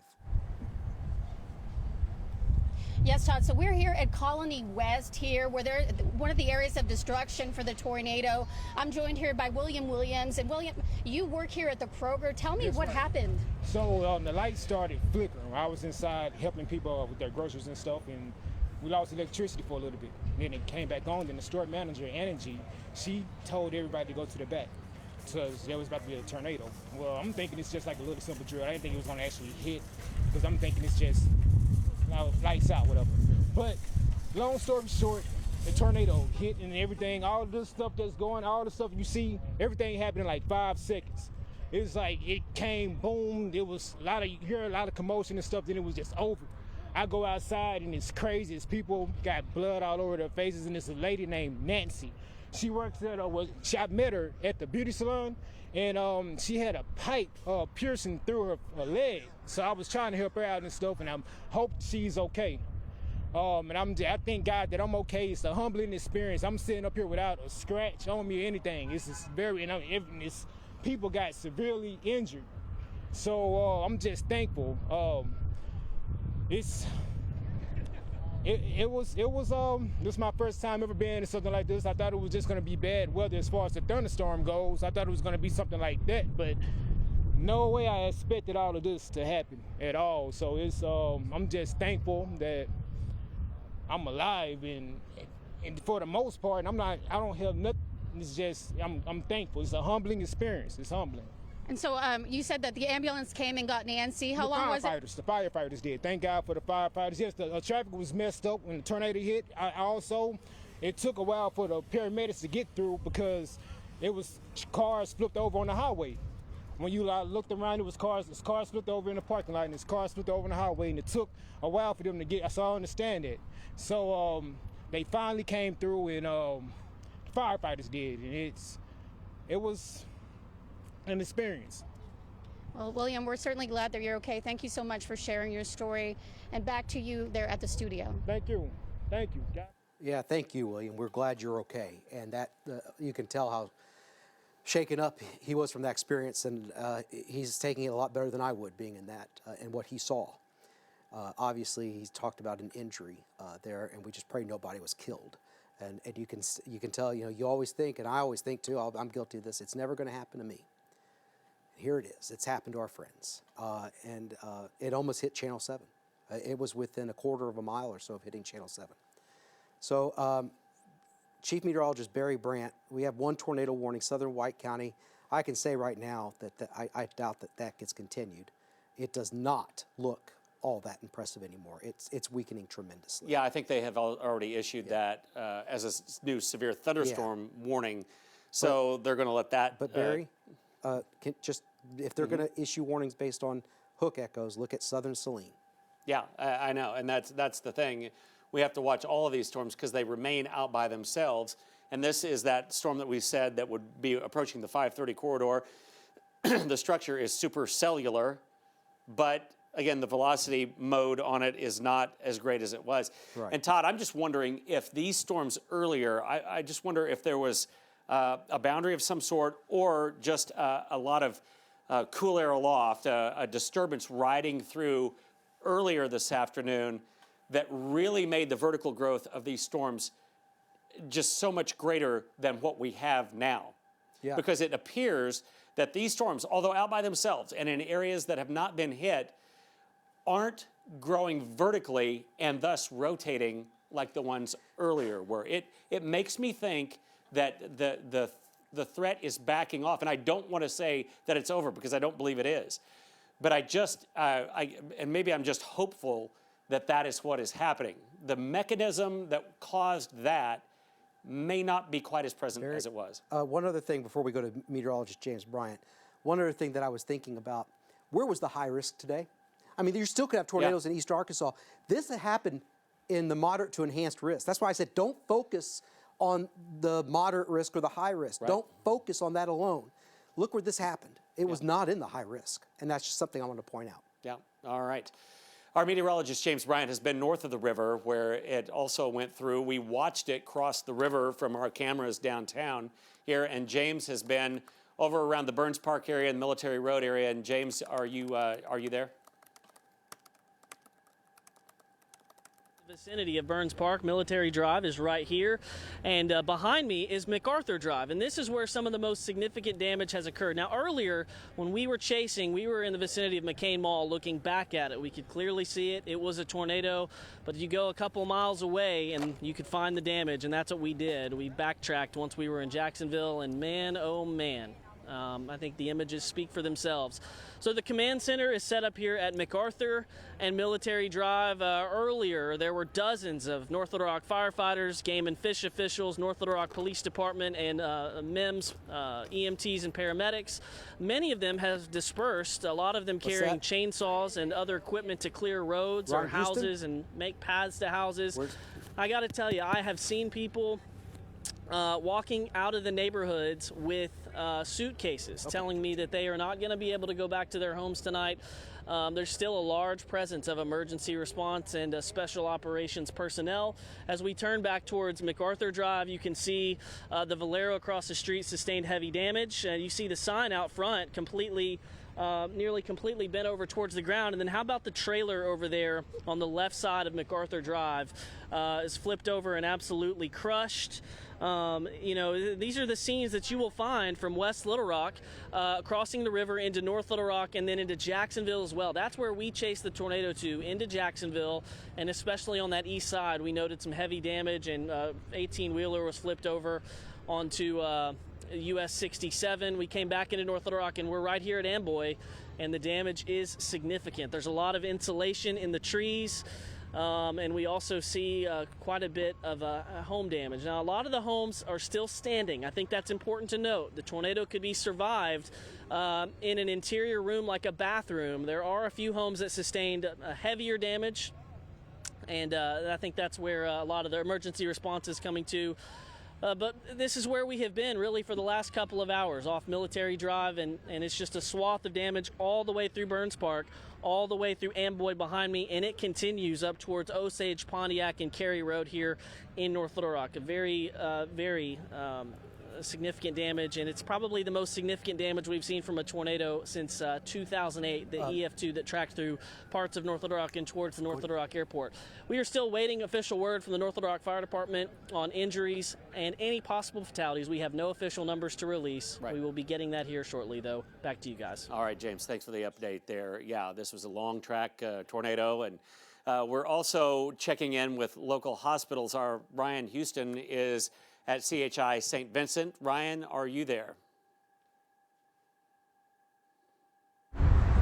So I'm live here on University right across from CHI St. Vincent, and we have seen a lot of activity. We've seen more than one ambulance speeding back and forth right here on University. I'm told CHI St. Vincent Hospital is on an external disaster status. They have a high volume of patients coming into the ER here in Little Rock and at their hospital in Sherwood. They're seeing patients with injuries from the tornado that just hit.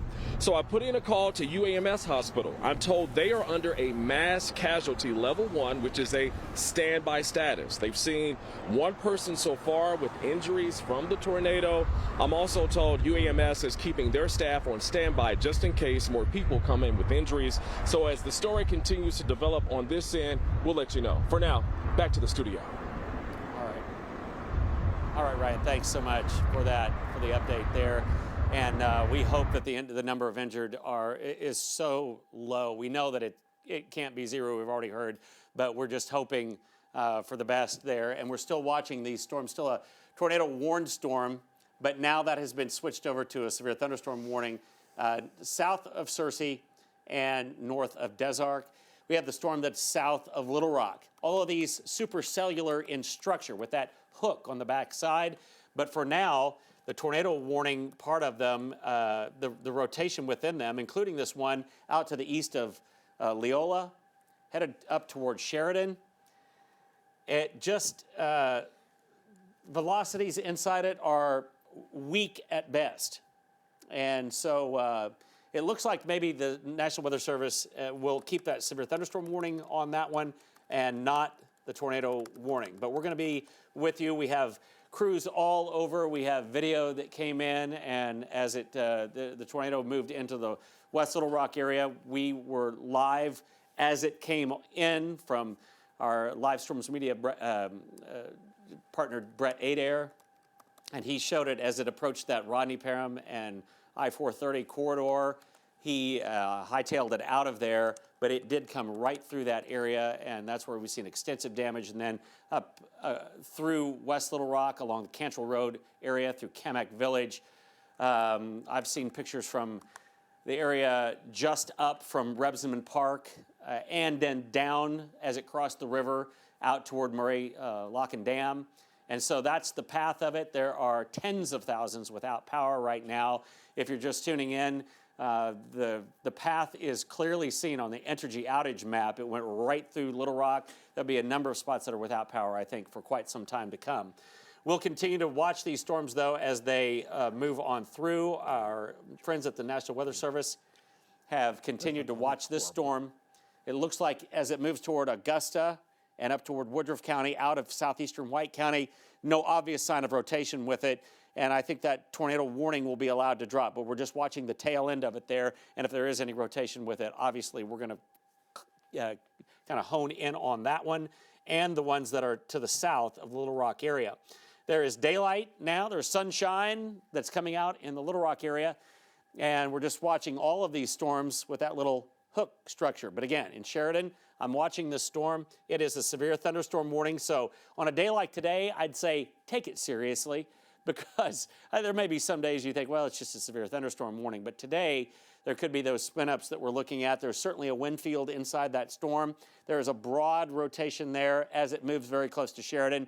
Sheridan, just keep it right here. We're watching that storm on radar, and it is a severe thunderstorm warning. But for the most part, and there, the tornado warning now has been dropped for White County and over into Woodruff County. So the only tornado warned storm is one that is almost to move into Tennessee. That's over in northern Crittenden County, and that is a confirmed tornado that is on the ground in that part of the state. The Memphis television market taking care of that storm. But that one, that looks like just about it. But we continue to watch these for a little while. Oh, new tornado warning now issued for this one. And that's exactly why we stick with these storms and say don't let your guard down. It's the one south of Sheridan, and the velocities in there have tightened up just a little bit. This is on the south side of town, from going away from the radar site to toward it along 167. This is on the south side of Sheridan. That would be, it's a rather broad area, but I think it is tightening up. And so that's why the National Weather Service has said we're going to watch this area as it moves over into southeastern Grant County and toward I-530. Don't you think they're playing this very cautious today, Todd? Yeah, they are. It's one of those supercell thunderstorms that they're issuing based upon the reflectivity alone. Reflectivity is the rain, and you know what a hook echo. You've heard it described before. You've heard that before. It has hail too near Sheridan, but there's a hook. Okay, it's supercellular, and it's in an environment that can rapidly produce tornadoes. But then when you look at velocities, it's there. There might be something trying to form, but it's not fully matured. And let's hope it doesn't. But now I'm starting to see it. There it is, due south of Sheridan, 167. There is something there. So Sheridan on the south side, there is a potential tornado. I don't think it's a large tornado right now. It could grow into a large tornado. But I see something happening just south of Sheridan by a couple of miles. Let me get a measurement of the distance from that. And it's about 2 or 3 miles to the south of Sheridan. And on its current track, I think it's going to miss Sheridan. It's going to go onto the southeast and then the east side. It's not going to go due north. These are all moving towards the east. I think the forward rate of movement is at about 45 to 50 miles per hour by now. So let's do a storm track on this developing tornado. Pine Bluff, you are in this polygon, but on the edge of it. So I feel good, not 100% certain, but I feel good that this storm will go, this particular rotation will go north of Pine Bluff. So here are some of the towns affected. Center Grove, 526. Whitehall, 539. Sherrill at 550. Alzheimer at about 556. Humphrey at about 608. So there, again, Pine Bluff down there, I think that it will, if this continues on its course, it will miss you to the north, but I think it'd be prudent for you to stay really in tune with the weather, especially because you're in a tornado watch, in a particularly dangerous situation. You're technically in that tornado warned polygon, but it's going to cross over 530, I think, within the next 15 minutes. These move very quickly. It's a short tornado warning. It's not one of these long ones, because it seems as if the atmosphere is getting to the point now that's conducive for tornadoes, but not the long-lived, long-track tornadoes in our portion of the state. Further towards the north of Missouri and Illinois, they're getting it bad too. It's miserable all over the central United States, and with a major tornado outbreak unfolding today. So this is the only tornado warning in our area, and it's south of Little Rock. This is not going to affect the metro. I think we have, Kristen, a live look on my Facebook page. Let me know if that's up and going. This is live, and I don't know how good the video is going to be because the cell service is not that great, but this is out on Grist Mill Road on Storyteller. I think if we can go to that. That's Old Forge Drive right there. I wish we could look up. And that's Old Forge, and to the left is Grist Mill. You see the trees down. This is where one of the tornadoes went through in West Little Rock. That's coming up on Grist Mill Road. There's Old Forge, and right just beyond that tree, you turn left. And I'll just go ahead and tell you, this is all being videoed by my son Blake, who's out there because it has hit family. And that street there, Grist Mill, has sustained quite a bit of damage from these tornadic supercells that have come through. So I just want, if you want to watch that, that's on my Facebook page right now. And there's, at least the structures are not blown away, but there's a lot of damage and a lot of recovery that's going to have to go on for quite some time. Let's go back to the radar and continue to monitor this. Again, we're in that situation where we're not looking at the long-lived, long-track tornadoes at the moment. Even the latest scan, Barry, doesn't look like it did. You got a tornado warning, but I don't see I see a separation of the reds and the greens. So I don't think that it's tightened up. I think it's broadened out. So I'm not sold. There's a tornado here, but I think it is very wise to take your tornado precautions as this comes up south of Sheridan and comes up Interstate 530. Barry? Yeah, absolutely. And that today is enough as it moves up toward 270, and then it will be moving over along 530 in just a little bit of time. But there is enough there, certainly on a day like today, to keep a tornado warning going. Again, thanks to the guys at the National Weather Service office who are on top of every scan, and they have been busier than we have because they're juggling all sorts of warnings around the state. But the rotation solidly south of Sheridan, and if it is producing a tornado, as Todd said, it'd be likely a small one, and we're not sure that it is. But there is a mesocyclone, a broad rotation with all of these storms. Now, will they tighten and go down into a tornado? It has happened several times, obviously, today. But for right now, we're not 100% sure on that. That's why we put a tornado warning out. It's not confirmed, not like the one that went through Little Rock where we knew it was on the ground, but it's the possibility there. And so that's why we continue anywhere in our viewing area. We stay on the air with a tornado warning. On a day like today, it could ramp back up, it could tighten, and then it could relax some and not be putting out a tornado. We hope that we're getting past the point where the atmosphere is so conducive to these storms really growing vertically. It appears that the atmosphere is starting to be less conducive to tornado-producing storms, and we hope that that is the case. Certainly, it was not that way earlier. Everything that formed was a supercell and had the possibility of producing a tornado. Here's the subsequent scan there. It is a rather broad area now of rotation, but there is a rotation center now north of Highway 190, moving up toward the 270 corridor. That's from Sheridan over to around Whitehall, and it will be crossing that and then crossing over I-530 as well. So as long as the tornado warning is in effect, obviously we're going to be on the air. We hope that all these tornado warnings and these supercells begin to weaken, perhaps merge together, and the threat really ends.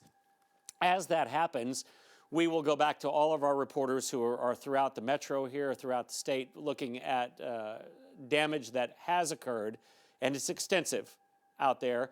And we're also checking in with power outages, with hospitals, and we've had those reports too. So we're going to have a complete wrap-up of this. We're not going to abandon this story. This is the story for the next several days and even weeks to come now, because we have seen it hit a population center in the state. All tornadoes are bad. some of them are particularly bad, and today was one of those times. Let's go back to the radar, the reflectivity part of this. This is rain with the core of heavy rain, probably some hail north of 270, but it's this little trailing part that we're watching now as it moves. So if you're in the path of this along 270 between Sheridan and Whitehall, go ahead and get into that lowest spot in your house. Even strong winds could blow over trees. And you don't want to be anywhere near the exterior walls or windows of your house. You get as many walls and windows or walls between you and the outside as is possible. You want that sturdy nature of whatever dwelling you're in. Lowest floor, always. And that's what we've been saying. And I guarantee you, when we see the outcome of all of this, there will be folks that have been in tornadoes today. Their house has been hit. The roof was taken off. Outside walls were ripped apart. And they were in a closet or a bathroom in the middle of their house, and they survived it. And I guarantee you'll hear story after story like that. And that's why we preach that over and over as these storms go through our state. We still have one severe thunderstorm warning over into White County and into Woodruff County. Storm looks rather disorganized. This one right here is moving into an area. I think it's still very unstable out there. Pine Bluff, you've had exactly zero amount of rain there. Stuttgart as well. This was the, keep in mind, this was the high risk area, east central Arkansas. But if we can get the mechanism that's causing, or that caused the rapid development earlier, kind of moving up to the northeast of us, maybe these storms, as they move into that area that we were really highlighting, won't be kind of the tornado producers that we imagined. And Todd, I think we said, 6:30, 7:30 tonight, the atmosphere will not be primed for tornadoes like earlier on. It can't come soon enough. I know. Bring it on. We're getting some very bad news of critical injuries, and we're going to have more on that in just a little bit. We're working to get that live shot, that information set up for you. That's coming in just a moment. Live Doppler network again on this storm. Sheridan, east of town. I think this is really getting disorganized right now. Still stay sheltered. It's now east of Sheridan. Also want to tell you, it's not in our viewing area, but there is a confirmed tornado on I-55 in Crittenden County. It's crossing over I-55. 4 minutes ago it was. So that, I think, was the storm that came through Little Rock. It's now up in Crittenden County, and it's confirmed on the ground up there. Now back here again, Sheridan, it's east of you. This is very disorganized. Still a severe thunderstorm warning. Okay, they're still working. We're going to have Ashley here in just a little bit. It seems to be ingesting a lot of rain, which may be disrupting it a little bit. Yeah. So that's why, and that's a very good thing. That's why these storms have thrived in their intensity, and they've maintained their intensity, because there was nothing south of it to disrupt the flow. That's happening here. And well, I'm saying, not saying that we're out of the woods, no. What I'm saying is that's what's happening at this current moment with this one thunderstorm going into western areas of Jefferson County. Little Rock, our severe weather threat in Little Rock, we're done. Look and see if we have any rain on the backside. There could be a sprinkle. But as far as the tornado factor here in Little Rock and that possibility, I think it's done in the Little Rock Metro, which is good news for all the cleanup. Now let's go back into this. And guys, let me know when we have this, have Ashley up. She's at Baptist Hospital, and we know that there are a lot of people being taken to the hospital and have been taken to the hospital. All right, we have her now. What new information do you have? Go ahead. Yeah, guys, I'm here outside Baptist Health Hospital, and so far the representative with Baptist has said that 21 people have been checked into the hospital that have injuries from the tornado, and 5 of those people are in critical condition. So hopefully we'll have more information within the next 30 minutes to an hour about if there are more people checked in or not, and we will keep you updated. Live in Little Rock, on your side, I'm Ashley Langham. All right, Ashley, thank you very much. So more than 20 have been brought in, 5 critical injuries. Still, no deaths reported. And that's our goal here. If you're going to go through something like this and it's inevitable, it's Arkansas, no deaths have been reported. Let's pray that it stays that way.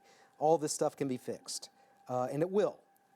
Watching the storm, Jefferson County, velocities, I still see something, but in my opinion, it's not impressive, but with the way things have played out today, you have to err on the side of caution. You just absolutely have to. Whitehall, stay sheltered. Interior of your home, your business, put as many walls between you and the outside. Entergy also reporting now more than 50,000 without electricity. As you can imagine, many of those right through Garland, Saline, Pulaski counties into West Little Rock. But that, if there's a tornado, I think that's where it would be most likely, somewhere in this location, right in here, going over Highway 270, there's Whitehall, and there's 530. Pine Bluff, I think you're gonna have high winds that can do damage, absolutely. You're gonna have heavy rain, you're gonna have lightning, and it can obviously do damage. But I think if there's a tornado, if there's one, it's gonna go just to the south of the city. I'm sorry, just to the north of the city. You're gonna be south of that circulation. Sherrill, another community, let's watch out for this, but let's hope it decreases a little bit further. And the trend with these tornado warnings is they get issued and there's something there and then it goes away. But I still see a little something, not much, but a little something there to be worried about, Barry. Yeah, and I think rain is being pulled into the south, from the south into that storm. So another area of rain pulled in, and that would be ideal. We're just getting word that Governor Sanders has activated the National Guard. They'll be assisting state police, and they'll be assisting local law enforcement as well with all of the damaged areas there, because it will be a night where there are a lot of places that are not able to be boarded up before night falls. There'll be roads that are still blocked that need to be cleared. So the National Guard has been activated by Governor Sanders. We're going to, again, stay with these until there are no more tornado warnings with this. We have all of our reporters are out, and they are showing the areas that have been so hard hit. Todd just said 53,000 in the Entergy system without power. 80,000, including the electric cooperatives of Arkansas, 80,000 customers without power right now. So those are household, those are electric customers that are without, and so there'll be more than 100,000 people that do not have power tonight with this, and may not for a while, given the severity of these storms. I know crews will be out and working.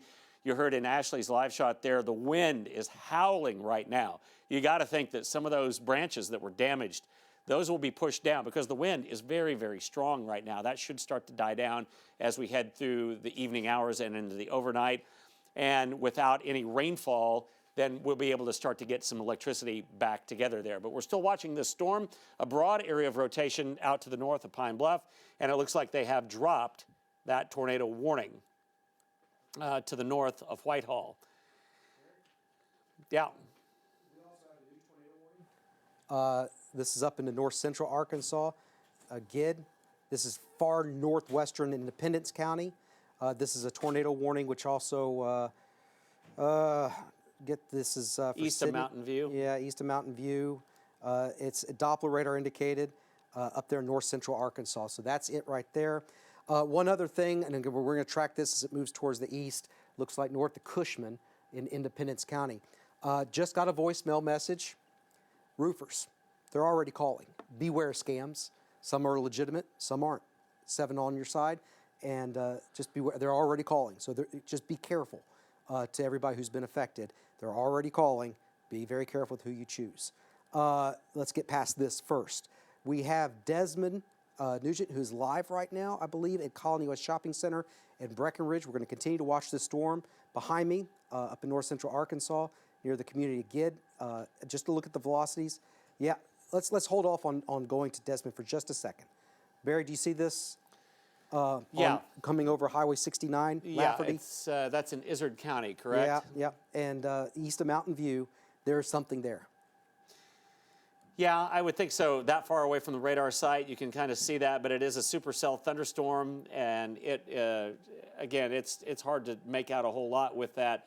But even at that distance from Guyan, and that will be moving up toward and to the south of Melbourne in North Arkansas. So that's Izard County, and that will move up across Highway 69 corridor, kind of the winding road there, Highway 58. It'll be moving up very near there. So if you're in that area of southwest Izard County, this storm is developing something. Even at that distance, we see a rotation within that storm, and that is our latest tornado warning. And those are the towns affected. Just to give you an idea, again, I'm going to back out. That is in far north Arkansas. There's Stone County. It's east of you, though, Mountain View. It's up into Izard County. And this, I remember years ago, a tornado actually moved through a very similar area there. It was over around Sylamore. But this is off to the east of there, and we don't know that it's on the ground, but the National Weather Service has said that this is an area of concern. The community of Sage, I don't know how to pronounce that, could be Gid, could be Jid, Lafferty, and Guyan in Izard County. It is moving up to the northeast, and so, folks, if you're in that area there, it's a very rural area, very heavily forested area of the state. You won't see much. There'll be a lot of rain wrapped around this, but there is some rotation with that storm. I do want to go back down to the storm. Yeah, they have taken that out, and so this is just a kind of a remnant cell. What happened is the rain moved up into what was a supercell all out by itself. It is now pulling cool air, rain-cooled air into it, and that kind of tears apart the vertical structure of these storms. And so that's great. We'll continue to watch it, but there are no tornado warnings in effect. I don't know if we have any of our other reporters out there ready, but we're going to continue to monitor those areas, and then the progress of how folks are cleaning up and unblocking streets. There are a number of streets that you cannot get through. I know a number of you probably have your chainsaw out, and you're saying, hey, how can I help? How can I go? Because, you know, that's what we do around here. But in many instances, you're gonna be clogging up the roadways, and we do not need that to happen. And there are some spots that are just straight out blocked off. The main thoroughfares may be open, a lot of side streets. I think in West Little Rock, I think in Kamak Village, up from Murray Lock and Dam, there along Rockwood, crossing Cantrell Road, out near where Purple Cow is on Cantrell Road. A lot of folks may know where that area is. That area has been very heavily hit. Pulaski County Tidal, that building has been very heavily hit in that same area too. So those are some just kind of landmarks along the way. But we are going to continue to stay with these storms as they have the potential to produce a tornado. And then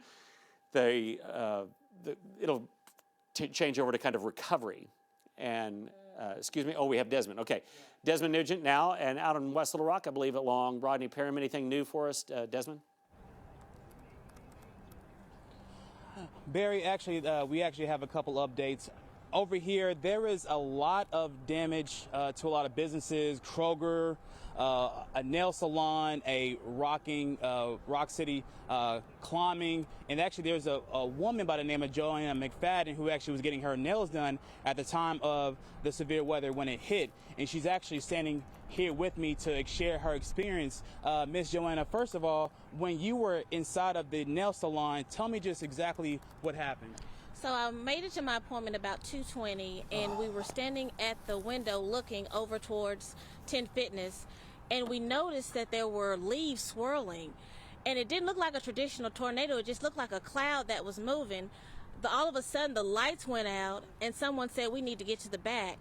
So we all took out, and we ran to the back, and we took cover.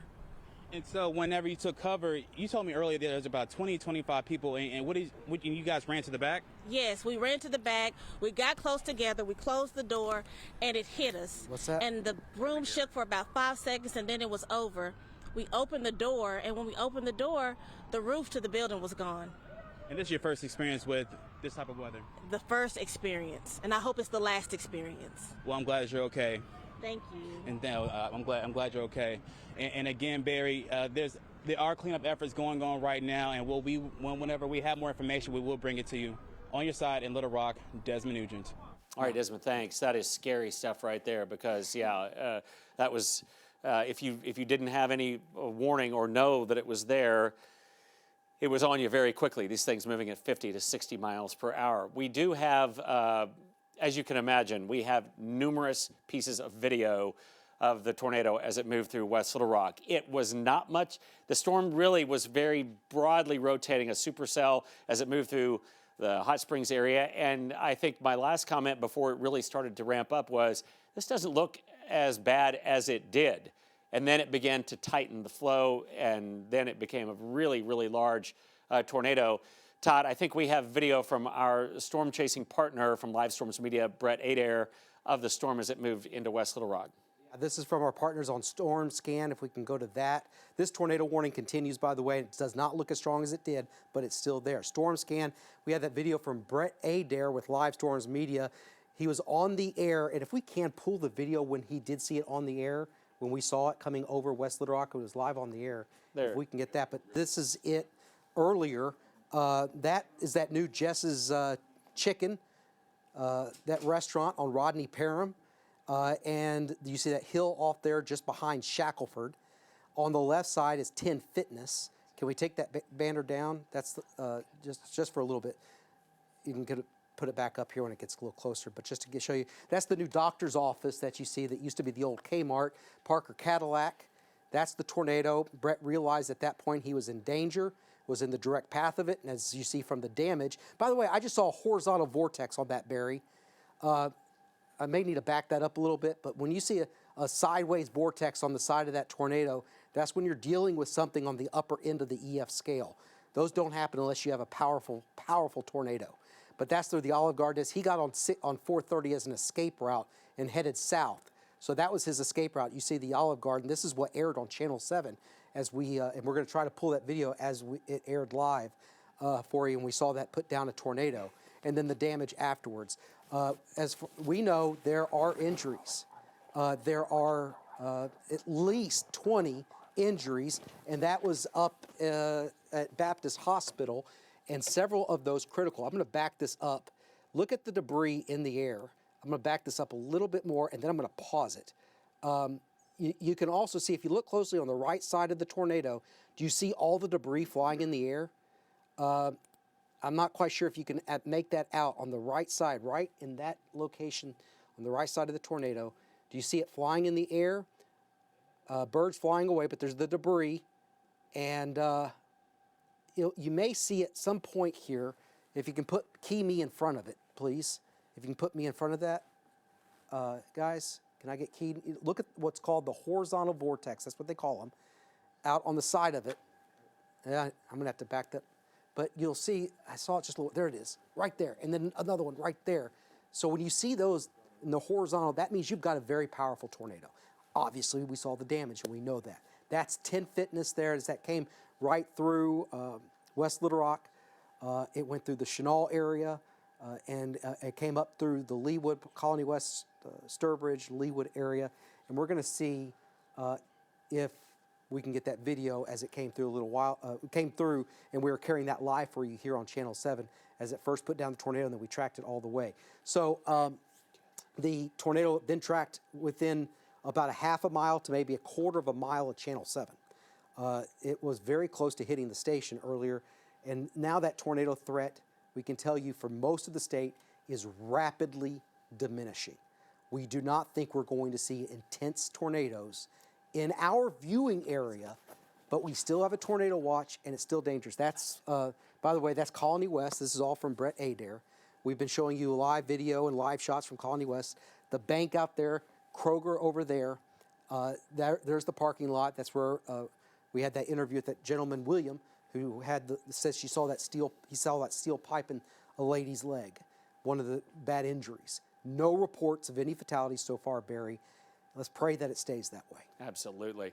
We've got so many pieces of video and images in from Chime In, and if we can take a look at some of those. But this was, again, it was very much videoed, lots of images taken of this storm as it moved through. We've got some storm damage videos. We've had a number of folks send those in, if we can take those. I think we're on. Okay, here is from around the area of Baptist Health.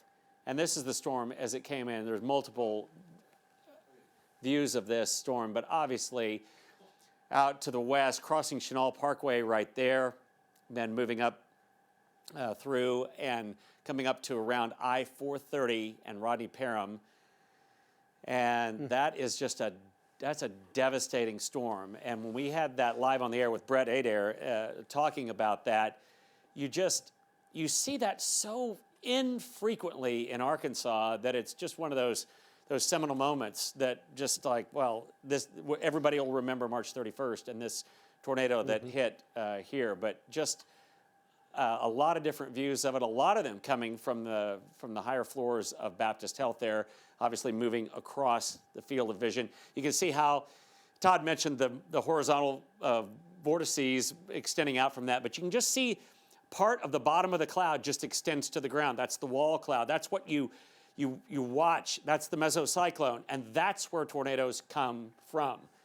They come from one part, a rotating part of a thunderstorm, and then if the if the rotation is intense enough, then it extends all the way down to the ground. And they don't have to be a mile wide to produce catastrophic damage. You can have wedge tornadoes that are up at the upper end of the EF scale, but you can have some that are obviously not that wide, obviously wide, but they can have very high wind speeds associated with them because of the wind field above. And these storms are tall, and they tap into the wind above. And we all know that the wind up above the earth is much stronger than down here at the surface with friction of hills and trees and things. But that is going to be burned in our mind forever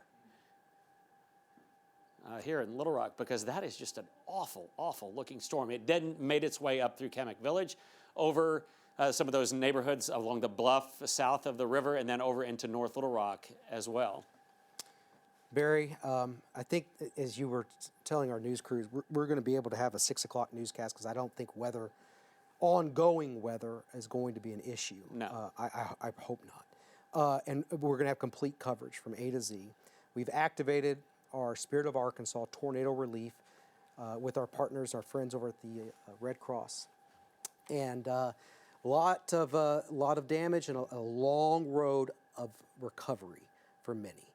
And I know many of you for watching us from Mayflower and Bologna, you're saying, yeah, we've been there before. And so our hearts and our prayers and our thoughts are with everybody who's been affected today. And we pray again, there's been no reports of any fatalities into the Channel 7 newsroom. Hope it stays that way. Also, Governor Sarah Sanders has activated the National Guard, I think Barry said, and they've also declared a state of emergency. I'm sure that this is going to be a massive recovery process, because it hit so many homes and businesses, a very densely populated area. You put this tornado out in eastern Arkansas, and it hits fields mostly. It could hit people, but this hit a very densely populated area. The damage is going to be the millions upon millions but that can all be fixed. But Barry, I think that we're feeling pretty good right now, because as far as the ongoing severe weather situation, the only tornado warned storm, it's almost out of the polygon, which means they're going to drop that at some point. And then we have the severe thunderstorm warnings, because that right there moving towards evening shade, they haven't reissued it, so that it's probably decreasing. This whole event for Arkansas is winding down. However, this is still a supercell thunderstorm that has to be watched in Jefferson County. This has velocity signatures on it that are weak, but they're there. It has that hook to it. Do you see the velocities? I'm a little worried, Wabaseka. A little concerned about this. I wouldn't doubt if they issued a tornado warning. If they do, the moment that they push the button on their keyboard at the National Weather Service to issue one, you're going to see a box appear right here that says new tornado warning. We'll see if they do that for here, but this to me is the storm in the state that does not have a tornado warning on it, but shows the most intense signatures on radar. North of Pine Bluff, the rotation with this will stay north of you, but I am concerned that something may be trying to develop here, Barry. West of Alzheimer, Wabaseka, right there on Highway 15. I want you to take your tornado precautions anyway. Even if there's not an official tornado warning issued, I want you to take your tornado precautions. I don't like this in an area that hasn't been touched by rain today. I think they're going to issue a tornado warning. I'd be shocked if they did not issue a tornado warning. South of Sherrill, moving towards the northeast, there's Humphrey, there's Stuttgart. I think there will be a tornado warning issued at any moment for that, Barry. Wrapping up there very quickly, and that's something I wasn't entirely sure was going to happen, but it's moving out into that eastern part of the state, and right there it is, Alzheimer, and it'll be moved toward Humphrey, as Todd said, Sherrill. So it's kind of between Sherrill and Alzheimer right there, and those are the wind fields. And every scan, and there's the tornado warning. It was just issued. Todd said that it would be, and so here it is. It'll be moving up along Highway 63, probably just to the north of that, but it may intersect it at some point. So if you're out to the northeast of Pine Bluff, all-timer, get into the lowest floor of your house, the most interior part of your house, away from exterior walls and windows, because these storms, that's why we stuck with it, because it looked like a supercell. It looked like it could produce a tornado, but it probably wasn't. And now it may very well be in an area where winds are coming toward and going away from the radar site, right just on the northwest side of all-timer. Out to the east, there's a supercell storm, and that eastern part of the state, just notice, there's just nothing out there. I said it earlier. Stuttgart, you've had no rain so far. It's hot, it's humid, it's windy. There's a lot of wind energy still left, and that's why we said we're not completely out of the woods with this as we even approach the 6 o'clock hour. But this is the one that we'll be watching. There's one up to the north of there, southeast of Carlisle. Todd? The one, say that again? There's one out to the southeast of Carlisle that's beginning to develop as well. Yeah. And so this is moving into that area, and there's no tornado warning on it, but I want you, Hazen, I want you to be watching this storm. We are watching it. And just when it looked like there was a lull, then this day that seems like it will not let go of us says, yeah, here we go again. And that is the area that the National Weather Service is watching. I'm sure they're watching other areas as well as this storm moves through. It has the rotation around the backside of the storm. So you can see this broad area of rain and heavy rainfall. That's the rain and possibly even hail core within that. But it's this southwest side of the storm, this lower flank of the storm that you have to be concerned about, because that's the rotating mesocyclone, the medium-sized rotation in the atmosphere that then comes down into a very small area if it does indeed produce a tornado. And so that's what we look at, these storms out by themselves, and we're just looking for a new scan. But while there was a new reflectivity scan, rainfall scan, there was not a new, there it is, there's the new scan right there, and it's just now north of all-timer. Still kind of a broad area, but where those two meet, I think we have to be concerned that there could be something happening there. I know that if you're out looking at that storm from a ways, there's a lowering of the cloud base of that storm. And it's possible then from that lowering area, that's where you might see a tornado. I don't know that it looks any worse than it did, Todd, but I don't know that it looks any better either. Yeah, near Wabasega, I want you to take your tornado precautions. You're talking about that storm near Carlisle. I think this may actually, it's bad news for Jefferson County, but this may actually stop the inflow into that storm near Carlisle because that's due north. So I'm not 100% sold on that, but this may disrupt that a little bit. So I'm just trying to see, silver lining on this cloud and this horrible day. But let's go back into this because there's obviously one of these structurally sound supercell thunderstorms. It's there, and then you look at the velocities, and it shows more tightening. It's very close to Wabaseka right now. We're close to the radar. Now, we don't have, it's there, and it could be putting down a small tornado. But let's see, we're close to the radar. Let's see if there's any debris signatures. I don't see anything conclusive with debris, the debris detector. I don't see that. But all-timer and Wabaseka, I think Wabaseka is in the direct path of this. Near all-timer, especially on Highway 63. So it's going to cross over there. This is Wabaseka Road right here going north and south. This is the potential tornado moving towards the northeast. Humphrey is another location that could be in the path of this tornado.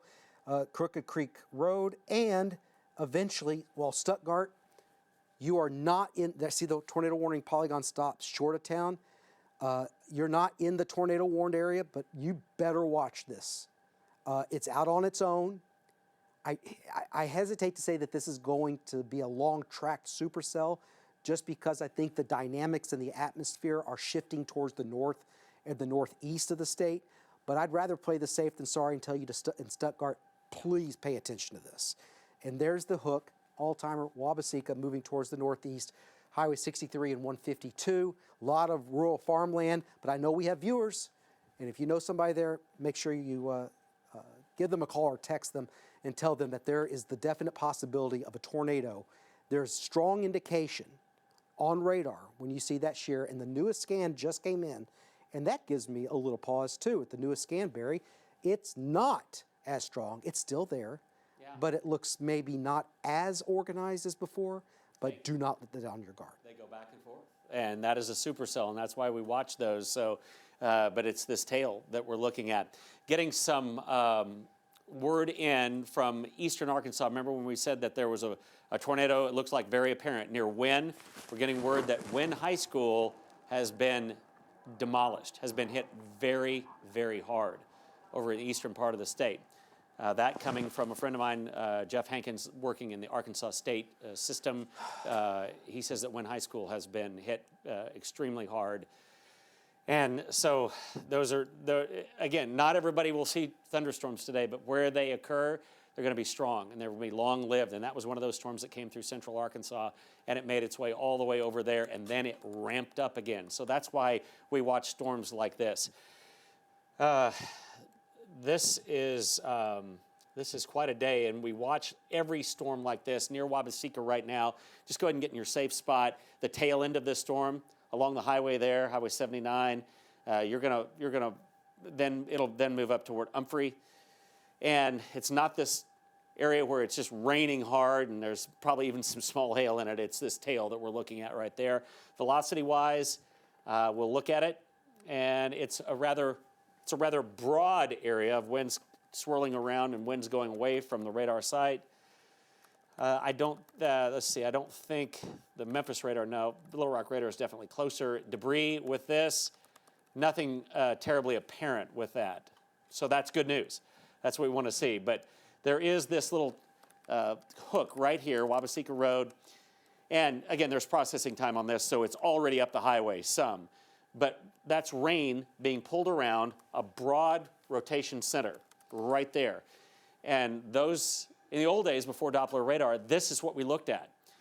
This is the only way you could look for a hook echo, and that's rain being pulled around a rotation source. But now, with that, we can look at the wind field inside of that storm as well. And I'm just going to say, if you're in Wabaseka, may not be a tornado on the ground, doesn't matter. Get in your safe spot. Go to the lowest floor of your house. Get away from exterior walls and windows, because it's not going to be there very long. These storms moving at 50, 60 miles per hour will just fly. Just think about a car moving down the highway there at 50, 55, 60 miles per hour. It's going to be moving very, very quickly and in and out very quickly. And there's the latest scan. I don't think it looks as organized as it did. And we'll look at, but again, it's the tail of a supercell thunderstorm. And so those are the ones that we have to watch, and we'll continue to watch very closely. I'm sure there'll be more reports of damage coming out, again, in just a few minutes, or when this tornado warning is not there. We will go to our newscast. We've got all of our reporters out there. Obviously, a large tornado has affected the Little Rock area in terms of width and in terms of intensity. This is going to be at the upper end of, toward the upper end of the EF scale, and it's going to take a long time to recover. And I know a lot of you are out there cleaning up right now. You're trying to prepare for the onset of darkness here in just a little bit. And it looks like the rainfall, though, is largely going to end. I will say that there is some rain now moving through the Little Rock area. It's mainly in southwest Little Rock and moving up. These are not severe storms at all, but down I-30. And so that will move up through the area hit by the tornado, both in North Little Rock and down into Little Rock. It looks like it will be largely rain-free, but there could be a few light showers out there. And there could even be a little bit of lightning. And I know a number of folks are without power, and I'm going to talk about the power. I'll look that up, but we still are looking at this storm near Wabaseka right now, and we'll continue to keep you updated on that. I'll get an updated count. Now 93,000 without power in Arkansas. A lot of those have just come in recently over into Cross County and into Crittenden County. So there has been, along with that storm that apparently has hit Wynne High School, apparently a lot of places have been hit. Out of 10,000 customers in Cross County, 6,400 without power. Crittenden County, 13,000 customers, 6,000 without power, almost half. And here in Pulaski County, including Entergy System and co-ops, we're at 54,000 customers without power. And in the Entergy System alone, and it is an eerie map to look at when you look through Little Rock and North Little Rock, because you can tell exactly where the tornado went. And I'm just looking at it here, and I'll tell you the summary says that we're now 57,000 customers in the Entergy system in the state without power. Again, some of those, though, I think are coming in now from eastern Arkansas. Yeah, in that area around Wynne and over around and to the north of West Memphis. All right, back we go. Wabaseka, this is a new scan. It still has that little hook on it, velocity-wise. Yeah, there's still something there. And Todd, I think it may have more inflow than it had as it approaches Humphrey. Yeah, it is, and it's going to get close to Stuttgart here. I think it's going to go south of Stuttgart, to be honest with you, but it's going to be a close call with that. The velocities, as Barry's been showing you, there's still something there, and so I don't feel sad. We have meteorologist Melinda Mayo standing by live. Let's not go just yet, but all on standby. I don't want to pull away from this storm right now because I think lives are in danger here in Humphrey along Highway 152.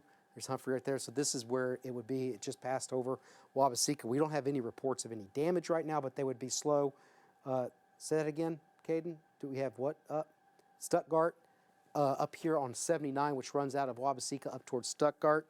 You got Max Prairie Wings right up here, right where the road bends. It's actually right here on 63. And let's stay with the weather coverage here because we have a possible tornado that's coming up through Humphrey. Nope, not in this. Coming up 63 and 79 right now. Barry, I wonder how much of this is noise on the radar because it does not have. There's some weird-looking pixels, but there's that hook right there. And look at that hail core north of Humphrey. That's hail, and it's just a classic supercell. So I think there could be a tornado there, Barry. And yeah, I do too. The debris, I'm not, maybe right there. North of the U and Humphrey. But that doesn't match up well when you look there. No, but that, again, these scans are coming in at different times. Yeah. So let's just assume that it is. And we say that all the time. Let's just assume there is something happening there, even if there's not. Because, as Todd showed you, that is the hail core of this storm. And it's this bottom area around Humphrey or maybe just to the south of there. And it will track up towards Stuttgart. And hopefully by that time, it will not be as potent as it is. But I think that is a storm that needs to be watched. Go to your safe spot in your house as it moves up. And then the highway kind of moves back to the south a little bit there. It'll be moving right up that corridor. So if you live in that area, Humphrey or out to the east of town, you need to go to that safe spot in your house. That is the only tornado warning that we have within the state. Let's take a look at the velocity of it. Yeah, I think there's something. Yeah, I think now, and then the latest scan, I'll show you the debris. It's very close to that. There could be some debris in there. Yeah, hard to tell, but the velocity product is enough for me.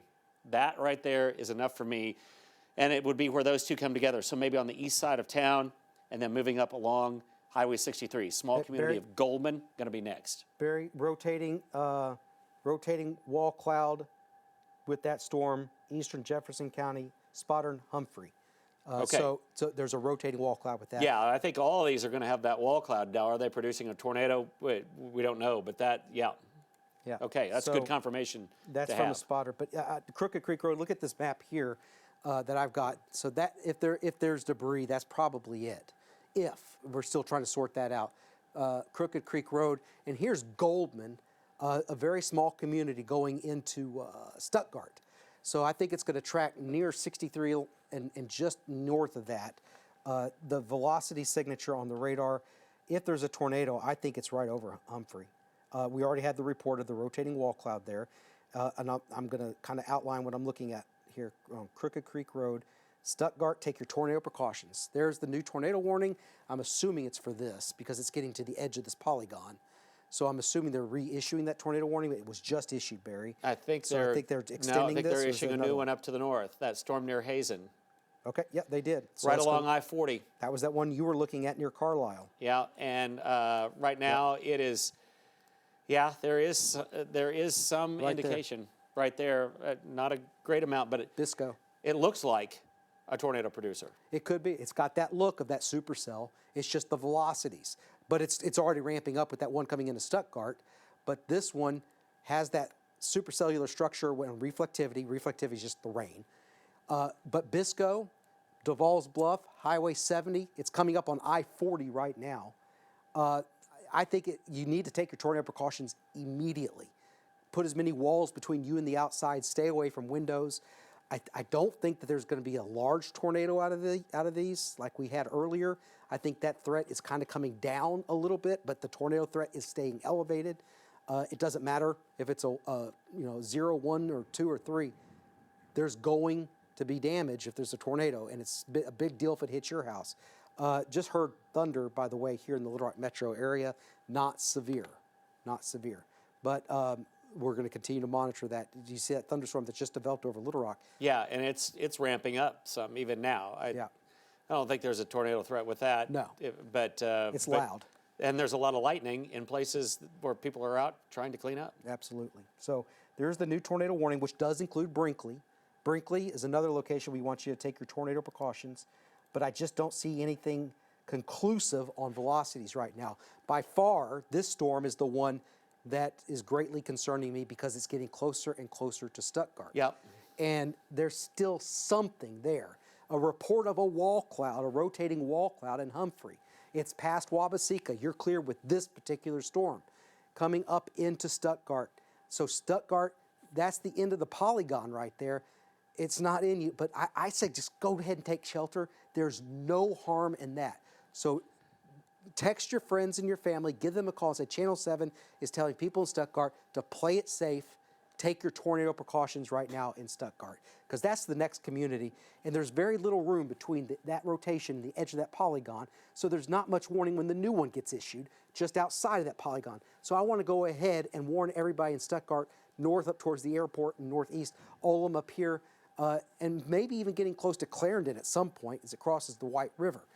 There is a rotation that I think is significant enough for the issuance of a tornado warning, and when one does get issued again, you'll see that first right here, and I think you're going to see a new box drawn here. I'm really kind of shocked that hasn't happened just yet, but Olem will be in the path of this. Also, Elmira up towards Stuttgart in this general area as that tracks. And again, these don't go straight. They kind of wobble around, not a straight line. That's the best I got right now, Barry. I'm tracking just all the newest information, and I know emergency shelters now established at the North Little Rock Community Center. I want to make sure everybody knows that for storm victims and also their pets, and that's located at 2700 Willow Street. 2700 Willow Street, North Little Rock. There's a shelter that is open, and also from Mayor Frank Scott, Chris May sent this to me. Says that roads are currently closed. Markham from Rodney Parham to Napa Valley. Rodney Parham from Markham to Napa Valley. Cantrell from I-430 to Reservoir, Shackelford, Arkansas Valley to Markham. So a lot of road closures in West Little Rock because of this. But this storm here is what I think we need, is the biggest one in our viewing area right now that's heading into Arkansas County. And I want Stuttgart to go ahead and take your tornado precautions, even though there's not a technical tornado warning in effect. I just think that would be smart. You do have hail coming into town too, Barry. Yeah, I was just looking at those road closures here in town, but yeah, there is definitely something there as this approaches Stuttgart. It's hard to tell exactly the center of circulation because it looks like it has moved somewhat down to the south. It was right on the highway there, headed into Stuttgart, but for now it looks like it may be just south of there. So we're going to look more at the rainfall within this storm, and it looks like the tail end of that storm could be down here. So this may be the rotation area south of the highway and moving off to the northeast. So Stuttgart, yes, you're not in the warning, but you could very well be very quickly. And then the storm that we're looking at just north of there, again, I'll go back to velocity on that one. So there is definitely something there. And then the storm that's right along I-40 north of Duval's Bluff. And you'll see that it doesn't look like a whole lot there. Just on the velocity product with that. Radar-wise, there is that tail on this storm as well. So Bisco would be eventually in this storm, but this is a storm that doesn't look as impressive. I think the National Weather Service is probably looking at just the instability that is out in that eastern part of the state and saying, wow, these storms, if they're out by themselves like that, may have the potential. And then you see a scan or two where there is some velocity going away from and toward the radar site, and you think, well, that is something that we're going to have to warn. And we are warning it, and we're going to tell you about it. It just looks weaker than the one that's coming up on Stuttgart. And so Stuttgart, here you are. I think this storm might be going a little more east than it was, maybe, but there is still something out there. And look at where the rotation is now, out to the east of Humphrey. It's this area right here that we're looking at, Highway 343. So bright reds, bright greens, and the meeting point of the two would be right there. As it moves, I'm going to say this is moving a little more east-northeast. And just to put that in perspective for you, Stuttgart, it looks like to me that this rotation could very well go to the south of Stuttgart. We're going to watch future scans, though, to see if something starts to rotate up there. Okay, so Barry, that and the one to the north are the only tornado warnings. I'm still kind of baffled as to why this has not been issued further. There it is right there. There it is, new tornado warning issued. Finally, there's Stuttgart. It got to the very end of that polygon. This does include Ullum, Elmira, Duncan, a lot of small farming communities in this location of the state. Along Highway 146, this is where the possible tornado would be located. Just about maybe 2 to 4 miles to the south of Stuttgart, moving towards the east-northeast. Stuttgart, it's loud out there, isn't it? You hear the hail, the rain, the wind, but the tornado with this, if there is one, is just a few miles to the south. So stay sheltered. I think it's going to go just south of town, parallel 79 for a little while, and move up towards the north. There's 79, there's 146 and 37, there's Rowe and Duncan. Take your tornado precautions. Maybe as far, it'll probably go just a little north of Elmira in Arkansas County on its current path, but these paths are never perfectly straight. So that's a new tornado warning that has just been issued. The loud noise you hear in the Little Rock metro area is a thunderstorm that is not severe. This storm, Barry, in the I-40 area, still has a strong hook to it. North of Duval's Bluff, Carlisle's in the clear from this storm, but Brinkley here, take your tornado precautions. I still don't see velocities that suggest an imminent threat, but it could develop very rapidly based on the velocities. I think this storm has some impedance, is being impeded by the storm towards the south. That's what I'm talking about here. The flow into it here may be disrupted a little bit, and that's why this isn't really going, and this one is at the moment. That could always change. But the other thing of note is that this is moving out of the Channel 7 viewing area soon, going up towards Forest City, which is the Memphis television market. And this in Arkansas County will be moving towards Monroe County, which of course we cover, and then it moves towards the east. They're also moving very quickly. So it's 6 o'clock right now, and I don't know when we want to touch base with our news crews. I know we have meteorologist Linda Mayo out. We have Brenda. We have so many, but I think it's important that we kind of stick with this for now because of its proximity in Arkansas County, Barry. But the reports of damage, just again, you're in a haze right now. It's kind of a fog with everything that has happened. But correct me if I'm wrong. There has been no damage since West Little Rock. In North Little Rock, in Jacksonville, that storm. Has there been anything else besides that one storm that's caused damage? Well, until East Arkansas and Wynne and that storm. And so, but a big gap. You're right. Yeah. It was a storm that really, the storms that moved through here, there were 2 supercells. The initial one kind of died out, and then the other one became strong and moved over into eastern Arkansas, and it became the dominant storm. But you're right. It was much worse as it went through the metro area here. We're going to watch that storm over that's out to the west of Brinkley near Bisco. Todd mentioned that there is the hook feature to it right there, but not a lot in the way of rotation. Maybe a little bit out to the east of town, but that looks really weak to me, and that's not terribly far from the radar site. So it's a tornado-warned area, and it is roughly following the interstate. I mean, it's almost, the rotation area almost following right along the interstate, but it's the one south of there, south of Stuttgart now. It looks like a little more broad rotation, but I see some outbound that is a little stronger, and there is the tail. This would be south of Stuttgart, the rotating area. That's got to be a hail core there in Stuttgart. There's going to be some damage, I bet you, to cars and roofs there. And as we head on out, this is a large then tornado warning that goes out, much larger than where the actual rotation will be. But it will cross over 165 there south of Stuttgart and move off to the east. But that is, that is a lot of lightning and hail perhaps with that storm as it moves through. This is the latest scan. Velocity scan still showing the potential for something down to the south there. So if you're in this area, go ahead and take cover out in advance of it. Very well could be something happening there as it crosses the highway and moves off to kind of the east-northeast. These are mainly east-northeast moving, not true northeast moving. We have some more video to show, or some pictures to show. We're going to stay with this storm, just the south of Stuttgart. Can we take our storyteller? And if we can, I'll show you some areas, maybe some landmarks that might be familiar to you. There's some apartment damage in the Little Rock area. This is Calais Apartments, and this is on Napa Valley. And you can see that is sustained extensive damage, one of the buildings at least there.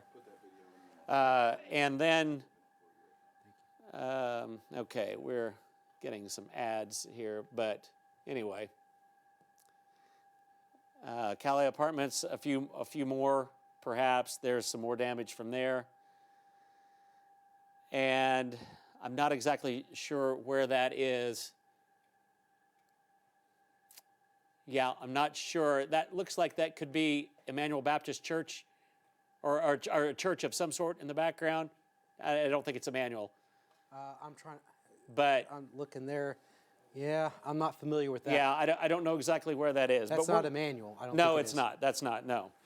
But it would have been in that area around Emmanuel Baptist that the tornado tracked. I think it may be the Baptist Church on Donovan Briley Boulevard, south of Camp Robinson. South of Camp Robinson. So Okay, good. Thanks for that. Chris May here, and all of our news team is behind the scenes. I know you've seen us a lot today. For my taste, you've seen us too much today. But out to the southeast of Stuttgart, we're going to continue then to keep an eye on these storms. Just go back if we can, and I'll show you. It's a little more broad now, but perhaps out to the southeast of Stuttgart, there could be some rotation with that storm. It is a supercell. And there it is as it tracks maybe just to the north of Elmira, the roads that wind through Arkansas County over there. And there it is kind of on a larger view. The storm up to the north as it heads toward Brinkley. Not much velocity there, but some broad rotation with that storm as it tracks just along or perhaps just north of I-40 eastbound. That wouldn't be a fun trip right now on I-40 eastbound with the rain and storms in the vicinity of there and that supercell just to the north. Yeah, that I-40 storm that you're looking at. I see it. Dagmar is the community. Yeah. You see that? That right there, coming into Brinkley right now. That may be something, especially on the north side of Interstate 40. There's Brinkley, Weatherby Drive. So there may be something trying to organize there, and they had that tornado warning in effect. So these are the two tornado warnings that are ongoing. In effect, I believe, until 7 o'clock, and it's 6:17 right now. Hopefully it'll be over with by then, but we keep saying that. But this watch is in effect until 8, and they'll get another watch going for maybe a few counties in eastern Arkansas. Stuttgart, let's look at the reflectivity out of this. And the hail core, the back edge of that, it's a hard back edge, Stuttgart. So rapid, it went from hailing to nothing very quickly. But that's hail and rain too. East of Stuttgart, and this is the area that has the potential tornado. And the rotation with that, there's still something, as Barry's been tracking it with us here. Elmira, it's going to be near you, but probably jog just a couple, 2, 3, 4 miles north of town. Let me get my glasses here and look at that. That's Highway 130 north coming out of Elmira, 153. And this general area, there could be one here or something down in that area. So I think it's just prudent for us to warn everybody here that hook echo with that. Remember, this is now entering the area of the state that was under the high risk for severe weather and tornadoes today. So keep that in mind, that the atmosphere is still volatile, very volatile. Obviously, as we told you, don't focus on the worst, the high risk, the moderate risk, and the bullseye, because it can happen in other areas too, and oftentimes it does. We saw that happen today. Hail out of this on Highway 146. It's a little slow getting onto the radar, but I've got a feeling you're going to see a hail there, right there near south of Stuttgart. Now this lags behind a little bit because that hail core is further towards the east, but sizable hail. How big is the radar estimating? Again, this is more east now, but showing ping pong size hail with that thunderstorm, which is now east of Stuttgart, 146 there, the highway. That's where that is. So that's lagging behind just a touch. But again, hail is a threat with that, along with the tornado threat in Arkansas County. If there's a tornado, it's right in this location most likely. Now southeast, almost due east of Stuttgart, moving towards the east at almost 50 miles per hour. Damaging winds will be a threat with this thunderstorm as it moves towards the east. Let's check in on the northern storm. The northern storm on I-40, which is coming into Brinkley. That still has some weak, broad rotation to it. Bisco is in the clear from this particular storm. It's riding I-40. There's Fargo, Highway 17. There's Wheatley on I-40.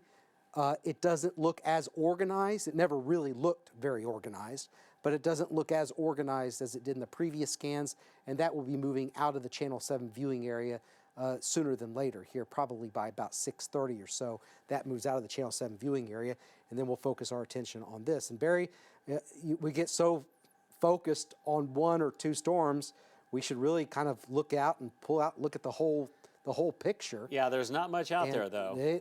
I remember yesterday and even today we're saying not everybody will get thunderstorms. Yeah. You see, we're concentrating on two, but very little, if anything. I see one cell, by the way, in southern Perry County. That's just a shower. But just to let you know, in the metro, there still could be showers this evening for a short time.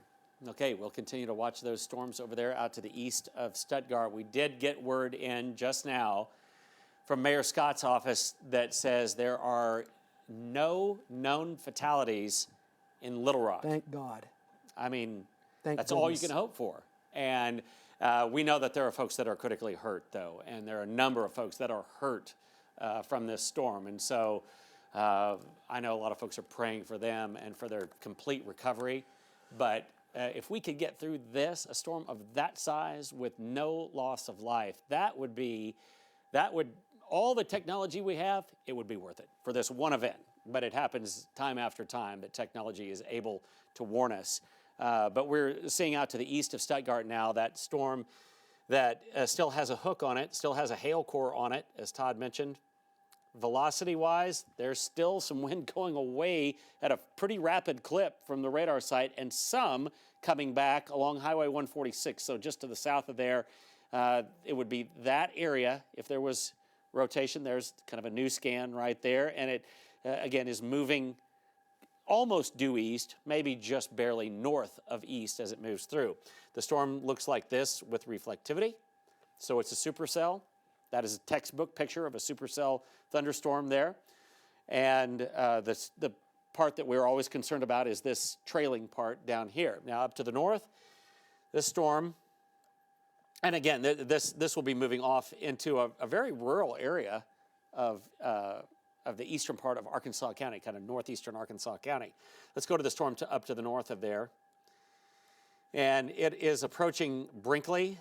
I haven't seen power outages associated with that. Velocity-wise, there is some broad rotation there and kind of a lot of wind along I-40, some return flow, so the area would be just to the north of I-40 if there is something happening. I'm sure there's a lowering of the cloud base there.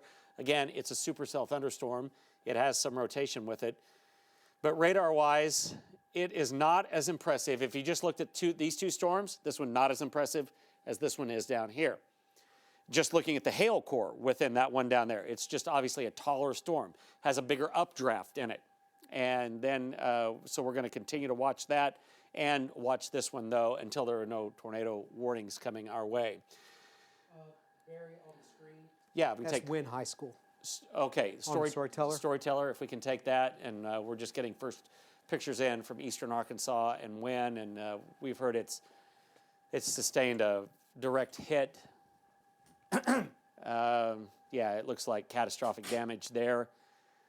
We certainly hope that there was no one inside that school when that happened.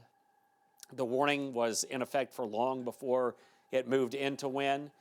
That's the one thing about these storms, these supercells. It's not a mystery usually where they are. They're very apparent on radar. They stay on the ground a long time, and you get multiple minutes of warning. But that's a heartbreaking scene for folks over in the area of Wynne in eastern Arkansas, a storm that did move through the Little Rock area there. We're getting a number of reports of damage, not only in Little Rock, but in North Little Rock, some other spots around the state, but it was very selective. It was strongest, we're thinking, in the Little Rock and North Little Rock area.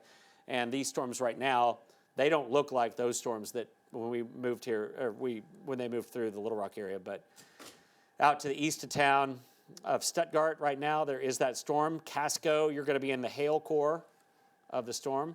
We'll zoom in just a little tighter there. There's Casco. This is the part that we're concerned about, a rotation being pulled around a center. Velocity-wise, there's still something there, but I don't know that it is as pronounced as it was. But we watch straight east of Stuttgart, that northern part of Arkansas County, and then the storm up to the north. It's approaching New Brinkley, but this doesn't even have much of a hail core on it. Not that that is absolutely necessary, but there is outbound wind and there is some inbound wind, and it's coming up on the Brinkley area right now, and it's very close to that I-40 corridor of eastern Arkansas. Radar-wise, it does not look quite as pronounced as it did. There is still that little notch there on the tail end of it, but that storm, I think, is pulling air that is rain-cooled up. Todd mentioned this earlier. It impedes just that hot air that flows into the southernmost storm, that warm, humid air. This one, I think, is getting a lot of rain-cooled air coming in. And what a supercell wants is warm, humid air. Warm air rises, humid air rises. Cool air does not rise. So I think it's getting affected by that, and hopefully that is the case, and this thing kind of goes away as it approaches Brinkley. But Brinkley, you're still in a tornado-warned storm, and so this is the time to keep a close watch out and go to that most interior part of your house, and we'll keep a close watch on it as we do. This is a much stronger storm out to the east of Stuttgart. Velocities, new scan, yeah, there's still something there, away from and toward in a rather tight couplet, but we're getting out toward the eastern edge of a really good look at this storm from our radar here. We can still see it quite well, but it's just a little farther away and it's shooting at a higher angle. Barry, I think did we lose Barry's microphone? I think we may have lost it. That's okay. It's probably, we've been talking, and the battery's got to be replaced. So let's go into this again. Barry's been tracking this potential tornado. The one is now moving out of the Channel 7 viewing area. It is just past Brinkley, but this one still continues going into southern Monroe County. Holly Grove, checking in on the velocities of this. And can you hear me? I was just told that maybe they can't hear me. Okay, so there it is coming in just south of Holly Grove. If there's a tornado, that's where it is. Casco, Deep Elm, there's Lawrenceville. This is the area that, and Crockett's Bluff, if you know of anybody there, north of Crockett's Bluff, you're going to get the potential tornado going out over there and getting out of the Channel 7 viewing area, going into Phillips County, which is served by the Memphis television market. We also have a new severe thunderstorm warning in effect here for the Camden area. So a new severe thunderstorm warning for Camden. Let's look at this just to be safe than sorry, and I see rotation, Barry.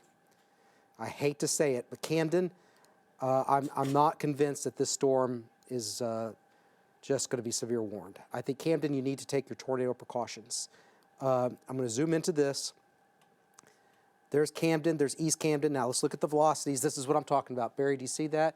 Yeah. East of Highway 57, Camden, take your tornado precautions. There's not a tornado warning in effect right now, but on a day like today, we've got to play this safe than sorry. Please take your tornado precautions in Camden. Channel 7 is urging you to do that. And while we're waiting for a tornado warning to be issued for Camden, and we're watching that near Holly Grove, just a picture I wanted to share with you that was sent to me. It's on Storyteller. It boggles my mind because I've driven through this area 40 plus years here in Little Rock, Breckenridge and Shackleford. That's looking towards the south. It's unrecognizable. I cannot believe what I'm looking at there. That's near the Shipley's Donuts. Do you know Shipley's? What used to be the old powerhouse gym would be on the right side of that, picture. And that's looking off towards the southwest as that move towards Colony. It's unrecognizable. And so many people are devastated. And we know so many people that live in this area. And just pray that nobody was killed. No fatalities reported. Let's go back to the storm here. Camden, East Camden, there's no tornado warning in effect.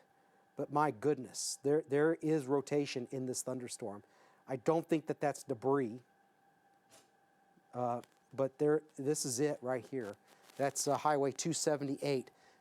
So we'll continue to monitor that storm. And the other one that has a tornado warning on it too, that will be moving out of Arkansas and Monroe County soon and going over into Phillips County, but it still could be producing a tornado. Although, Barry, the latest scans on this don't look quite as strong, but it's still intact somewhat, enough to continue that warning. Highway 146, Marvel right over here, Stuttgart. Okay, so they just updated, they just cleaned up that tornado warning a little bit. So Stuttgart is not even officially in that anymore, and that's going to be moving east. I think our attention, Barry, is going to start moving from that as it moves over the White River area here into southwest Arkansas. I don't understand why there's not a tornado warning on this right now. It's out on its own. It's got something going on.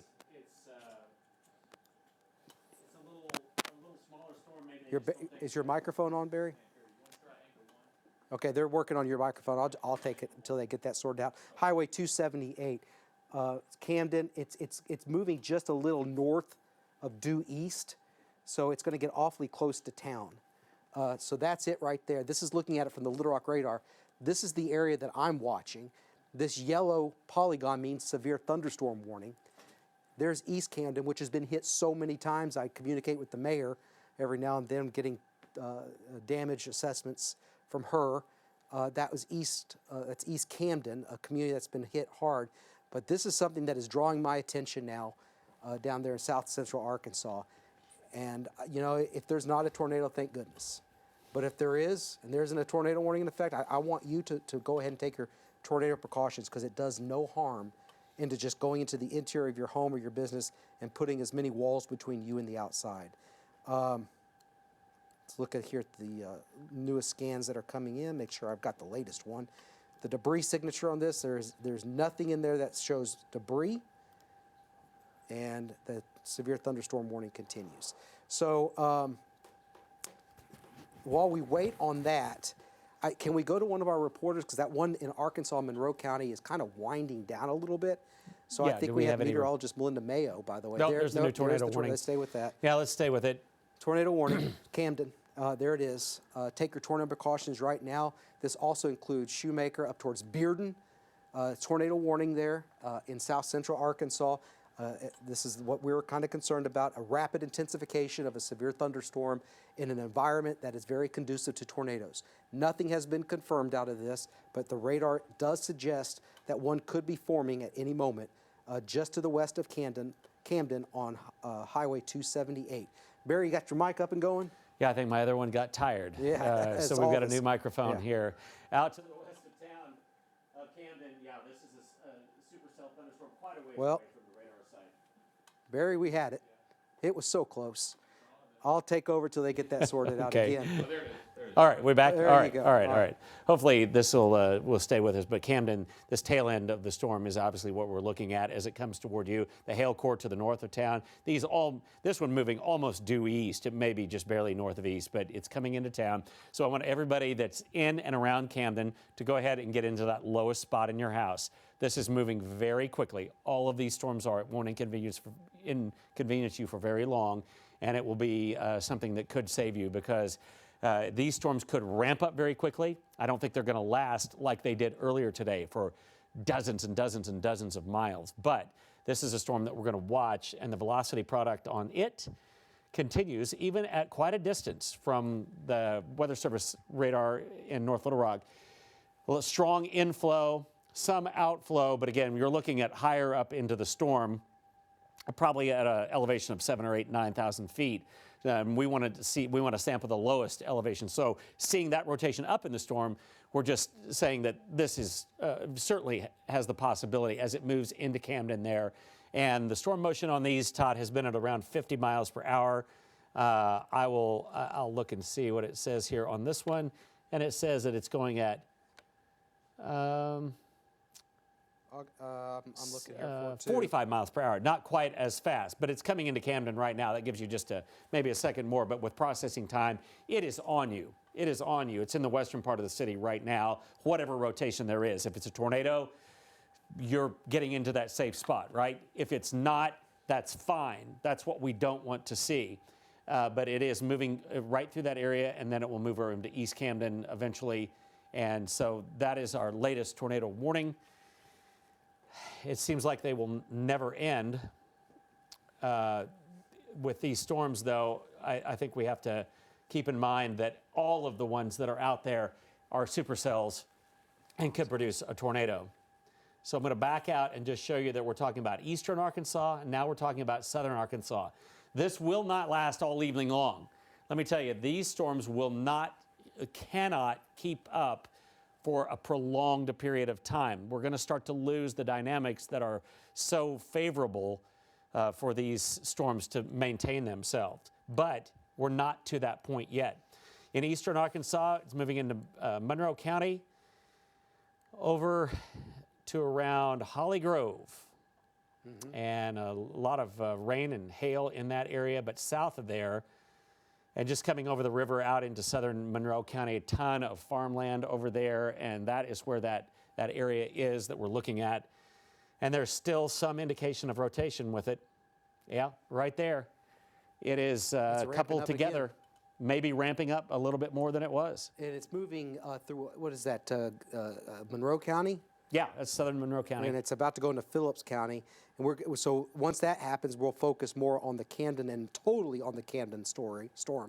But Barry, you want to take that one? I'll get the Camden story. Okay. We'll just kind of split this. So I'll give you an update on the Camden storm right now.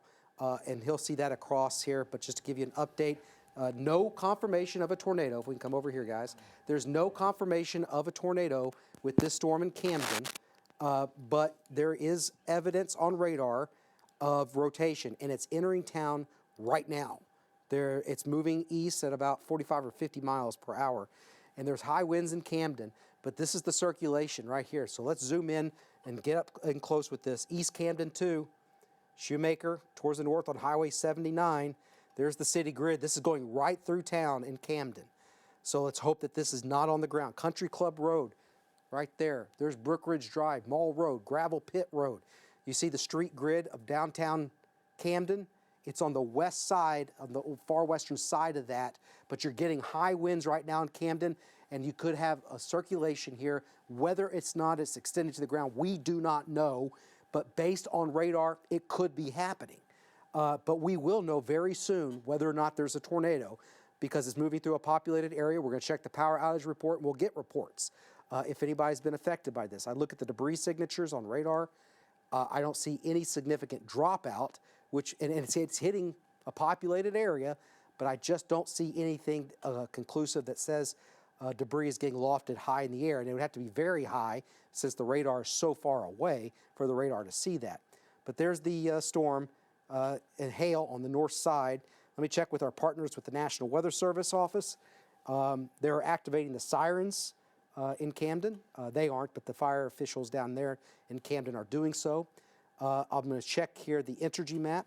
I had that pulled out just a second ago, and I'm going to pull that back out here and see what we have. I know that at the last time that I checked Entergy, let's see, we're up to 54,000 in their system without electricity and no power outages. They could be delayed. No power outages in Camden at this moment. So let's hope nothing has happened.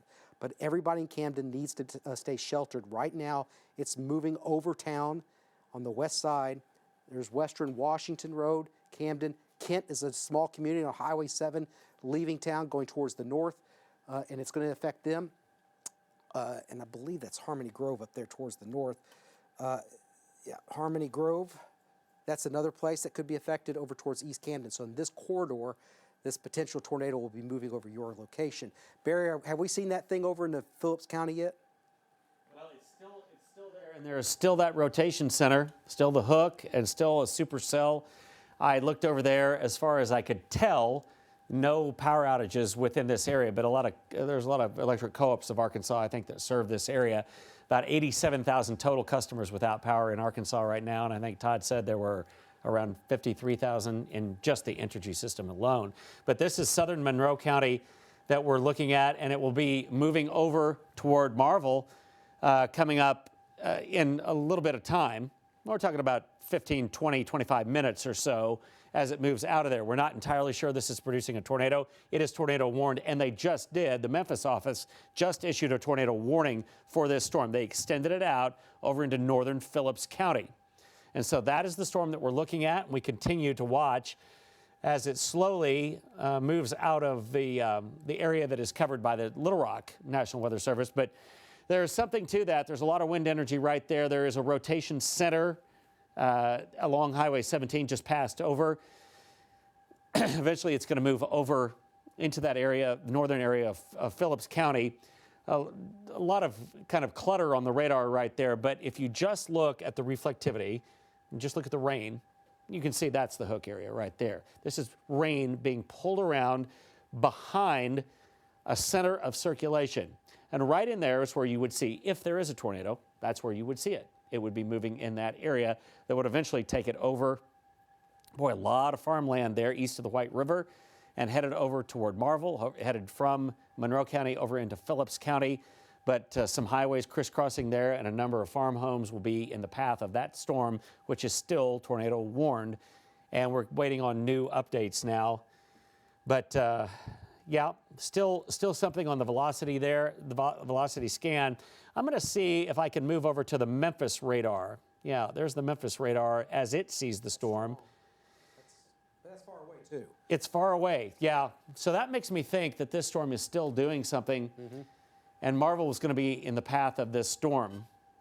And I know we are on some cable systems over in eastern Arkansas. That is actually the Memphis television market right there, but that is where it will be leaving Monroe County and headed into Phillips County. And radar, just reflectivity-wise, that's from, there's a little bit of a donut hole there in eastern Monroe County. I don't know if that's just a dropout or not, but that's a circulation center.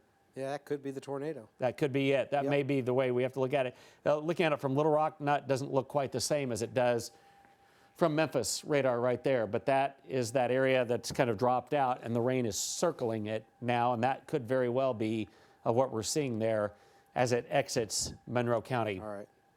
All right. And they're now getting a confirmation of that.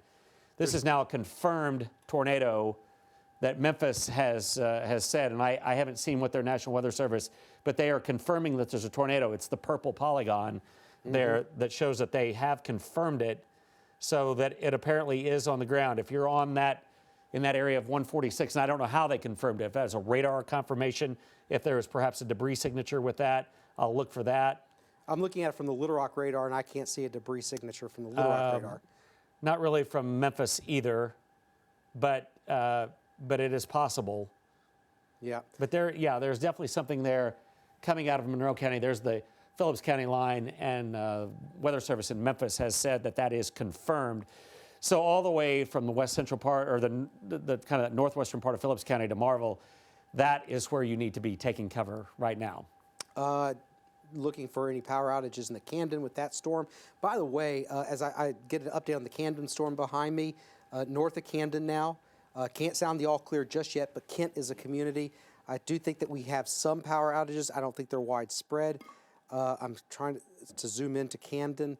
I mean, it just posted, and sometimes when that posts, it just says 18 customers were affected at 6:33 on the west side of Camden. There may have been something there. Also, just some new information that I got. This is unbelievable, but believable. There has been debris found in Searcy from West Little Rock. Yeah. The tornado picked up debris in West Little Rock from an apartment complex, somebody's files, paperwork, bills, whatever, and they have found it in Searcy. That is a very strong, violent tornado. We knew that, though. But we've had damage, debris falling out of the sky in Searcy from the West Little Rock tornado now. Camden is in areas north of Camden on Highway 79 and 7. That's our immediate concern. There's Kent, there's County Highway 43, there's Harmony Grove. We may have had something on the west side of Camden just because we do have power. That's the only reason, that's the only way I'm basing this off of, is the fact that there are power outages. That could have been caused by a lightning strike, but it's in the same area that the circulation was over. So there may have been something on the west side of Camden, and it fits still together. It's near Kent, just east of Kent, Camark, moving towards Shoemaker, and that's Highway 205-79. It's crossing over that right now to the south side of 79. Tornado warning continues. I can almost sound the all clear for Camden, but I don't want to do that just yet because there could be a lot of wind coming into town, feeding into this thunderstorm, so it could be quite windy, and you don't want to be out in that, but there could be some hail with that. But I think that this is just to the north of Camden now. This is where the tornado would most likely be located. Shoemaker and Bearden are in the path of this potential tornado. We don't have confirmation of it being on the ground, just the fact that we had power outages is all I'm basing that off of.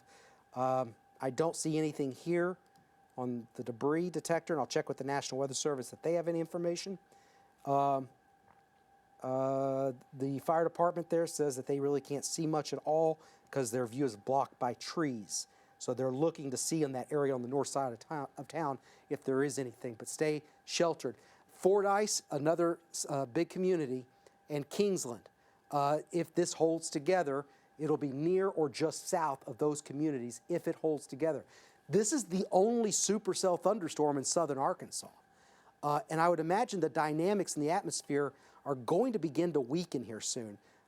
So there's a chance that this may hopefully fizzle and fall apart soon. But that's not the case right now. Also looking at another storm that has developed just north of that near Carthage. It is not severe warned whatsoever. And I'll just check the rotations with that. There's nothing there to be concerned about at this time.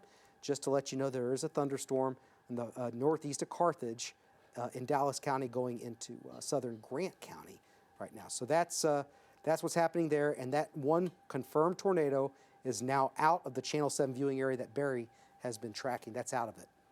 Yeah, it is off to the east. And moving over into Phillips County, I know that the Memphis television market will be on and following that storm, but it still looks like quite a hail core there and something hanging down on that back side. Did look at the energy map, and remember we had the two storms. We had the one down near Stuttgart. We had the one up near Biscoe and Devall's Bluff.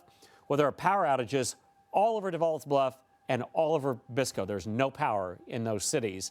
So I don't know if that was wind, if that was lightning, could very well have been, or if there was a brief tornado that actually took down some power lines there. But just want to let you know. But this storm is rather strong as it moves over into Phillips County, and there was a confirmation of it. I don't know if that was radar or visual, but a visual confirmation perhaps on that storm as it moves off to the east at a really, really rapid rate now, moving over into the eastern sections. So you folks, if some of you are watching on some cable systems over there, perhaps in eastern Arkansas, take cover in that northwestern corner of Phillips County.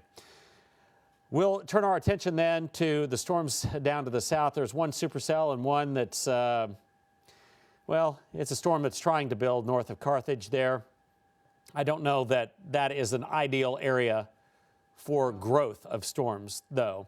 I hope not, Barry. Yeah, I hope not. Yeah, and I today, don't think it is, but who knows? I don't think that this Camden storm is going to be the type of thunderstorm that has a long history of producing tornadoes. I don't think that's what we're looking at, but it's dangerous now. Yeah. It's tornado warned, but I don't think we're looking at something that's going to track all the way across southern Arkansas, a long track tornado. I could be wrong with that, but I think that that's what we're looking at. There is obviously a danger. There may be a tornado. There is significant rotation with this, and I want Fordyce and Kingsland to watch this. Shoemaker, 278. Camden, you're in the clear now with this. although be careful with lightning, and there still could be some high winds. We'll look at the reflectivity. Very strong signature of a hook with this, and I'll show you that just on the south side of Shoemaker, going into Bearden. Everyone in Bearden, you've got to take cover, especially any places south of Bearden. But Millville's another location. But this is the tornado, if there is one. That's the inflow notch right there. And if there's a tornado, it's somewhere embedded right in this location, east of Harmony Grove. There's Bearden. I think it's going to pass just to the south of Bearden, but Bearden should be sheltered right now and take your tornado precautions. It has been a long, horrible day, not for us, but for all of you. And we thank you again for trusting us. It truly was one of those life and death situations today. And we hope that there are no fatalities, still no word on that. But this is it for the moment. Coming up into to Bearden and areas towards the Southbury. I'm going to check the Entergy map once again. I got to refresh this. There was one power outage on the west side of Camden earlier, and quite possibly from that storm on the west side. Not showing any more. It's showing 18 customers. Not many, but if it's you, it's significant. But I see a lot of green on the Entergy map in that area, which means power is still on, which means trees didn't come down and power lines didn't come down. And that's why we look at that so often when it's so far away and we're trying to get reports. And the National Weather Service not saying anything either. Tornado warning canceled for Arkansas and Monroe County, but we knew that moving into Phillips County. Barry? Yeah, we continue, and you mentioned power outages. There are going to be folks without power for a long, long time, I'm afraid, in those very, very hard-hit areas. I know crews will be back out getting back online what they can tonight, but at least it's not terribly hot outside, nor will it be terribly cold. So that's one thing, but we'll watch this storm as it moves up. This is up Highway 79 down in South Arkansas, kind of on the south side of there. And it'll be moving toward Bearden, Bearden, you're kind of to the north of the rotation center of this as it has moved through the Camden area and off to the east, kind of east-northeast. But there's still that hook on the backside of it with the hail core. This has been, for those of you who have maybe not seen supercell thunderstorms or seen them in a while, this is what we study in meteorology school. We study in class, and these are textbook supercells, and this is what we study, and we hope we never ever see, like never ever see them. But they all had that characteristic to them. Out by themselves, pulling in warm, moist air. They can grow as they want to, and the wind field is unobstructed with them, and that's what today they have talked about. But the storms that are now of concern are near Shoemaker and some of the towns there, East Camden, the industrial part of East Camden, maybe just moving just north of there. All those businesses out there to the east of town, crossing over toward 205. But this would be an area, if there indeed is a tornado, it would be within that area and south of what is a hail core up to the north of that. We've had numerous reports of hail as well. But just an overview, and I'm just going to give you an overview of the entire state. We have that storm in eastern Arkansas. We've got the one storm that looks like it's trying to develop down in the northeastern part of Dallas County and southern Grant County, but it doesn't look like much. And then I will pull back and show you up into the northern plains. That's where there are a number of storms right now. There were many, many, many in Missouri and Iowa, many tornado warnings today. And that's what we were looking at. We were at the southern part, the southern focus area, and then there was a northern focus area. In the southern focus area, I don't know if it's any worse because I haven't had time to look at those storms, but it's going to be pretty bad up there as well. So we will, until this storm shows no sign of rotating anymore, we will be watching this storm. We'll watch the power outages associated with it. A lot of times you can start to see them happen very quickly like they did here in the Little Rock area. As this occurs, but we haven't seen that happen yet. I'll give you an update on power outages in Little Rock, and if you go to Entergy, if you just search Entergy outages Arkansas, it'll take you to the outage map, and it is. Let me just tell you, it's horrifying to look at. 54,000 without power, And a number of those are in Little Rock and North Little Rock. And it is the path that goes from near Chenal Parkway and Canis as that thing started to ramp up, and then moves out through West Little Rock and then over into the north side of town. And I'm sure there are a lot of folks that will be without power for a while. But right now, 54,000 without power, and statewide, looking at 89,593. And the numbers over in East Arkansas are going up. But for right now, Ouachita County on this map shows no outages. That's good. Like you said, there might be one outage out to the west of town with 18 customers, right? But that is great news. Now, as it goes east of town, those are electric co-ops that service that area. Right. So we may not be able to see, but that's the storm that we're watching right now, paralleling 79. I'm just pictures. I don't have permission to use these on social media, but the apartment complexes on Napa Valley just obliterated, and the pictures coming in. It's sad. Sad isn't the word for it. Huge cell towers snapped in half. There are so many people that are displaced tonight that don't have homes in West Little Rock, don't have an apartment to go home to in West Little Rock, and in other places in the state too. Please keep them in mind. Our Arkansas Spirit of Arkansas Tornado Relief has been activated. You can help our neighbors that are hurting right now, who are looking up and they don't know what to do. They've lost everything. And that's one way you can help if you're in an area of the state that wasn't affected. Many of you didn't see any bad weather today. If you have $5, $10, it doesn't have to be much at all. Go to our website, KATV.com. It is devastating. It's always devastating. Every tornado is devastating. But the sheer number of people that have been impacted by this is not seen often. A tornado this powerful in Arkansas is not seen often. I'm not going to put a rating on this. I'm not going to do that. But it's obviously, it's not an EF0, I can tell you that. It's way up there on the EF scale. Let's continue our coverage, and hopefully this thing is going to be winding down. It's getting towards the edge of that polygon, getting south of Bearden. The rotation on the radar, Barry, is not as strong as it was. It's really kind of ramped down, as I thought this was not going to be a storm like the West Little Rock one that just kept going and going. That was prime time, all the ingredients, everything together. Things are starting to, you don't have what I call when I talk to kids at schools, the tornado cake. It's a recipe.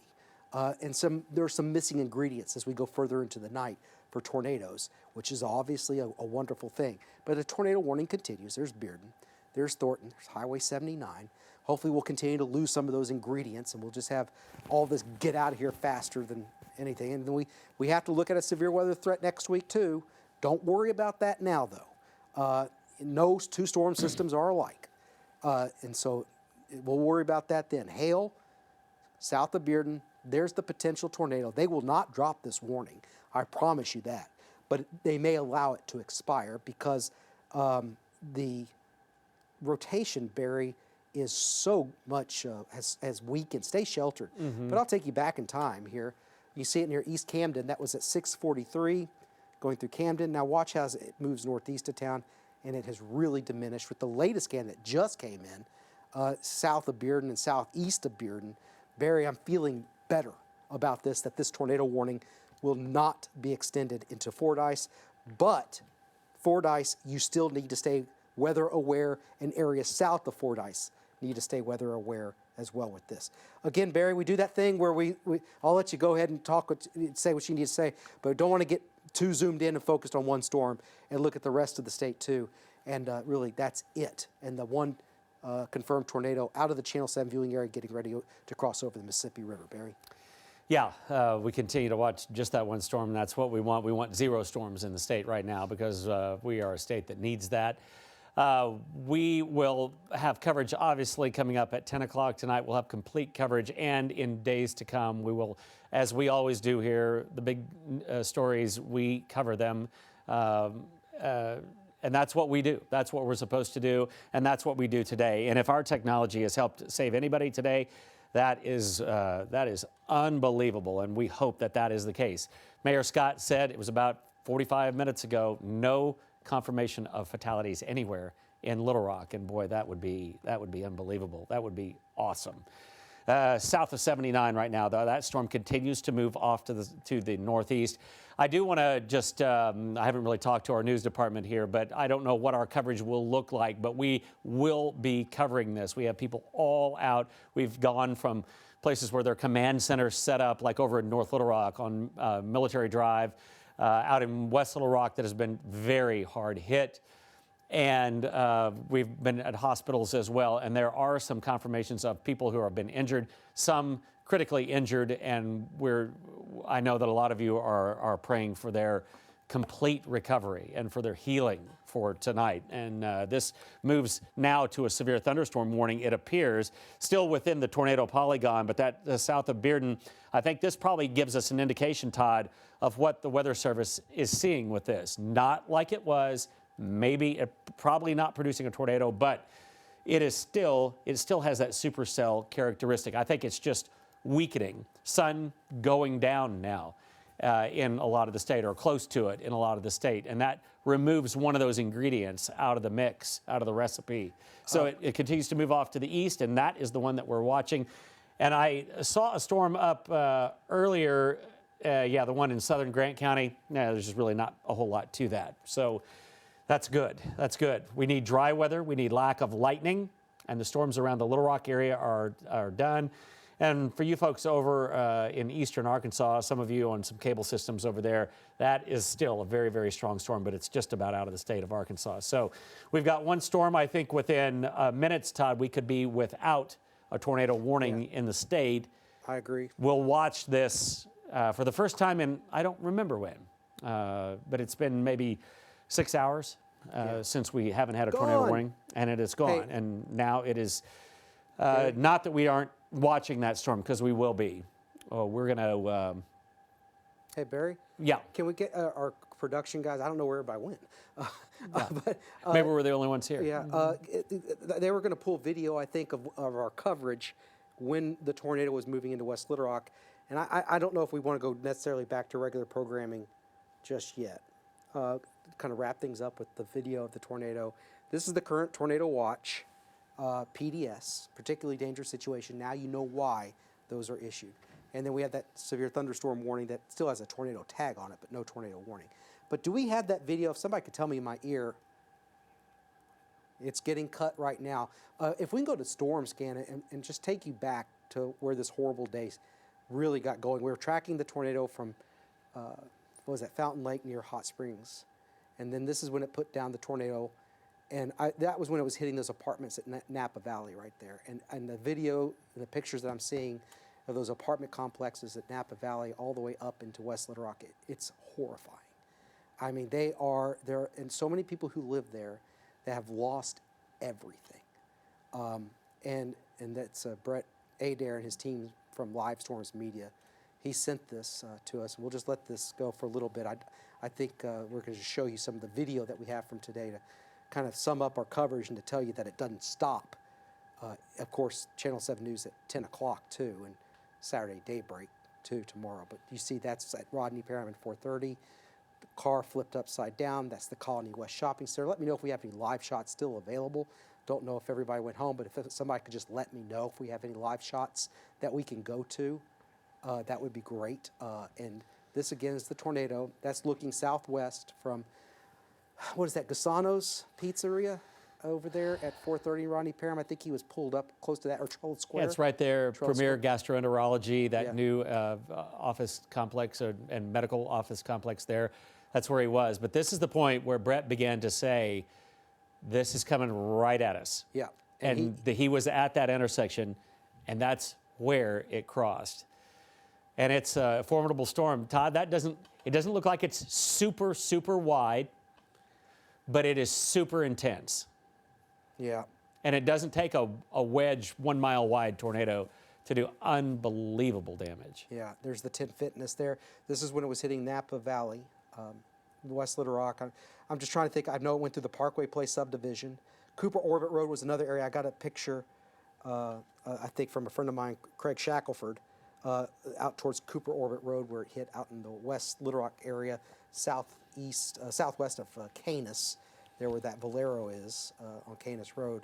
And Barry, I think you have something on Storyteller, if I'm Yeah, not mistaken. I'm just, if you could sum it up, other than just the pictures of the video, if we could take Storyteller. This is West Little Rock. Yeah. And we've shown this picture before, but it looks like the middle of winter, because and even though leaves are on the trees, there are no leaves on the trees that you can see there. And you see, I think, a pronounced area there kind of in the middle of the picture where that was the path. And I believe this was over along Shackelford, probably that just is. south of Rodney Parham. It's at Shackelford and Breckenridge, and off to the right is that fire station and that Shipley's Donuts. Yeah. So that's just up the road from that a little bit, and that's looking back towards, the southwest. I don't even recognize it. I drive by. I know. drive by it all the time. And that's the thing after a tornado. It's almost unrecognizable, but it's just sad. And a lot of trees, if you look there, a lot of trees have been sheared off. Not twisted up, not uprooted. They've been sheared off there. And so this is going to be an area, just avoid the area. Power lines are down. This is going to be days and weeks of cleanup and rebuilding, and Arkansans reaching out to one another, which is what we do. And so I just thought that was just a telling shot of what went through our state today. Yeah, roads are closed. Mayor Frank Scott tweeted earlier that roads closed from Markham, Rodney Parham to Napa Valley closed. Rodney Parham from Markham to Napa Valley closed. Cantrell from 430 to Reservoir closed. Shackelford, Arkansas Valley to Markham closed. Emergency shelters set up in North Little Rock at the community center for victims. Bring pets if you have them. 2700 Willow Street in North Little Rock. This is the tornado watch that continues. We're not going anywhere if we go back to regular programming, but I was wondering if we got that video cut, just to go back and see how this all started, and if we have any reporters out in the field still, if just let me know. Okay. Okay. So 10 o'clock news, Barry. All right, yeah. Let's, we will wrap up our coverage for right now. We will watch these storms. We're going to take a brief break. Todd and I have been talking for a better part of, six and a half hours now. And, but hey, we're more than happy to do it if it helped anybody out today. So our coverage will continue at 10 o'clock tonight, unless we get information before then. There'll be a lot of information coming in on road closures, as Todd just mentioned, and on power outages. Be patient with the power crews. I know that they'll be working out there, but it's going to take a while, and we'll continue to watch this one storm down in the south part of the state. For now, though, we will send it back to regular programming, and we will be back here for Channel 7 News at 10 with a complete wrap-up of today's events.